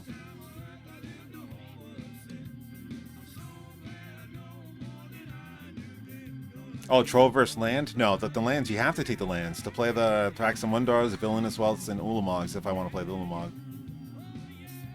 Yeah, you have to take those in these in order to play those. Otherwise, you need to get a huge amount of card draw, right? Because if you're playing spells and playing lands and all that... let me think about this. Do I want the Oracle or the Eyeblights? I might not even play the Brinax. I don't know. Definitely not playing the web. I like Oracle a lot, but I'm taking this Eyeblights. You need hard... Oh, there's the food chain. I talked about it, so we have to take it, because we called it. Exile a creature you control. Add X mana of any one color, where X is 1 plus the exiled creature's mana value. Spend this mana only to cast creature spells. So we can cast Thraxamundar and Ulamog. Oh man, I didn't know it was just for creatures. I should still take it though. I'm not a big fan of Mana Leak. We'll take it and see what sort of... We'll see. There's Pirate's Pillage. Love this card. Nothing here matters. I'll take the web, I guess. Maybe I get a spider and I want to do some stuff with that. I could take an archer. It's sometimes good. Doesn't matter. I guess I'll take a Mana Leak here.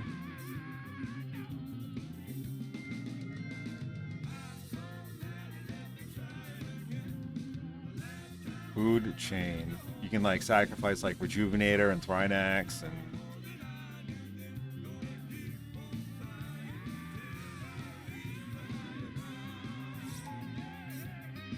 There's another Thrynax. Alright. So we have good like clunky stuff on the ground. And by the way, Gargadon and Thrynax is pretty sweet, huh? I could take the Deranged Assistant here versus the Web Weaver. I don't know. Let's try to keep the blue at a bare minimum.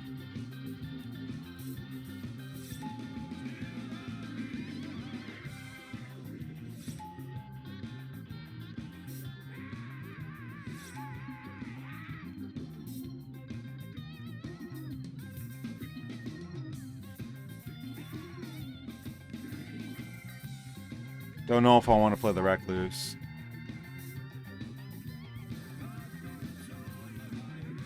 Probably just cut it now. So we have another land here. Another land, another Thrynax, which keeps wheeling. So I might just let that one wheel too, right? Thrynax seems a little ambitious with the mana base. Well, I haven't finalized the deck yet, though. So I don't know. I have so many playables, so I can like kind of sculpt it towards the direction towards the end of the draft, or how this third pack treats me.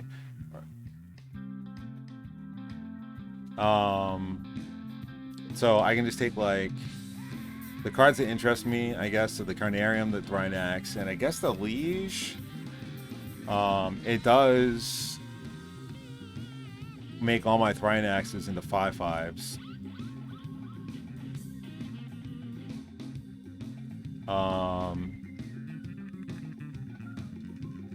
And also the Oracle too, but I don't know how much blue I'm playing.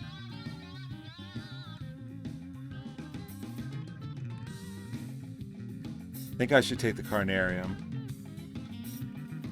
Definitely taking Carnarium here. The next pick is a little tougher. You see, the Liege doesn't help a lot in this deck, actually.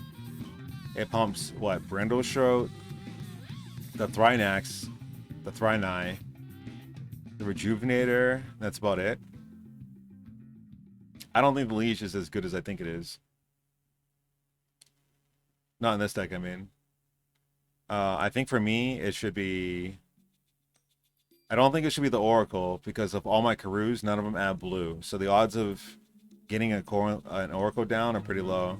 So I know the Thrynax is wheeled before, but I might just consider taking it again this time.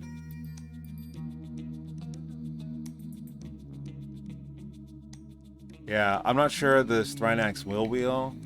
I could just take a land here, but I actually don't really like the Thrynax, the Leash all too much in this deck. It's not really what I want to do with this deck. Yeah, no, what, take the land over it? No, it's okay. I'm fine with this pick. Let's see. Master Crucis is really cool, but I don't think I'm going to be doing that with this deck. Stagger Shock is awesome. Ground Assault's great.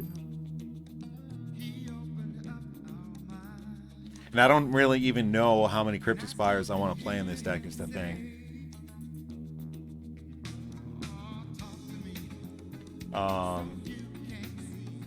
And when you have 3 Karu lands, you know, how many Cryptic Spires do you want to play? I already have 1 Cryptic Spires. I might play 1 more.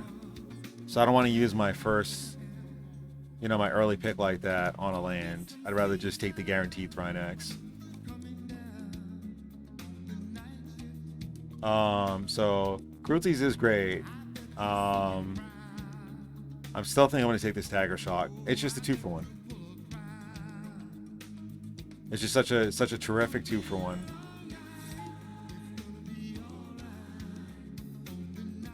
The goals have 0 basics in your deck. Every single land comes into play tapped. I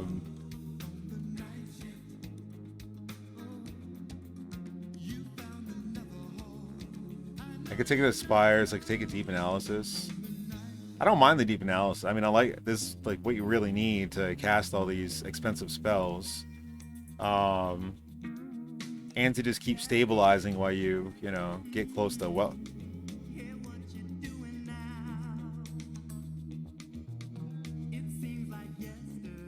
So, kind of like having 1 more Deep Analysis in this deck. It's a little tough on the mana. I don't need a lot of blue, though, in this deck.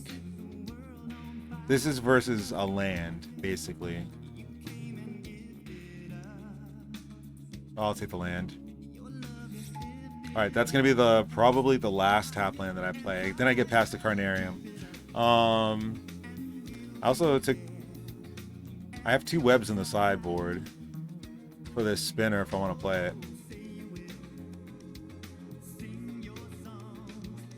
I don't have to play 2 webs, but 1 web is pretty cool.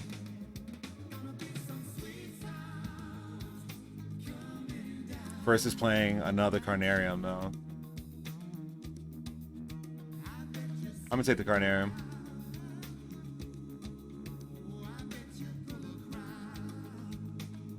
Right? My deck has 20 cards in it right now. I don't think I need the spinner. I really don't like playing the web either all that much.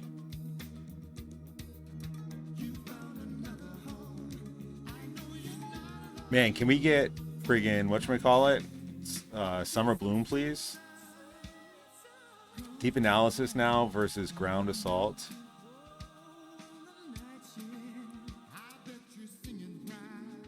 Man, I do need another Deep Analysis.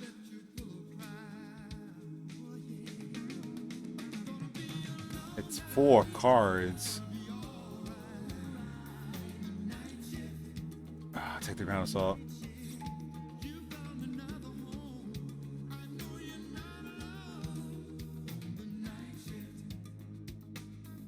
So normally I don't know. I love Living Lightning, but Traveler's Amulet is perfect when you have 4 Karu lands.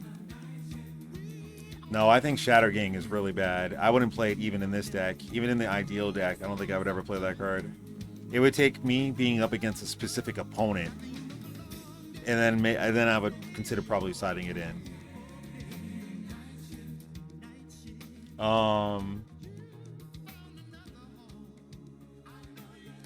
Eye Blight, Stagger Shock, Deep Analysis, and stuff. I'm taking the Amulet here. Alright, there's a pillage. I'm happy. Everything's good.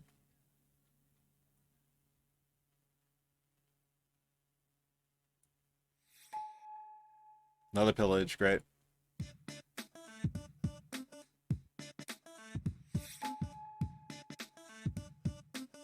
See, the Liege will wheel. I don't know if I want to play it. I'll just take it. Did I take a mana leak yet? I do have one, alright. If I didn't have a mana leak, I might take it over the Liege here. Oh, there's a Ground Assault? Sure. Versus a Glow Spore. Glow Spore can help me get Karoo lands, which is pretty cool. But I don't know. Let's play the removal.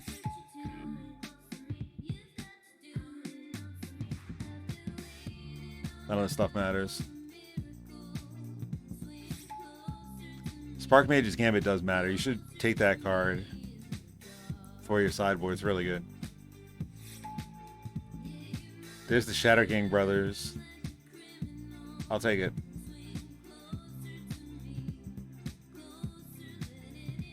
I'm not trying to be so, like, full of myself or whatever. I'm like, no, I refuse to take that card or whatever. Oh, look. Living Lightning. It's just really hard to get use out of it. I mean, it's like, it's just a hill giant until you use its abilities. And to even use the abilities, you have to, like, sacrifice stuff.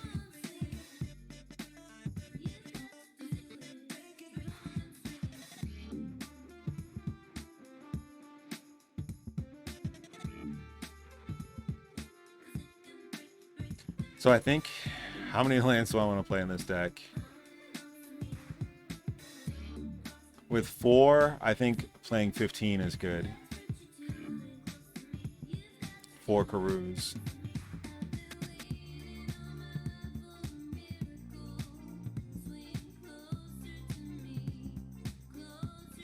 I'm gonna pitch the food chain. It's cute, but nope. Right? I mean, it does work with like 5, like all of my early creatures. I don't think I'm playing the Leash. I don't have enough creatures. Same goes for the Changeling. I don't have enough creatures. I'll never trigger it. What about just like something like this? This deck looks cool. Maybe I can still play the food chain. You're rooting for Shadow Gang? No, that card's bad, man.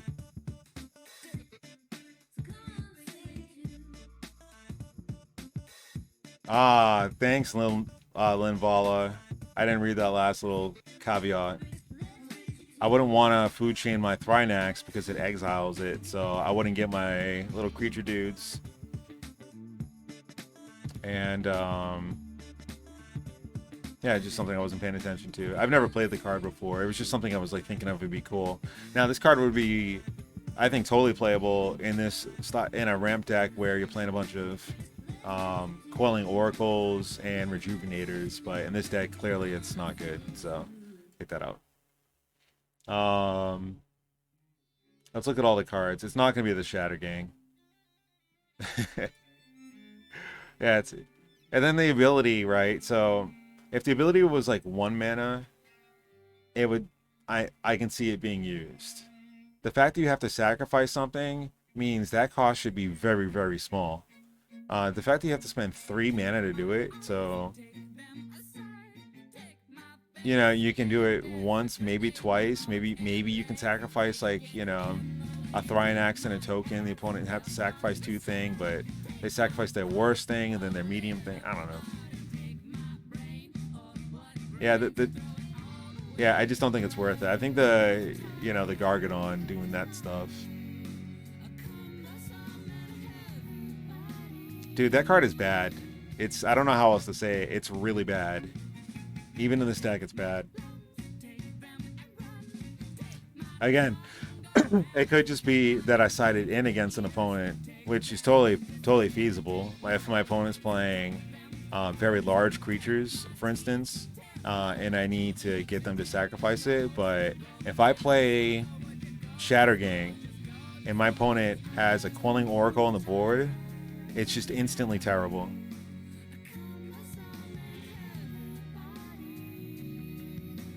Shattergang should be a 3/4 and activate for 1x instead of 2x and be uncommon. Yeah, all of those things.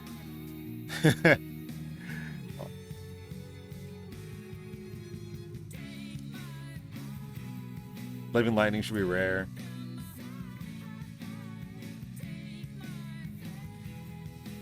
Alright, but I do want to add stuff in though, because I feel like I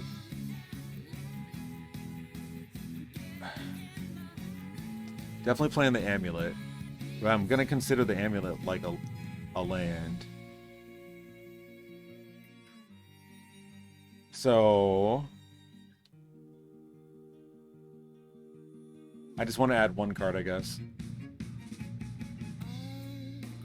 You said the Recluse is the best card next? Yeah. Probably. Alright, well, let's look at the Karoo lands, right? So there's a very real chance that my turn 2 play very often is going to be playing Rakdos Carnarium, right? So what's happening after that? What's the next turn going to be? Or are there situations where I'm not going to have another land? Like, let's say I have a tap land, a Spires, and a Carnarium. I might have to rely on this Carnarium to cast a spell, and if I can't cast that spell, I might fall way too far behind. So maybe I should focus on something that can be cast by my Karoos.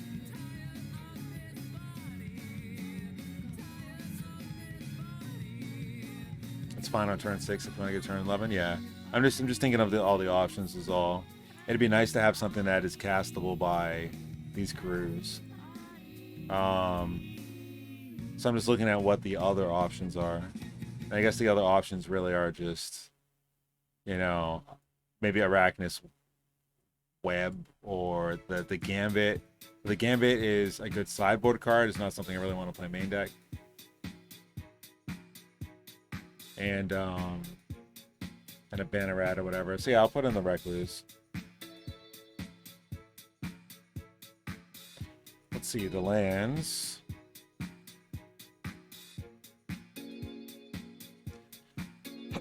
All my tap lands currently at black at the moment. So let's do blue. Let's have both my Cryptic Spires do blue. Blue and green. And then blue.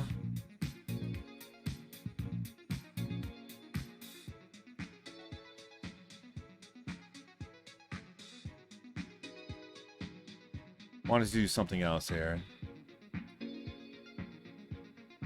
I don't need too much blue for this deck. So I have one.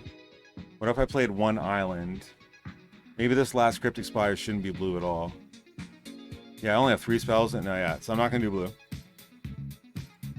It's going to be green.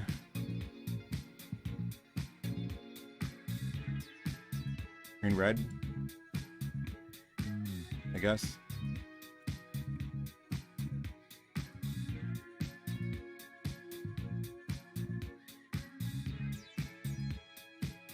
So this now gives me Spires, Amulet, Island, Cold Steel Heart for blue. But then I can also... Oh, and then I have Rampant Growth. Yeah, I'm good. I only need 1 blue on the board.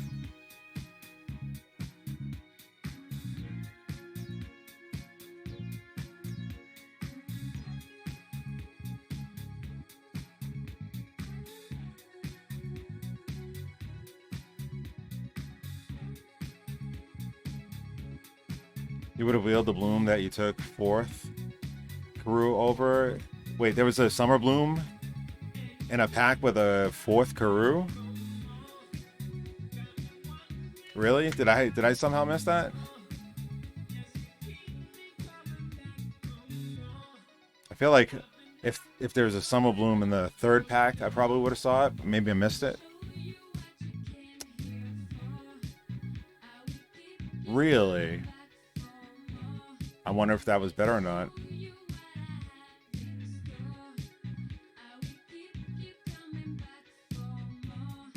I guess I just wasn't paying attention to it because I would have at least made it like a notable thing. 1, 2. We need a lot of green.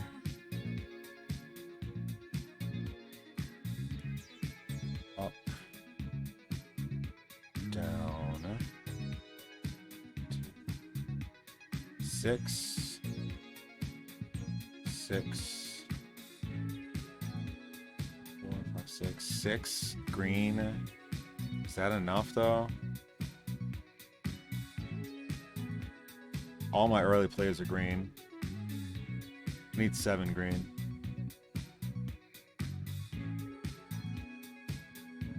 Black can be lessened. Okay. Here we go. 15 land, Ulamog.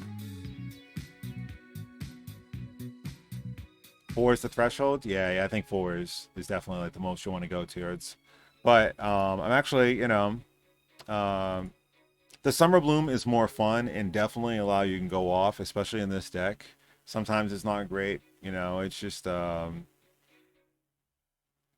it can go both ways. It can make you, it's kind of like, it's, you know what it is? It reminds me exactly like Fast Bond in like Vintage Cube. Or sometimes you just like go off with it, and then sometimes you play it and then you play 2 lands and then you just like stay on 3 land for like the next 3 turns. All right, cool. Let's take a picture and get ready to play this.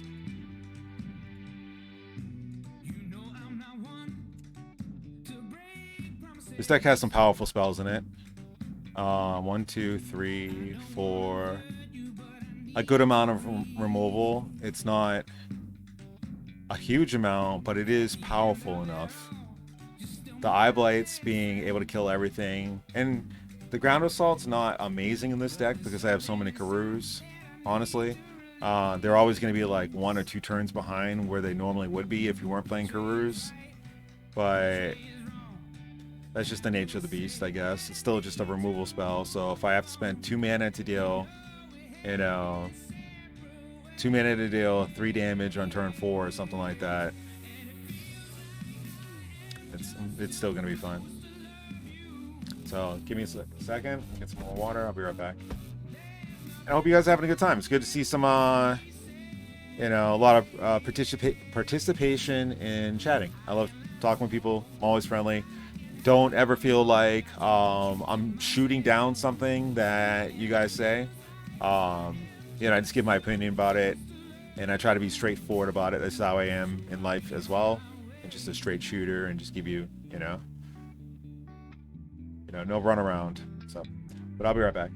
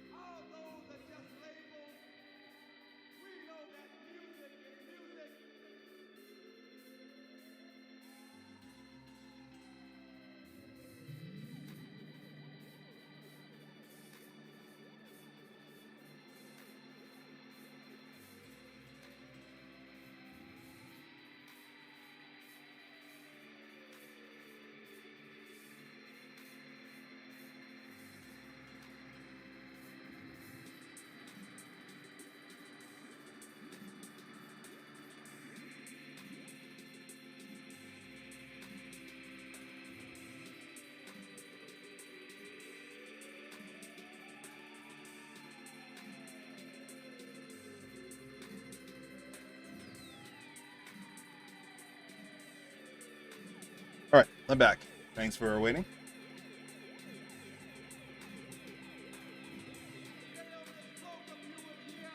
Man, I definitely do wish I had that Summer Bloom though.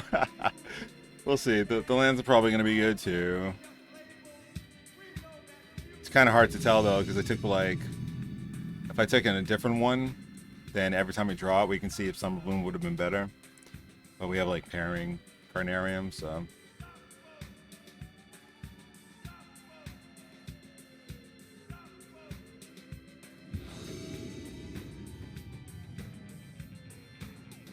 Yep, this is exactly the scenario I was talking about.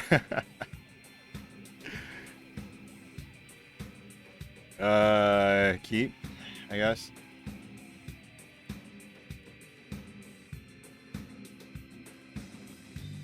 I want one of those.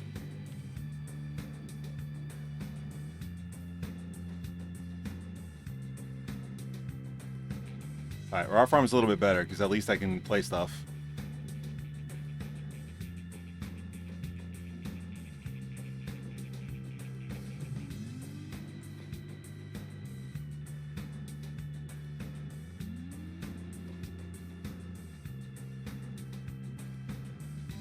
Untapped land would be best here.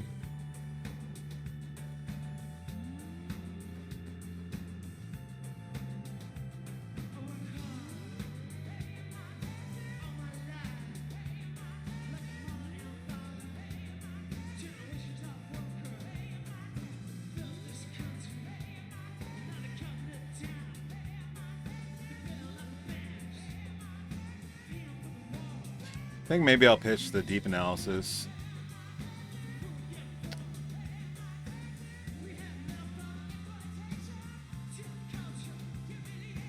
It's not too bad to have to pitch deep analysis, I suppose.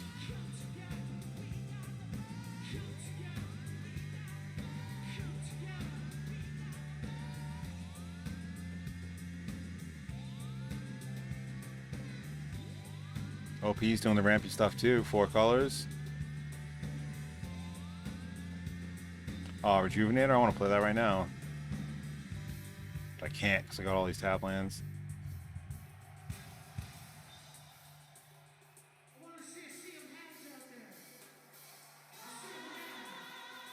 Interestingly enough, right, if I play Rejuvenator next turn and I spot a Karoo land, it's probably not best to put it in play because then I can't play the Carnarium.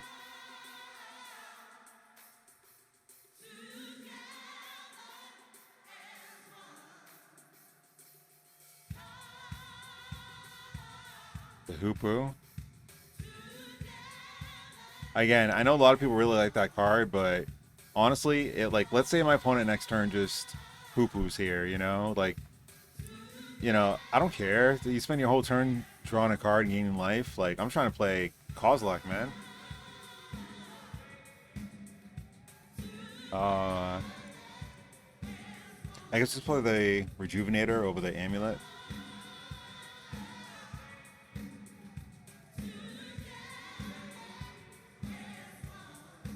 Alternatively, I could Ground Assault the Hoopu. I was just talking about it like that, but no, yeah, it would work.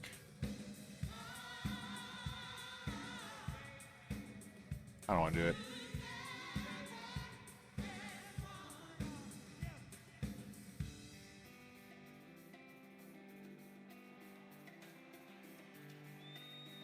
Actually, no, I could. What am I talking about? I could return a Karoo land because I just replay the Cryptic Spires.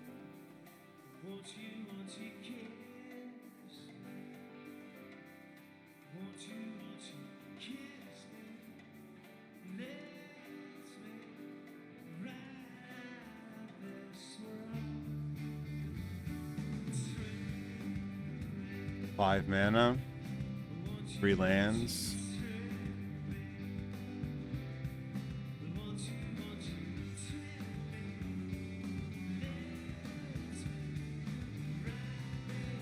What's nice too is that we don't have Kozilek in my hand right now.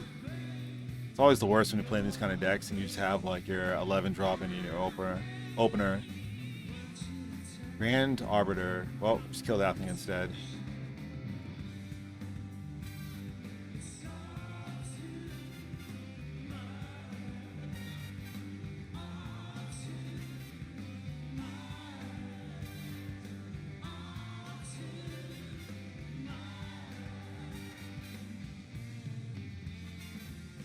Which land do I play? Doesn't matter.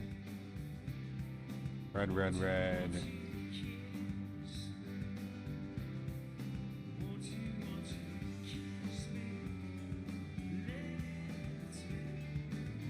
Black.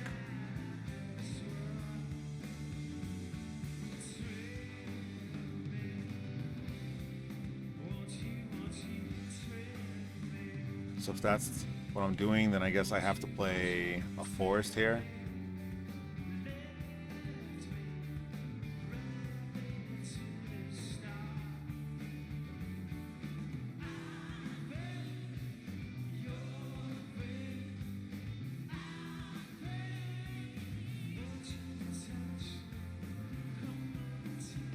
And we have mana leak protection up here. Plays the Coatl. Sure.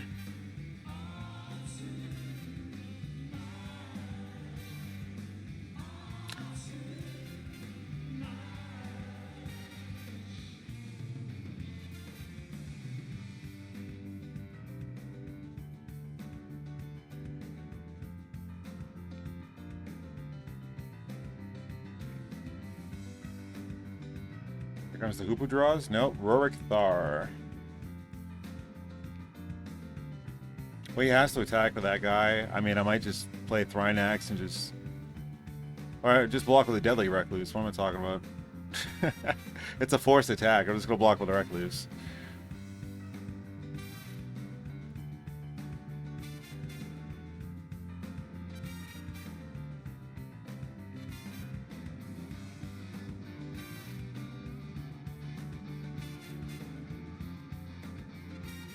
I will play the land here. I was thinking about holding it for the Pirate's Pillage, but... Oh.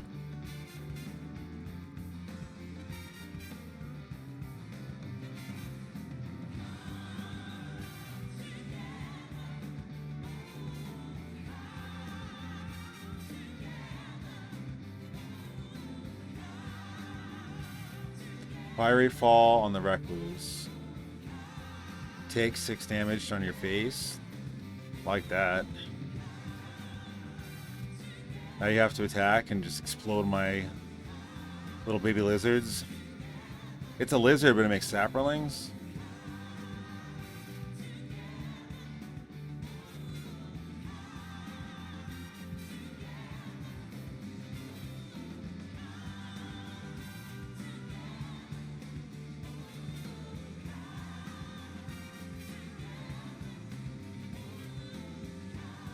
I think that exchange worked out pretty well for me.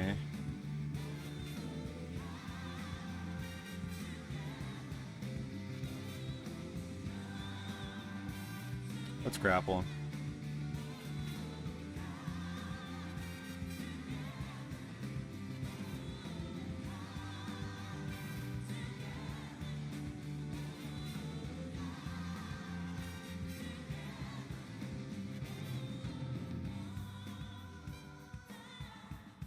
All right.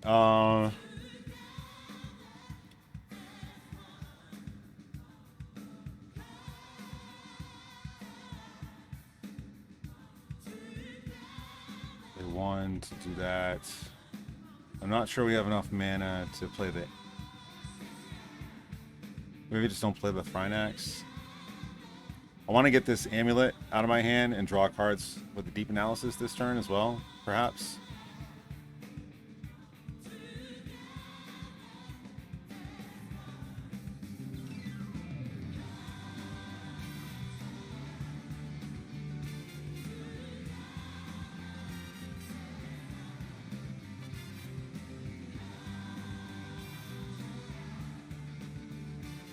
All right, let's just crash in.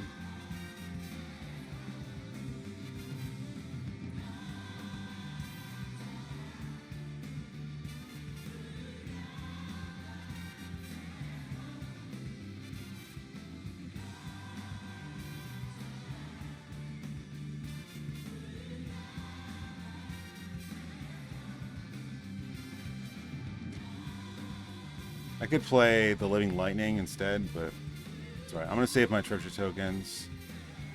Those are 2 extra turns essentially for casting my Eldrazi's and Villainous Wealth and everything else. I really shouldn't touch those tokens if not for my massive spells. Well,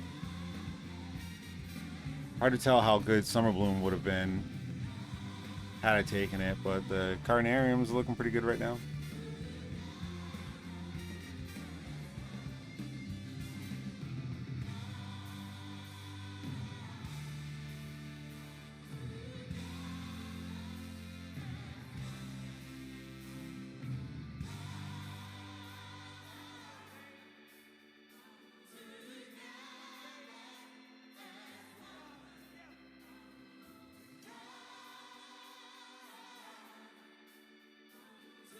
Now the Pirates Village is pretty good.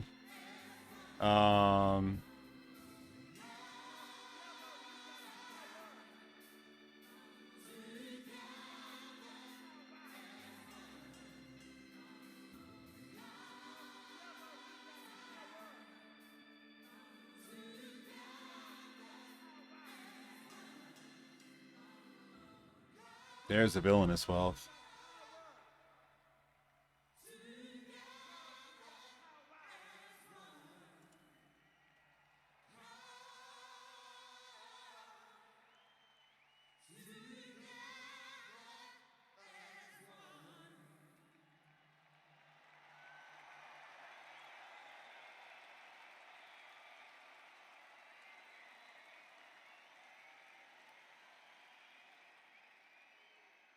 Making more baby sapperlings.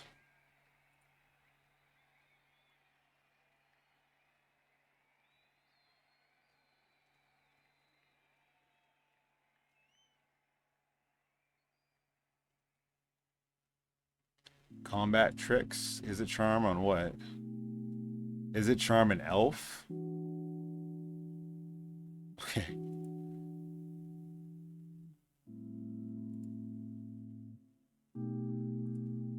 Ideally, I don't have to show the Villainous Wealth.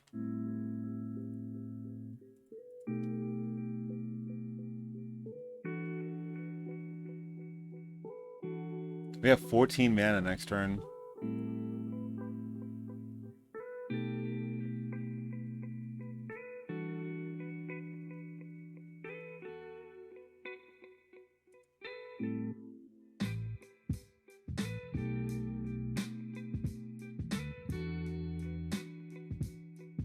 I'm just gonna attack all. I'm not gonna do the Villainous Wealth.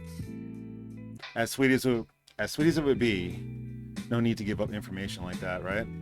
Oh, you already scooped.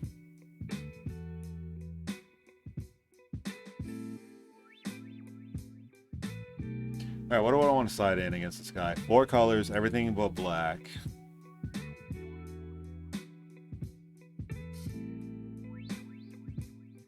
It's kind of a hodgepodge mix of stuff. But we didn't see whatever his bombs were, right? So the Arbiter, the Ruric Thar. But I feel like in a deck like this, it's probably something that's, you know, at least a couple more cards that just have some real oomph behind them, right?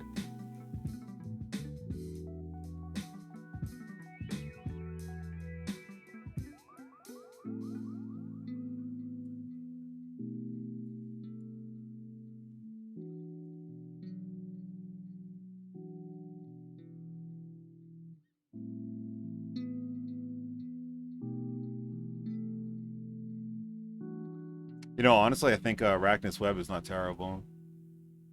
I'm not sure if he has ways to interact with that. Red-green teamer stuff. Not really gonna pump his guys. I wouldn't mind a web. Seems like it'd be pretty good against a lot of his cards. Especially if he plays cards like Living Lightning and whatnot. It's possible for him to just kill his own Living Lightning, but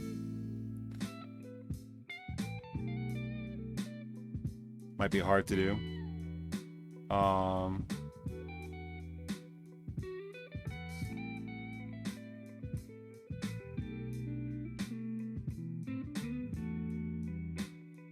Or not, maybe it's just overreacting. I'm not gonna do shit.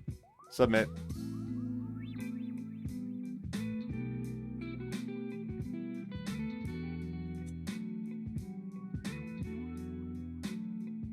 Can't believe it's 3 in the morning. Wow. Almost there. 2:30 in the morning for me.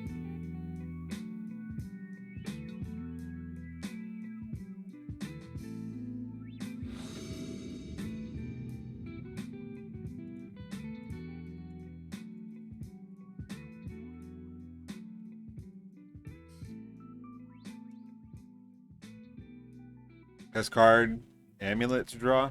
That would definitely be the best card to draw here. Nope, Ulamog instead. Wrong colorless card. She's crazy like a fool.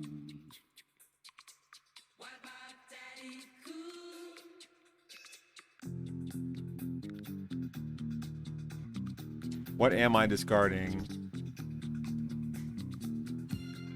Should I have to discard here?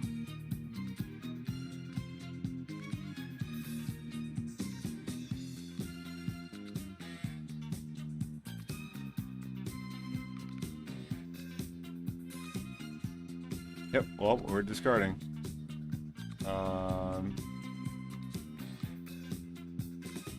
She's crazy like a fool. Could just be Ulamog.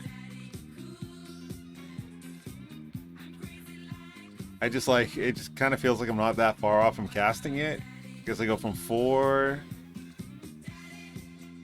to 6 to 7. Yeah, I guess I'll get rid of it.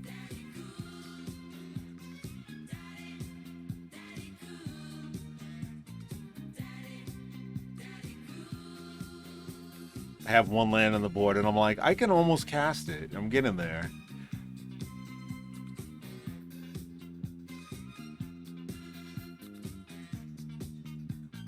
This guy and his hoopers loves them.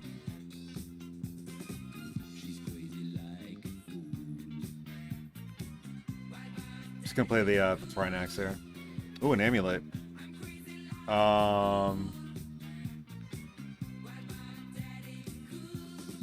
let's just keep the Thrynax. Let's keep the beats.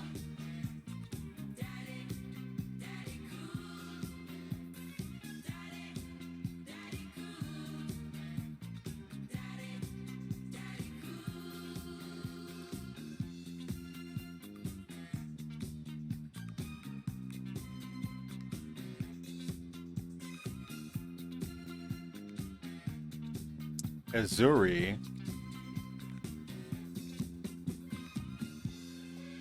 She's crazy about her daddy.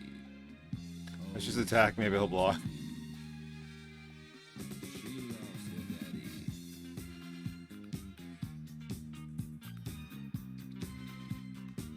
But we're definitely gonna kill it.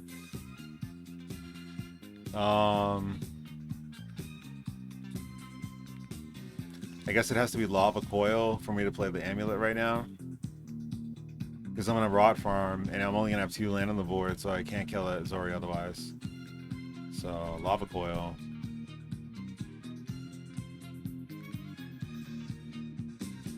She's crazy like a fool. Unless I want to. I'm really particular about using my Lava Coils up. Although getting it in the graveyard is pretty good for getting Living Lightning to bring it back. I really like keeping Living Lightning around. I could just play the amulet, sacrifice it, get a land, get an island, and then Ground Assault Azuri. Then I'll have 4 land for next turn, which is not bad. Then I can just play like Living Lightning or Pirate's Village. I'm down for that.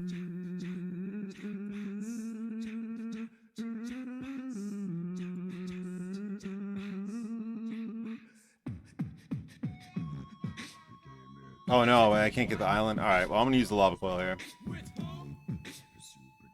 I need the island.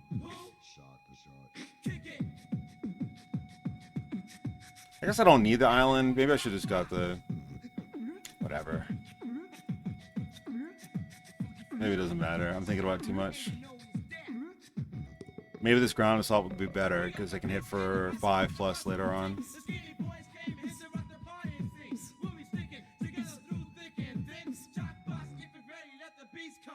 So next turn, pillage versus lightning.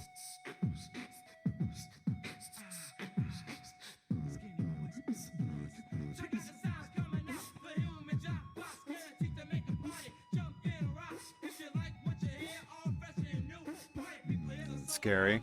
And the reason why I want my lava coil back. It's okay. We're just gonna have to pirates pillage, I think. Let's see. Into a land.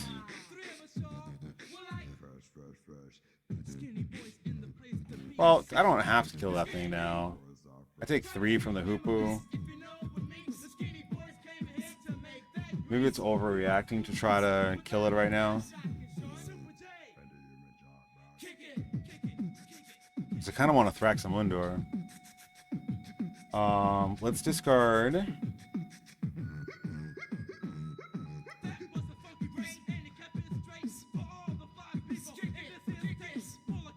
Huh. Is it crazy to just leave the leash? I don't think so.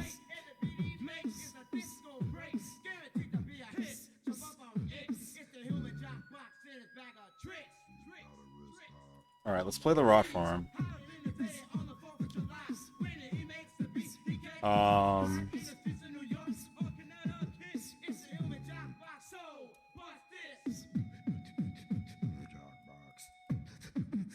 My opponent said, I like your deck, man. And I said, thank you so much. Maybe just get rid of a Thrynax versus the land.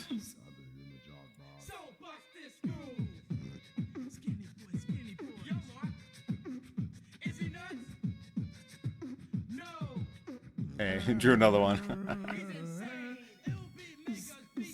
Okay, we just passed. I plan on blocking here.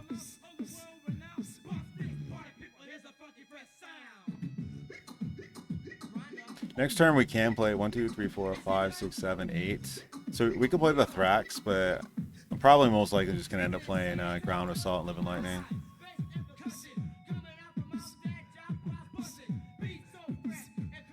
It'll cost me a token.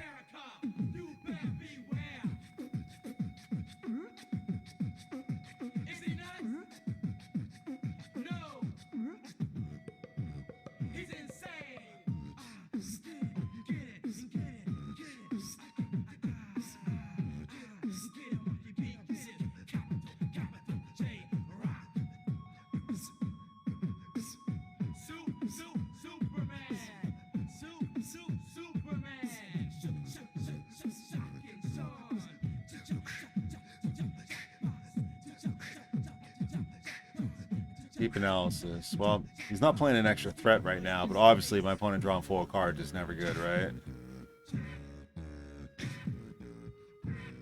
Maybe now's a good time to Thrax some window, though.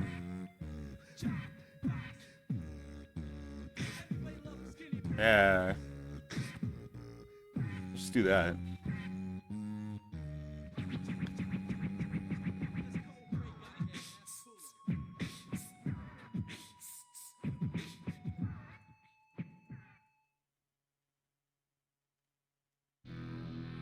So there's this thing, it's called the theory of planned behavior. It started to predict an individual's intentions to engage in a behavior at a specific time and place. I don't know if you've been looking at your phones or looking at your screens, but careful with your info. You dealing with the new mosquitoes through placebo, I clutched on.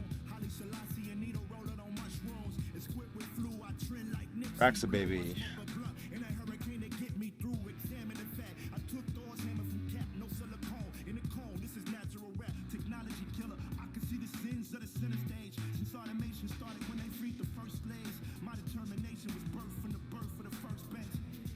Kick a op in the face with a steel toe Timberland. Floating through a We get sacrificed. The bird. The bird is the word. Everyone wants to feel in control. In the same breath, they want to pay top dollars to be told what they like and what they don't. So it seems to me this confusion is a human error. 8 mana next turn. Allowing this to grow, the machines are gonna win. I'm gonna be the first to say They it. do like Thrynax, Stagger Shock, Ground Assault. If I want to use the token. Otherwise, Living Lightning, something else, Thrynax.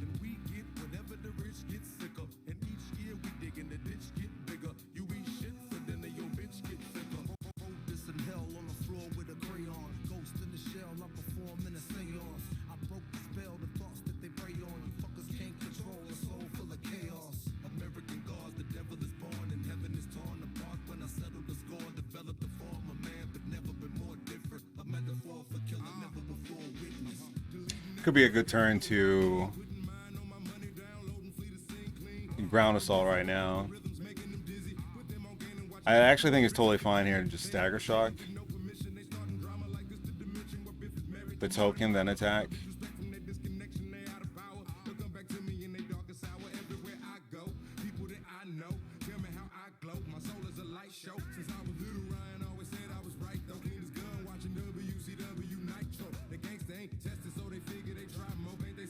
And he can't just take this because I have Stagger Shock.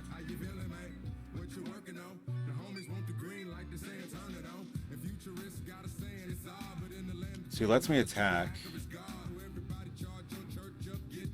Oh, and he puts a Snick out there. Okay.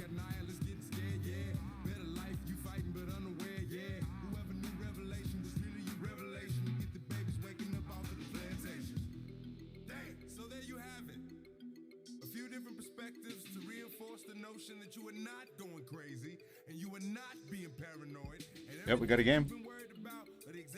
At least the Thrax Wonder put in some work, though, I feel like. So we have Stagger Shock coming off suspend here. I'm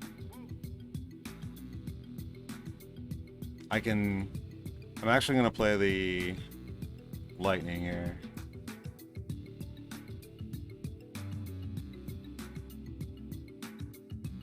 With plans to double block, get back a Pirate's Pillage.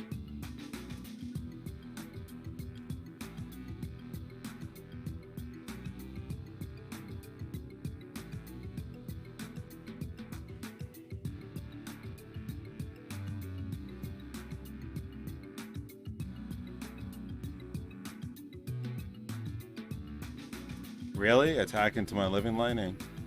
There we go.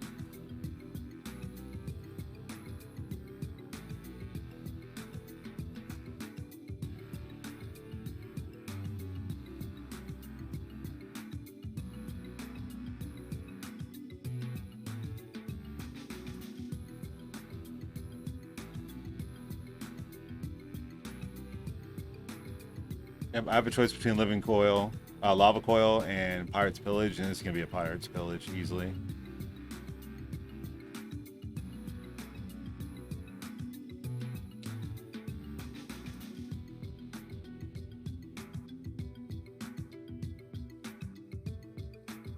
He's got a trick.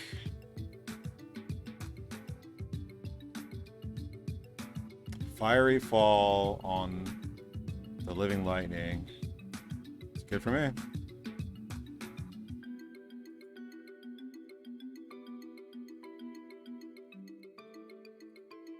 Seems like these Thrynaxes are like very difficult to deal with, huh?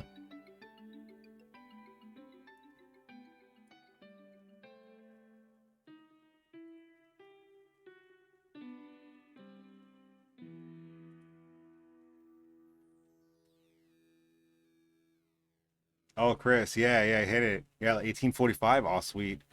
Went to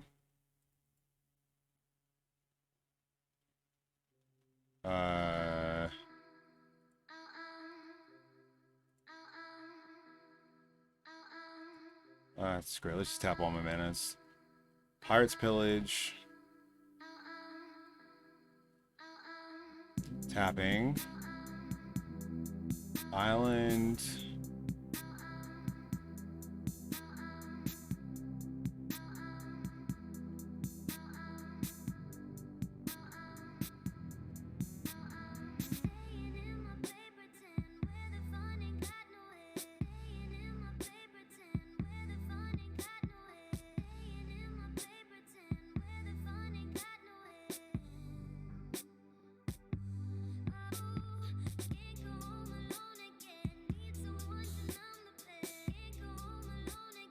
Do I just kill this guy? Do I play a Thrynax? Let's play a Thrynax.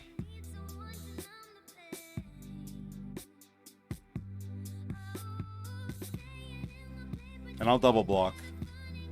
Save this ground assault for some dragon. 1845 is nice though. Do you think pillage is better than deep analysis or about on par? I think it's specifically for the deck. But I never mind. Like if I'm playing blue red, I take deep analysis or pillage like pretty like evenly. You know what? I think a lot of it has to do with yeah, how you want to ramp or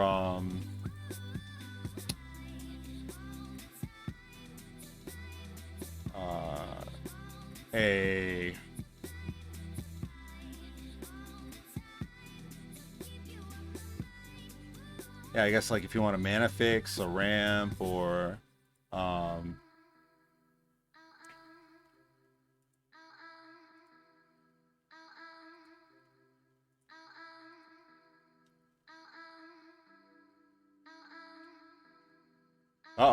Speaking of uh-oh.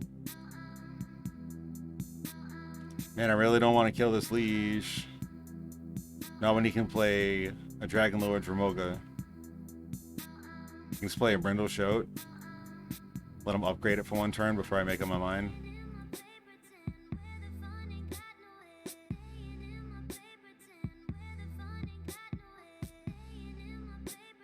Man, when I draft Thousand Year Storm, though, I'm like begging for the pillages.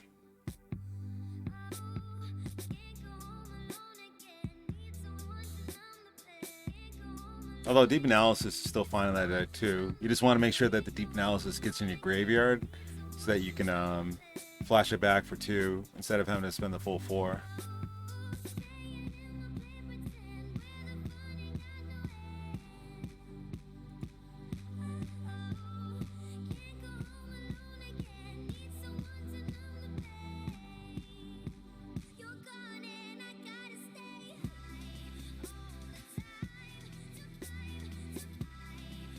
Alright, now let's just play some removal spells. I'm going to start with Ground Assault.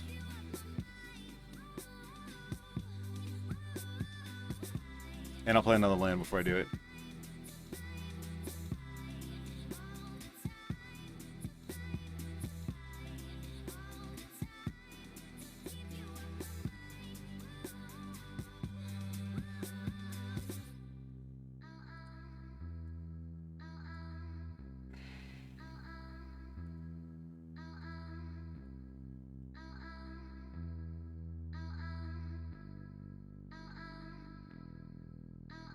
Firefall. Yep, fine with me.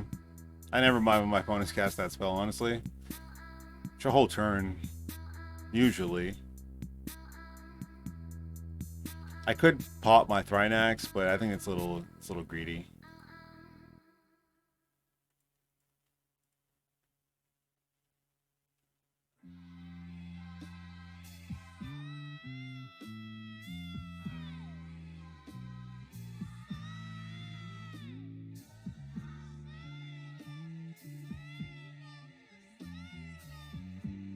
Waddle.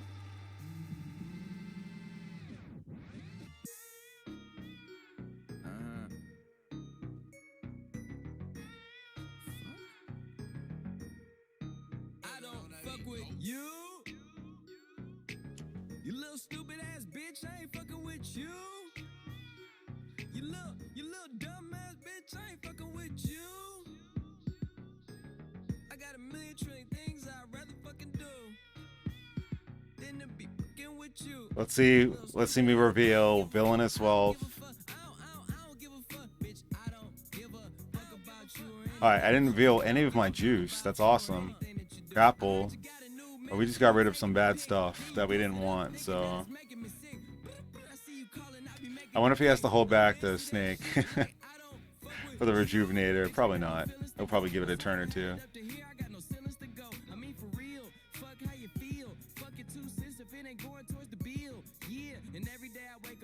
What is this? 5 mana? 6 mana? 7 mana? 8 mana? Oh my god. And everything that I do is my my first name. These hoes chase bread. Aw damn, she got a bird brain. Ain't nothing but trilling me. Aw man, silly me. I just bought a crib, 3 stories. That bitch a trilogy. And you know I'm rolling weed, just fucking up the ozone. I gotta kill the Thor. He sits back on defense.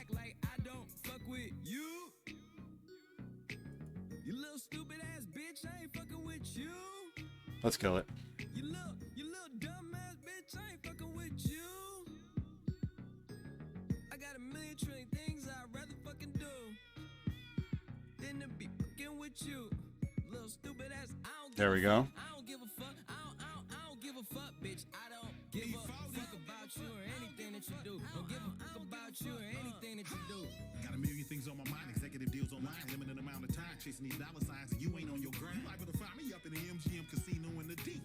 Fucking off Fetty, I could have put on property. From the bay to the murder myth, my niggas put murder mission. She choosing, that's her decision. Free my niggas in prison. On the phone with a bitch who can't do shit for a pimp, but make a nigga hella rich. Got a blunt and my dental, blowing hemp and a rental. On my way to Sacramento, late night, Arsenio. I'm never sentimental, go hard or go homeless. Barely, hardly, I'm chromeless. You might end up domeless. I bet you she into me. Her cheddar she giving me. Make a bitch stand outside forever like the Statue of Liberty. Rest in Pimp C, underground king of the South. I raise my styrofoam up and pull some drink. I'm not going to attack here. I don't want to die. Well, I have the Gargadon. Oh wait, I can attack here. Yeah, I got the Gargadon, so I can just attack with the Juvenator, and we can sacrifice the Thrynax now. You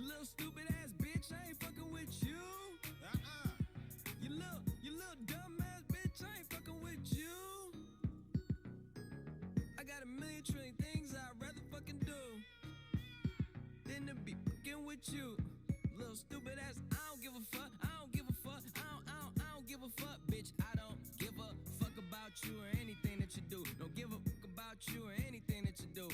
I don't give a fuck. I don't give a fuck. I don't give a fuck, bitch.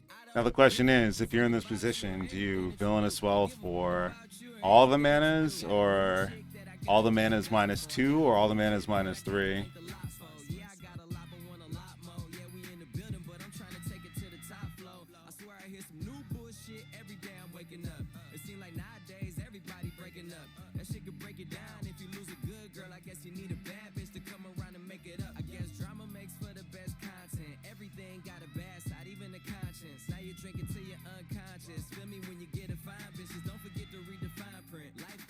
Oh my god, can't see anything.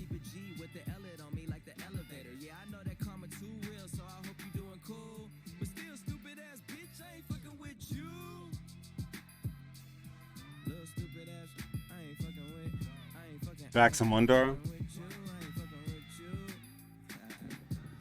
It's not as fun.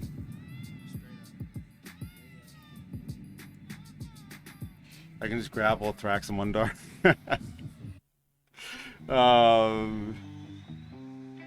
Yeah, alright.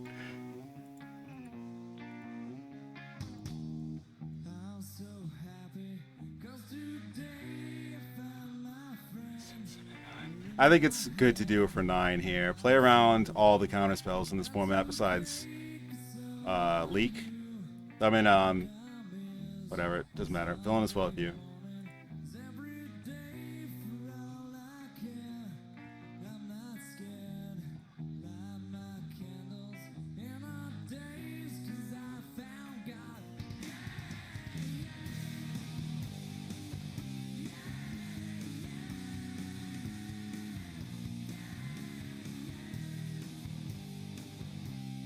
Is it charm? Does he have double is it charm? My opponent said LOL GG. Oh, it's so good that we played around it. What do we got here? There we go. Some juice. Take them. Thank you. Thank you. All these cards. Snatch that. Pop you.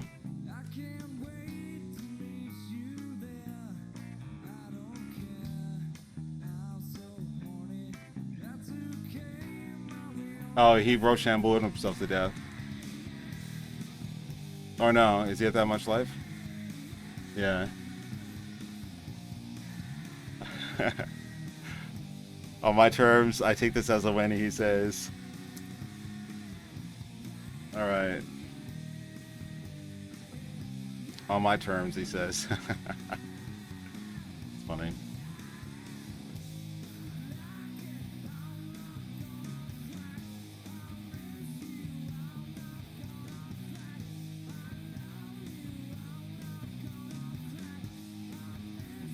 He was super nice. He just said nothing but kind things. I know my face is blocking the chat, but the face has to be somewhere, right?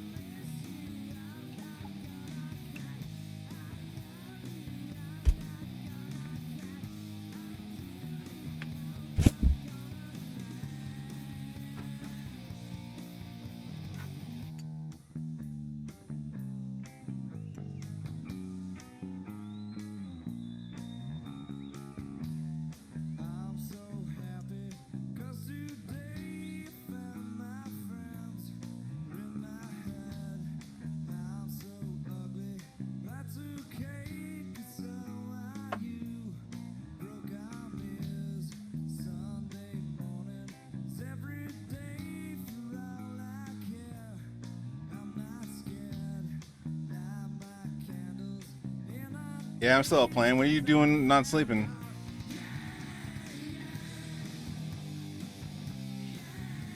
I'll show you the deck since you're here. Or maybe you're just napping. Or maybe it was working. I can't remember what you said you had to do. Yeah, we got this deck here. Little Mog. The Garga God. Villainous Wealth. Baxamundo. Some good ones there. Good removal. Good early stuff.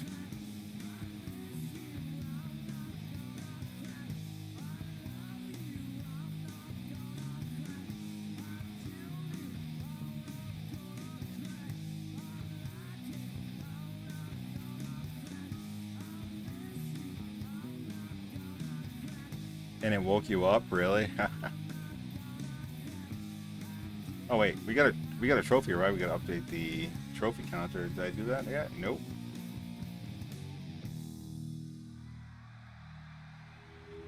We work hard for those +1s. Oh, napping before work pretty soon. Okay. Well, I won't speak too loud since you're just kind of still kind of groggy.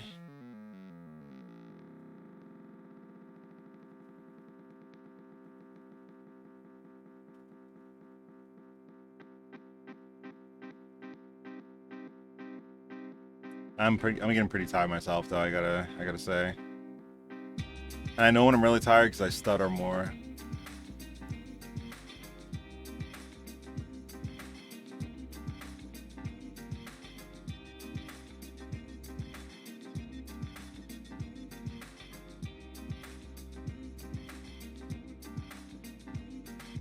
Nothing quick about this deck. Slow burn.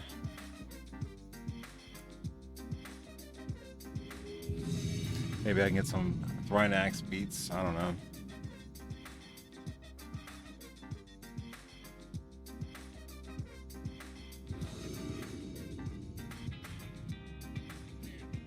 Love going first, but I hate mulling. We have our 11 drop in our hand, but we have 2 effective lands at the moment.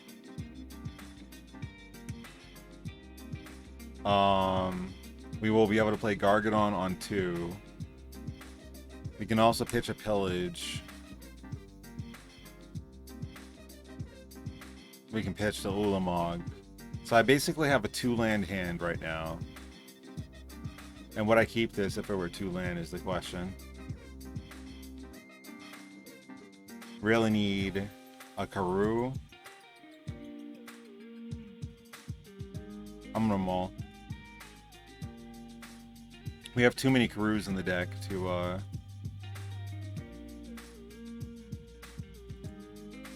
warrant keeping a hand like that, you know? Granted, drawing one would be really strong there, but might not get one.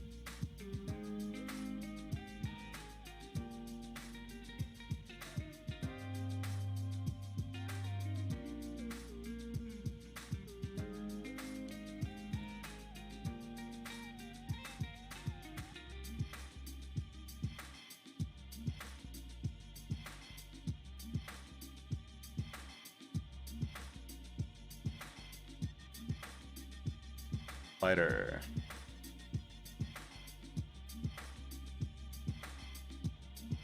Look at my opponent in his ultra strong draw. What the hell is this? Oh my god. Turn 1, experiment 1.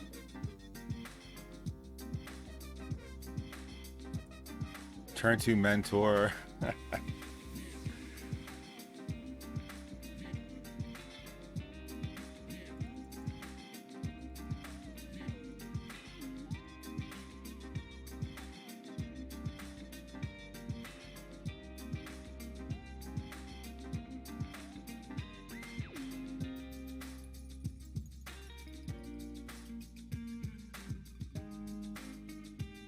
Alright, come on. I'm just gonna hold him out for Thrynax before I draw a removal spell. Ugh.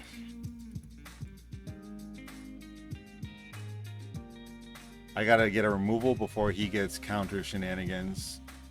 I could just be dead here. He could just, if he has the guy that puts counters on, like cost 4 mana, and that's his curve, experiment 1, mentor, ambuscade into that, then, you know, sometimes you get those dream hands.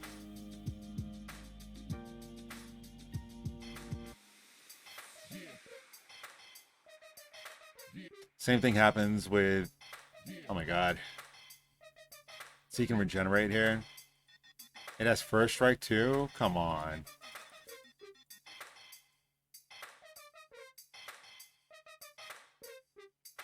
This draw, brutal. His deck's probably just really good.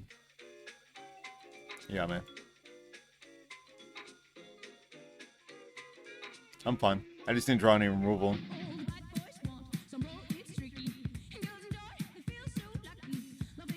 We mold, no removal, and drew 1, 2. Because I count the amulet as a land. That's how I did my math. So 1, 2, 3, 4, 5, 6, 7. 7 mold into 3/7.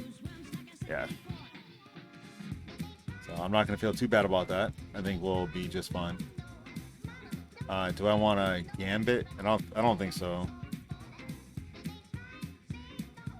Just leave it alone.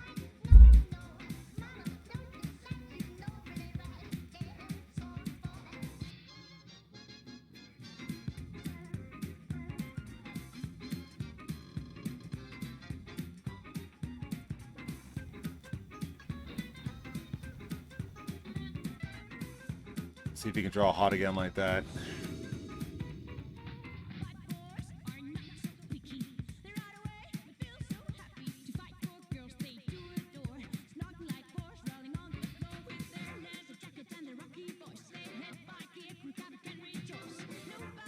All right. We faded the experiment 1 on turn 1. That's step 1.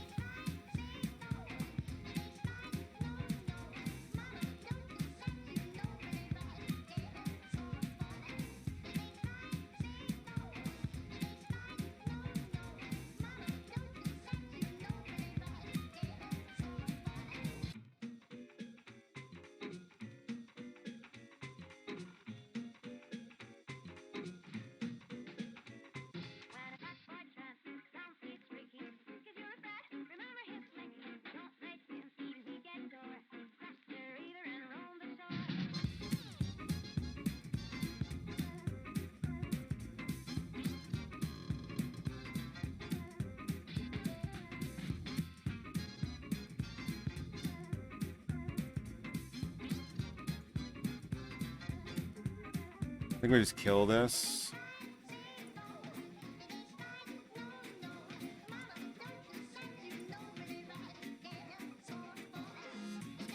I'm not sure I want to play the Brindle Shoat. Actually, I'll just play it.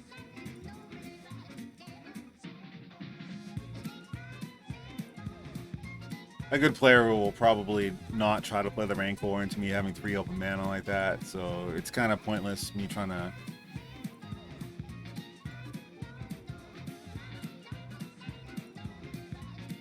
Filling a swap. We don't have the lands and stuff for that. I suppose waiting for him to... Well, I could wait for him to Rancor and then kill it in response. Just to kill the Rancor, because it's that important.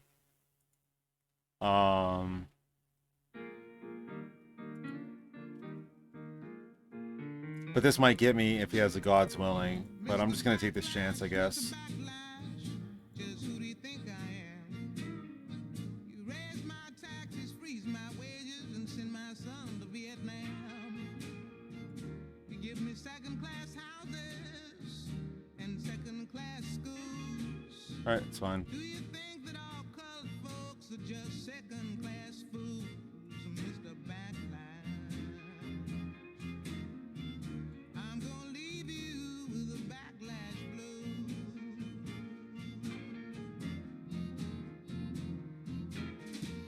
When I try to find a job to earn a little cash, all you got to offer is your mean old white backlash. But the world is big. How do I want to block here? Double rank for. Woo! Man, just passes.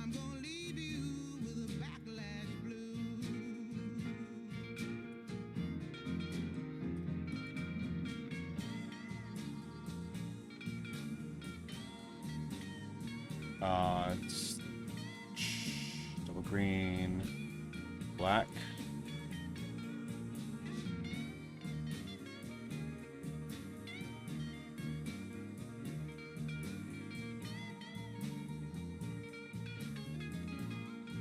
So X equals 4 right now.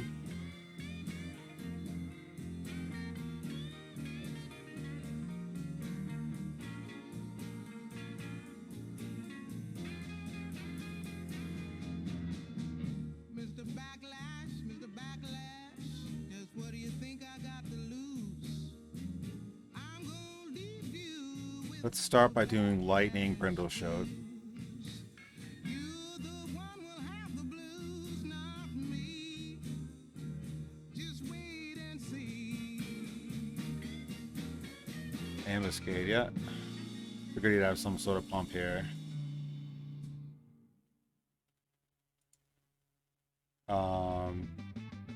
Does he have the God's willing here? Probably, right?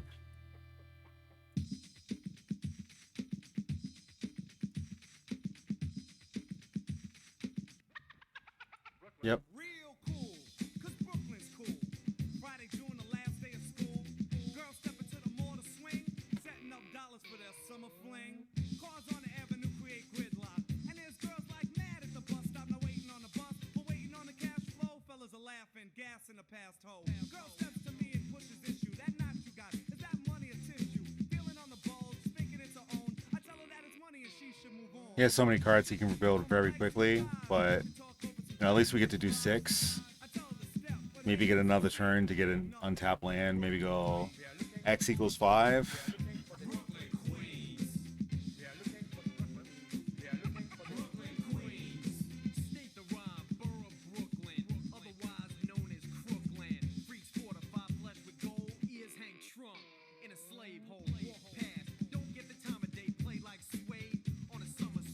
And it's juicy. You want my autograph over office closed as she heard this. She said from third base I could do this. Listen closely, slowly took a swig of intoxicants. Cause the Brooklyn Queen's a gold digger. X equals 4 seems so bad. I think I want to go for a Rejuvenator and try to hit a Carulian here.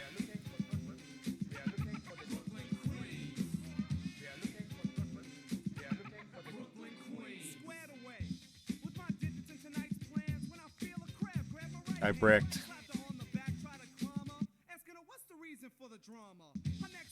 Well,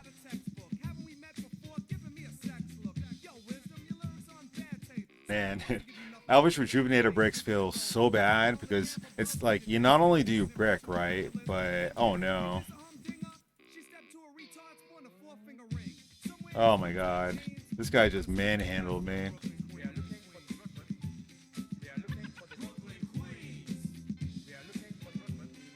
Yep, green-white tokens, very good. Green-white counters, I should say.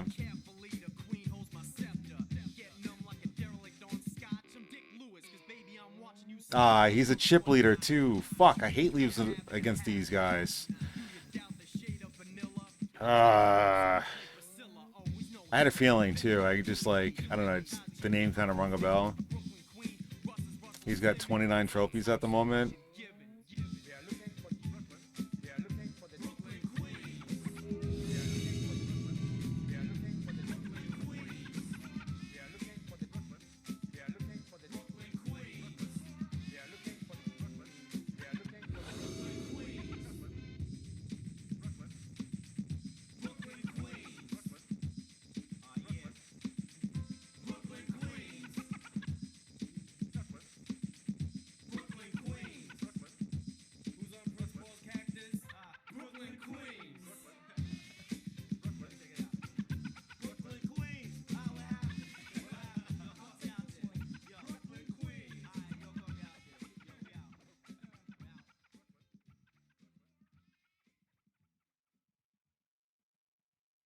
I think I'll stay in Brooklyn.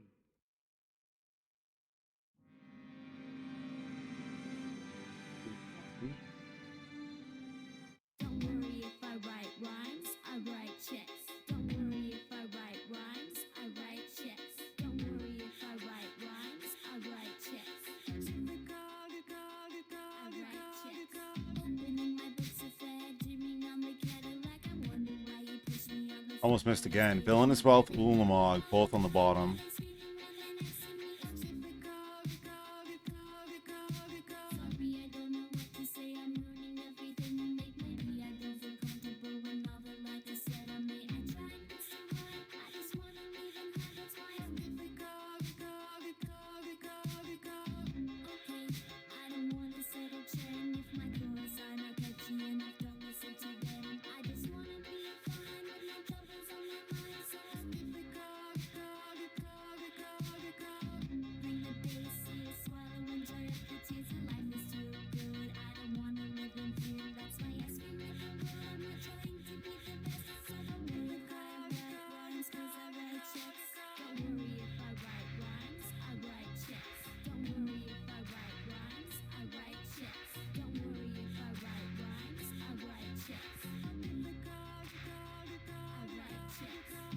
Can we shuffle? Oh yeah, we have a Traveler's Amulet at the least.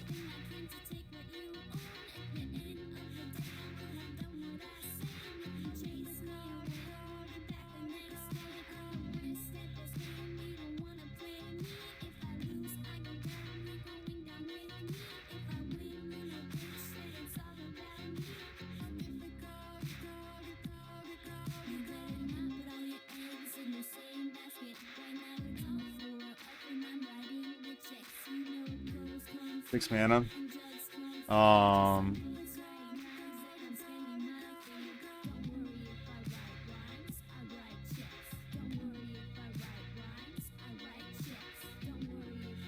They're both very good here, both these cards. I'm gonna take the shot.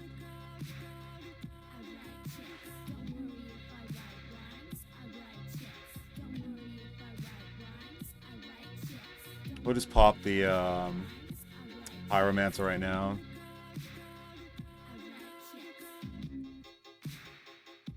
Could also Pirate's Pillage here. I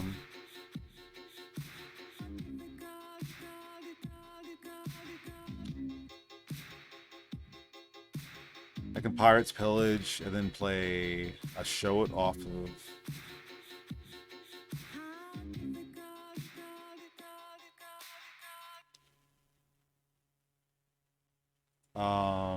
No. Let's just play the show.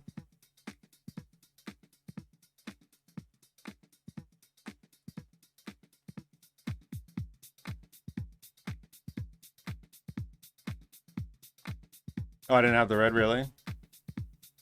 Okay. That makes it easy then. Uh-oh.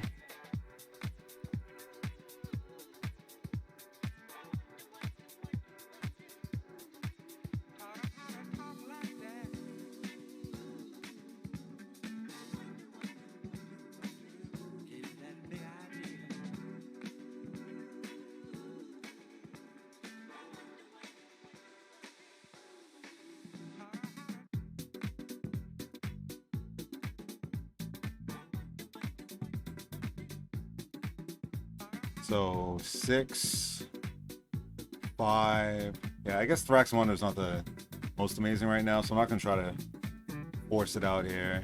But I will Pirate's Pillage first here. 1, 2, 3.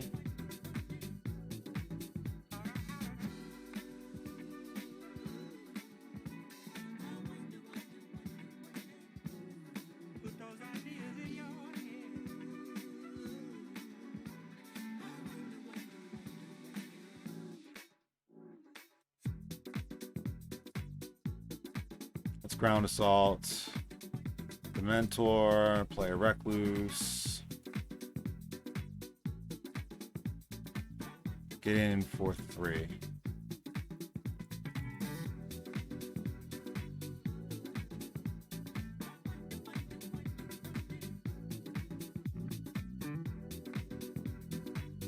So we're at a kind of scary life total here. Uh-oh, we're just dead here? I guess so. That was fun. Thanks for playing. Ba-da-da-da-da-da. Bong.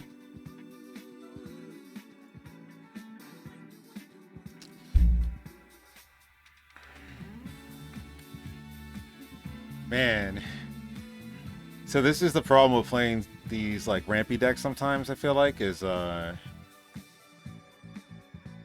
you always get paired against these damn aggressive decks.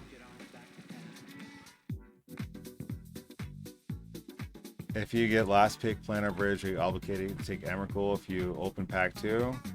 No.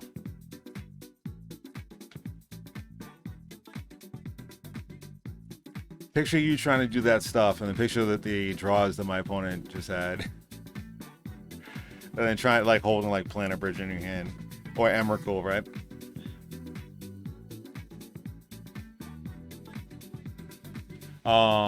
The Gambit seems good, if not both.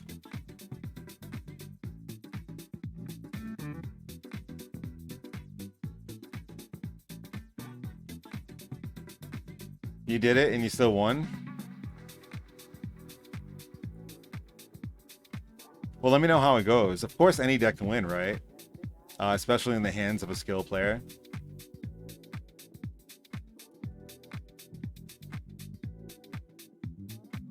Is it ridiculous to try to play the Ulamog? See, the problem, right, is that if I'm not trying to ramp into that stuff, what am I doing? I feel like I don't have enough creatures for the Changeling.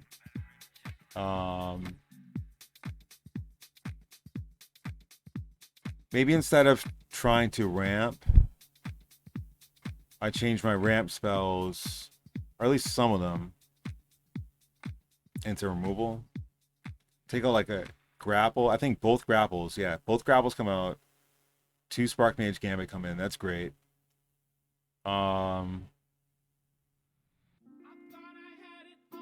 That's about it. I can maybe play a Liege as a blocker. That's fine.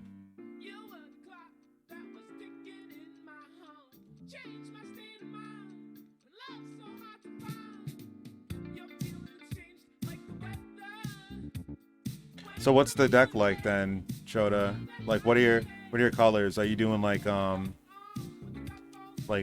calling oracles and stuff like that?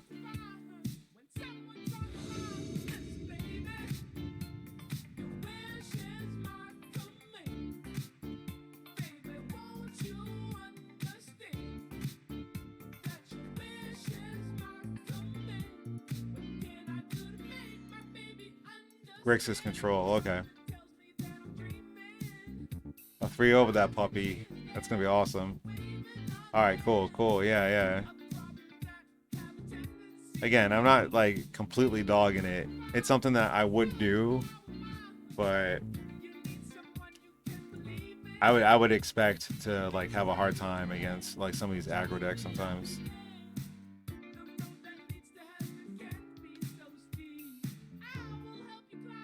I guess maybe because I'm like in this match right now playing against like a hyper aggro deck. It's like, man. What about the guys that just play Karoo lands and go back and forth for a little while playing bombs? Where are those guys at?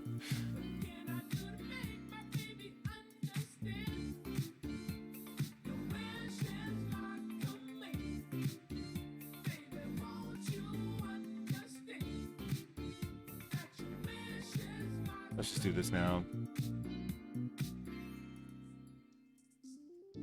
And hope he does not have a lava coil, because then we'll be screwed. There we go. Turn 1, turn 2. It's going to be rough.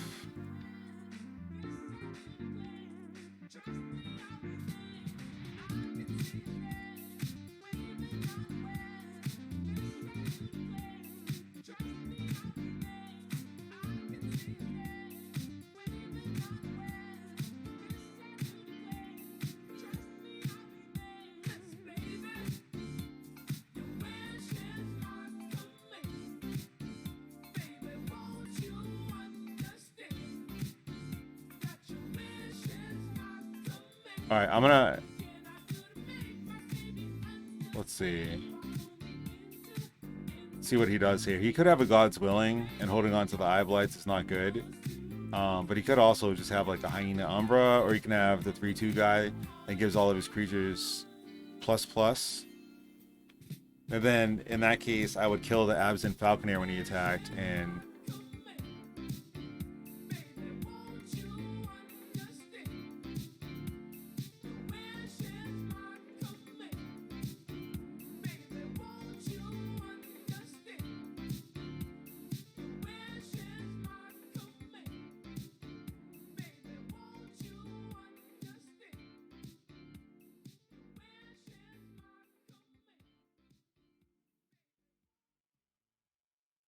yeah, I mean, you can have God's Willing.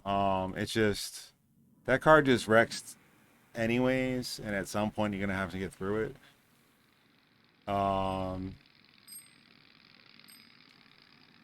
of like putting out another bro here.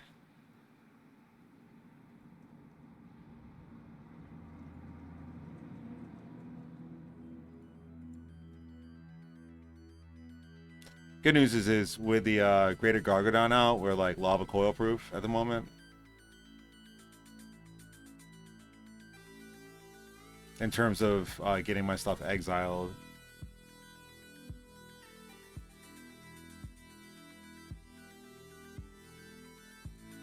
He's going wide.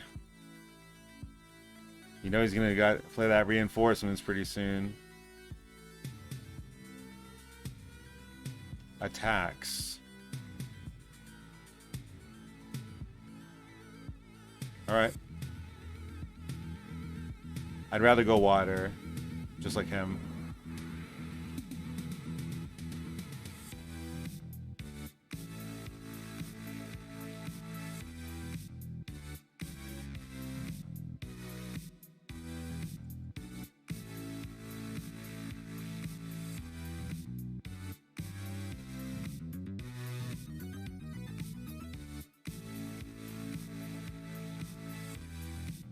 Did I save my deck? I think I did, right? Just looking what I can play for maybe like 2 mana, and it's all green-red stuff. So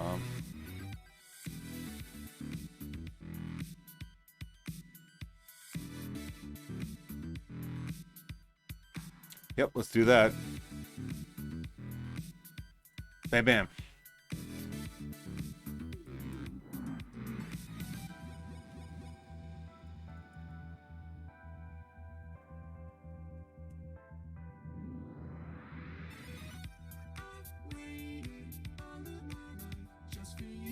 We're pretty good now, right?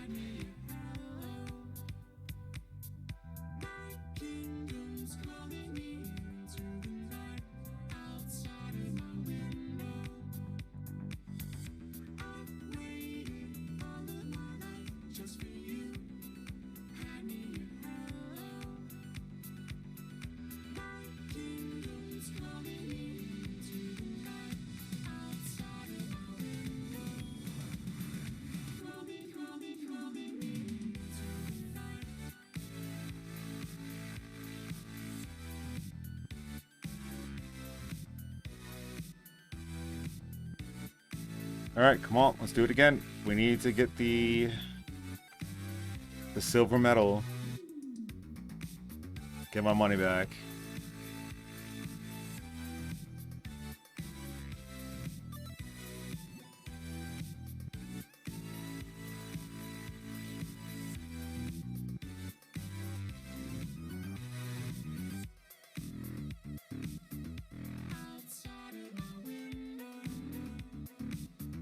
Maybe the Ulamog is asking too much against such an aggressive deck. If I ever have that in my opening hand, it's so bad. I mean, we can pitch it to the pillage. I'm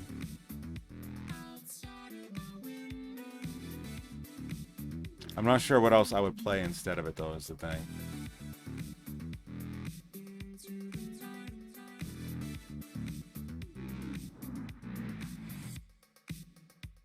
Like Capture Sphere could be something, maybe. Green Spider, maybe, yeah.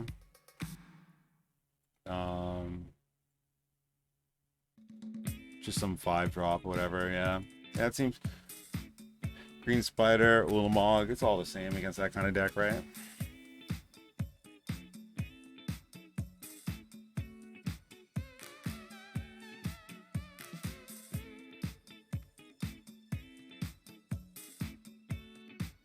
We have good spells against him. We just need to get good mana.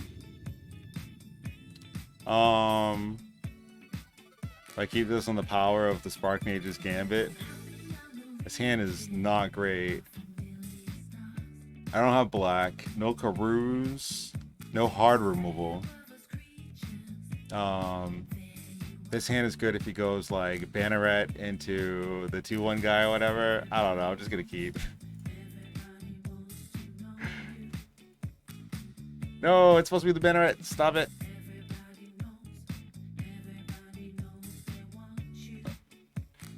Uh-oh.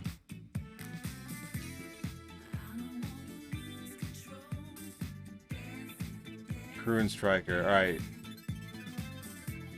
I'm gonna go for the greedy play. Oh, no. Never mind. Never mind. Never mind. Brindle Show just saved the day. Holy smokes.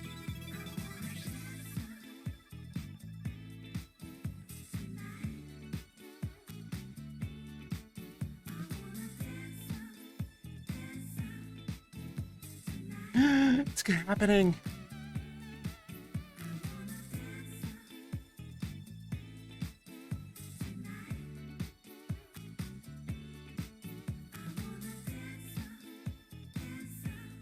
Bam, bam, bam, bam.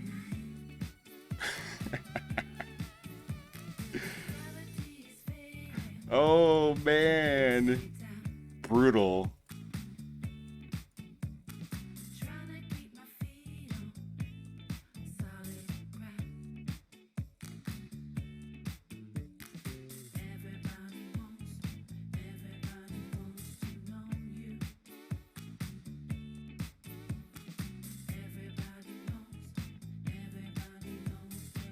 Down a block.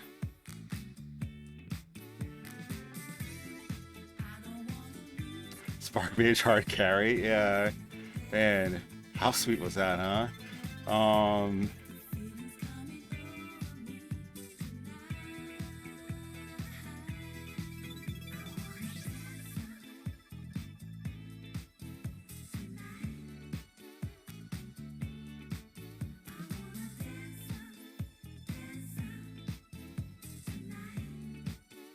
Could kill the Swift Spear, but I'd rather save my last removal for something significant.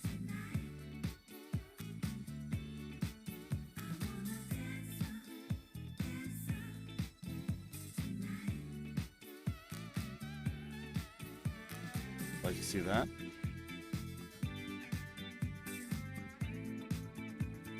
Yep, not farting around here. Let's just kill that thing.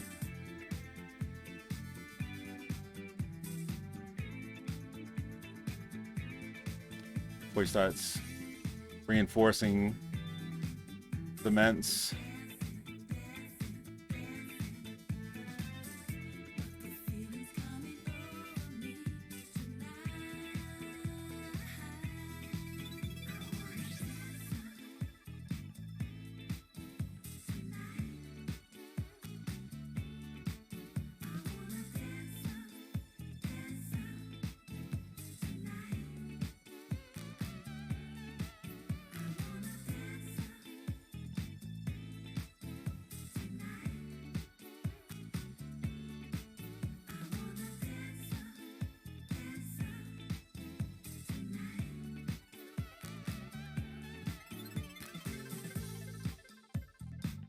Pirate's Pillage.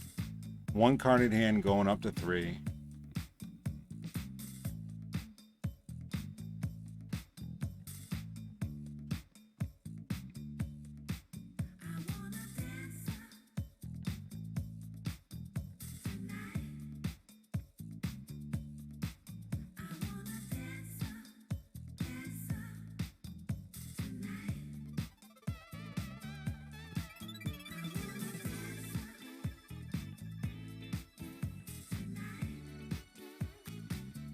Could just pitch the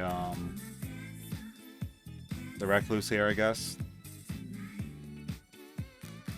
The other stuff is too tasty.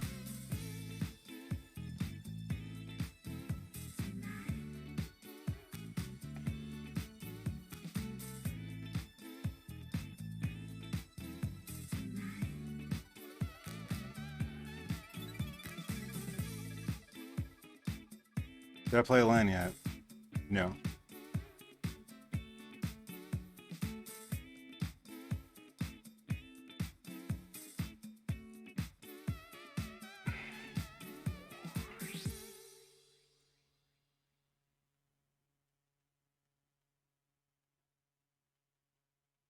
Is it red or is it black that I need here?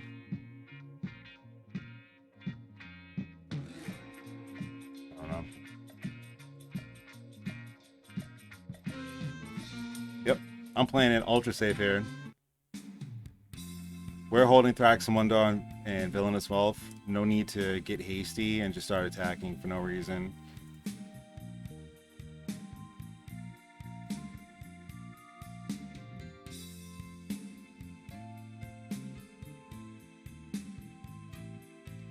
Alright, well, is this going to be Villainous Wealth or Thraxamundar? If I play Thraxamundar, then I have a large Villainous Wealth for next turn because I just do the Carnarium.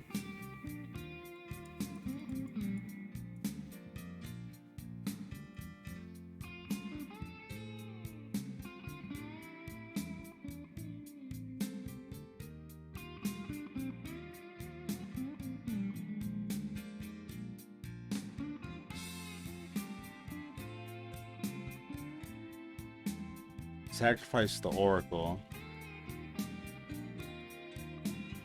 So he feels like he gets better use out of the Swift Spear.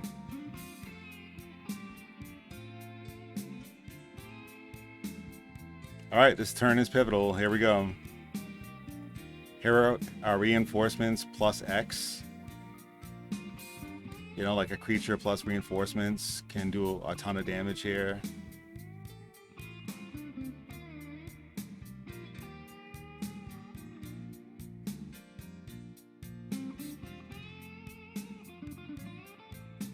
We have an X equals 8 on the Villainous Wealth.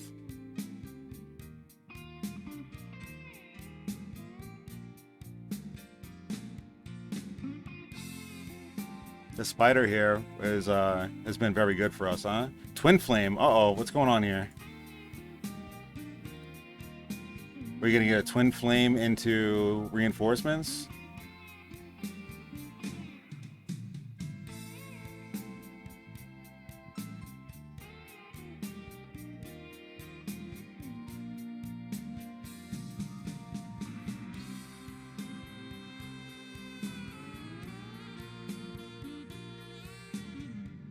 Scoops. Doesn't even let me get to cast the Villainous Wealth. Inconsiderate.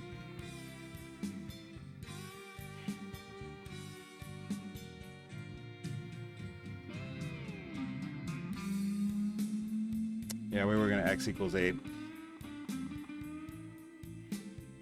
Okay, well, I mean, we got to have a little bit of fun. We got to cast some big spells. We got to cast some little spells. We got to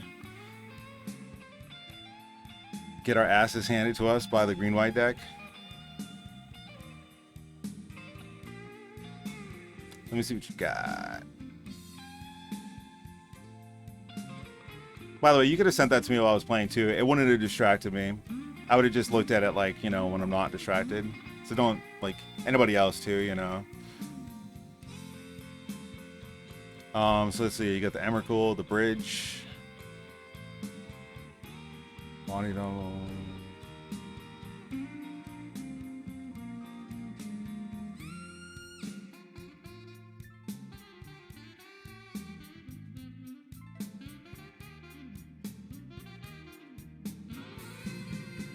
You play all blue red lands like that, or is it just that's just what they are and you haven't set them yet? Usually still trying to build. Yeah, that's the pool. Yeah, you haven't done the Spire stuff yet. Because I've seen people do that, like 3-color decks, but they'll play all the Spires just like 2 colors. The same 2 colors.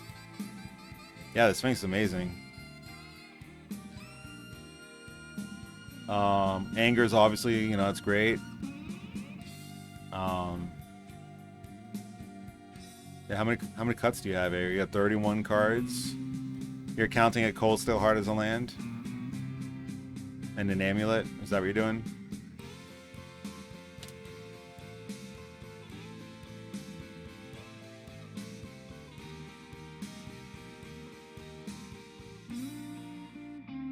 You haven't played with it before. Oh, really? You haven't played with it in like a cube either? Because it's in like every cube.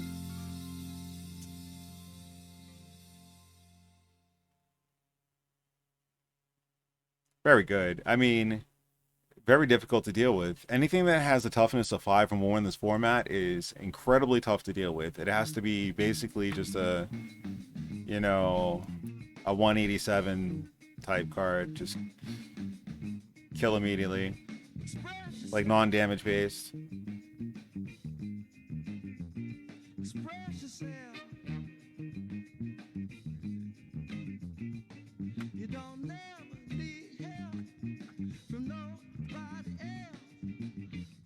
Yeah, you probably don't need it, because you're never going to be able to actually cast it. Especially since you don't have Karuz, it'll never actually be hard cast. You'd have to draw 15 lands. You have 1 Pirate's Pillage, I guess. That's one way to cheat it out.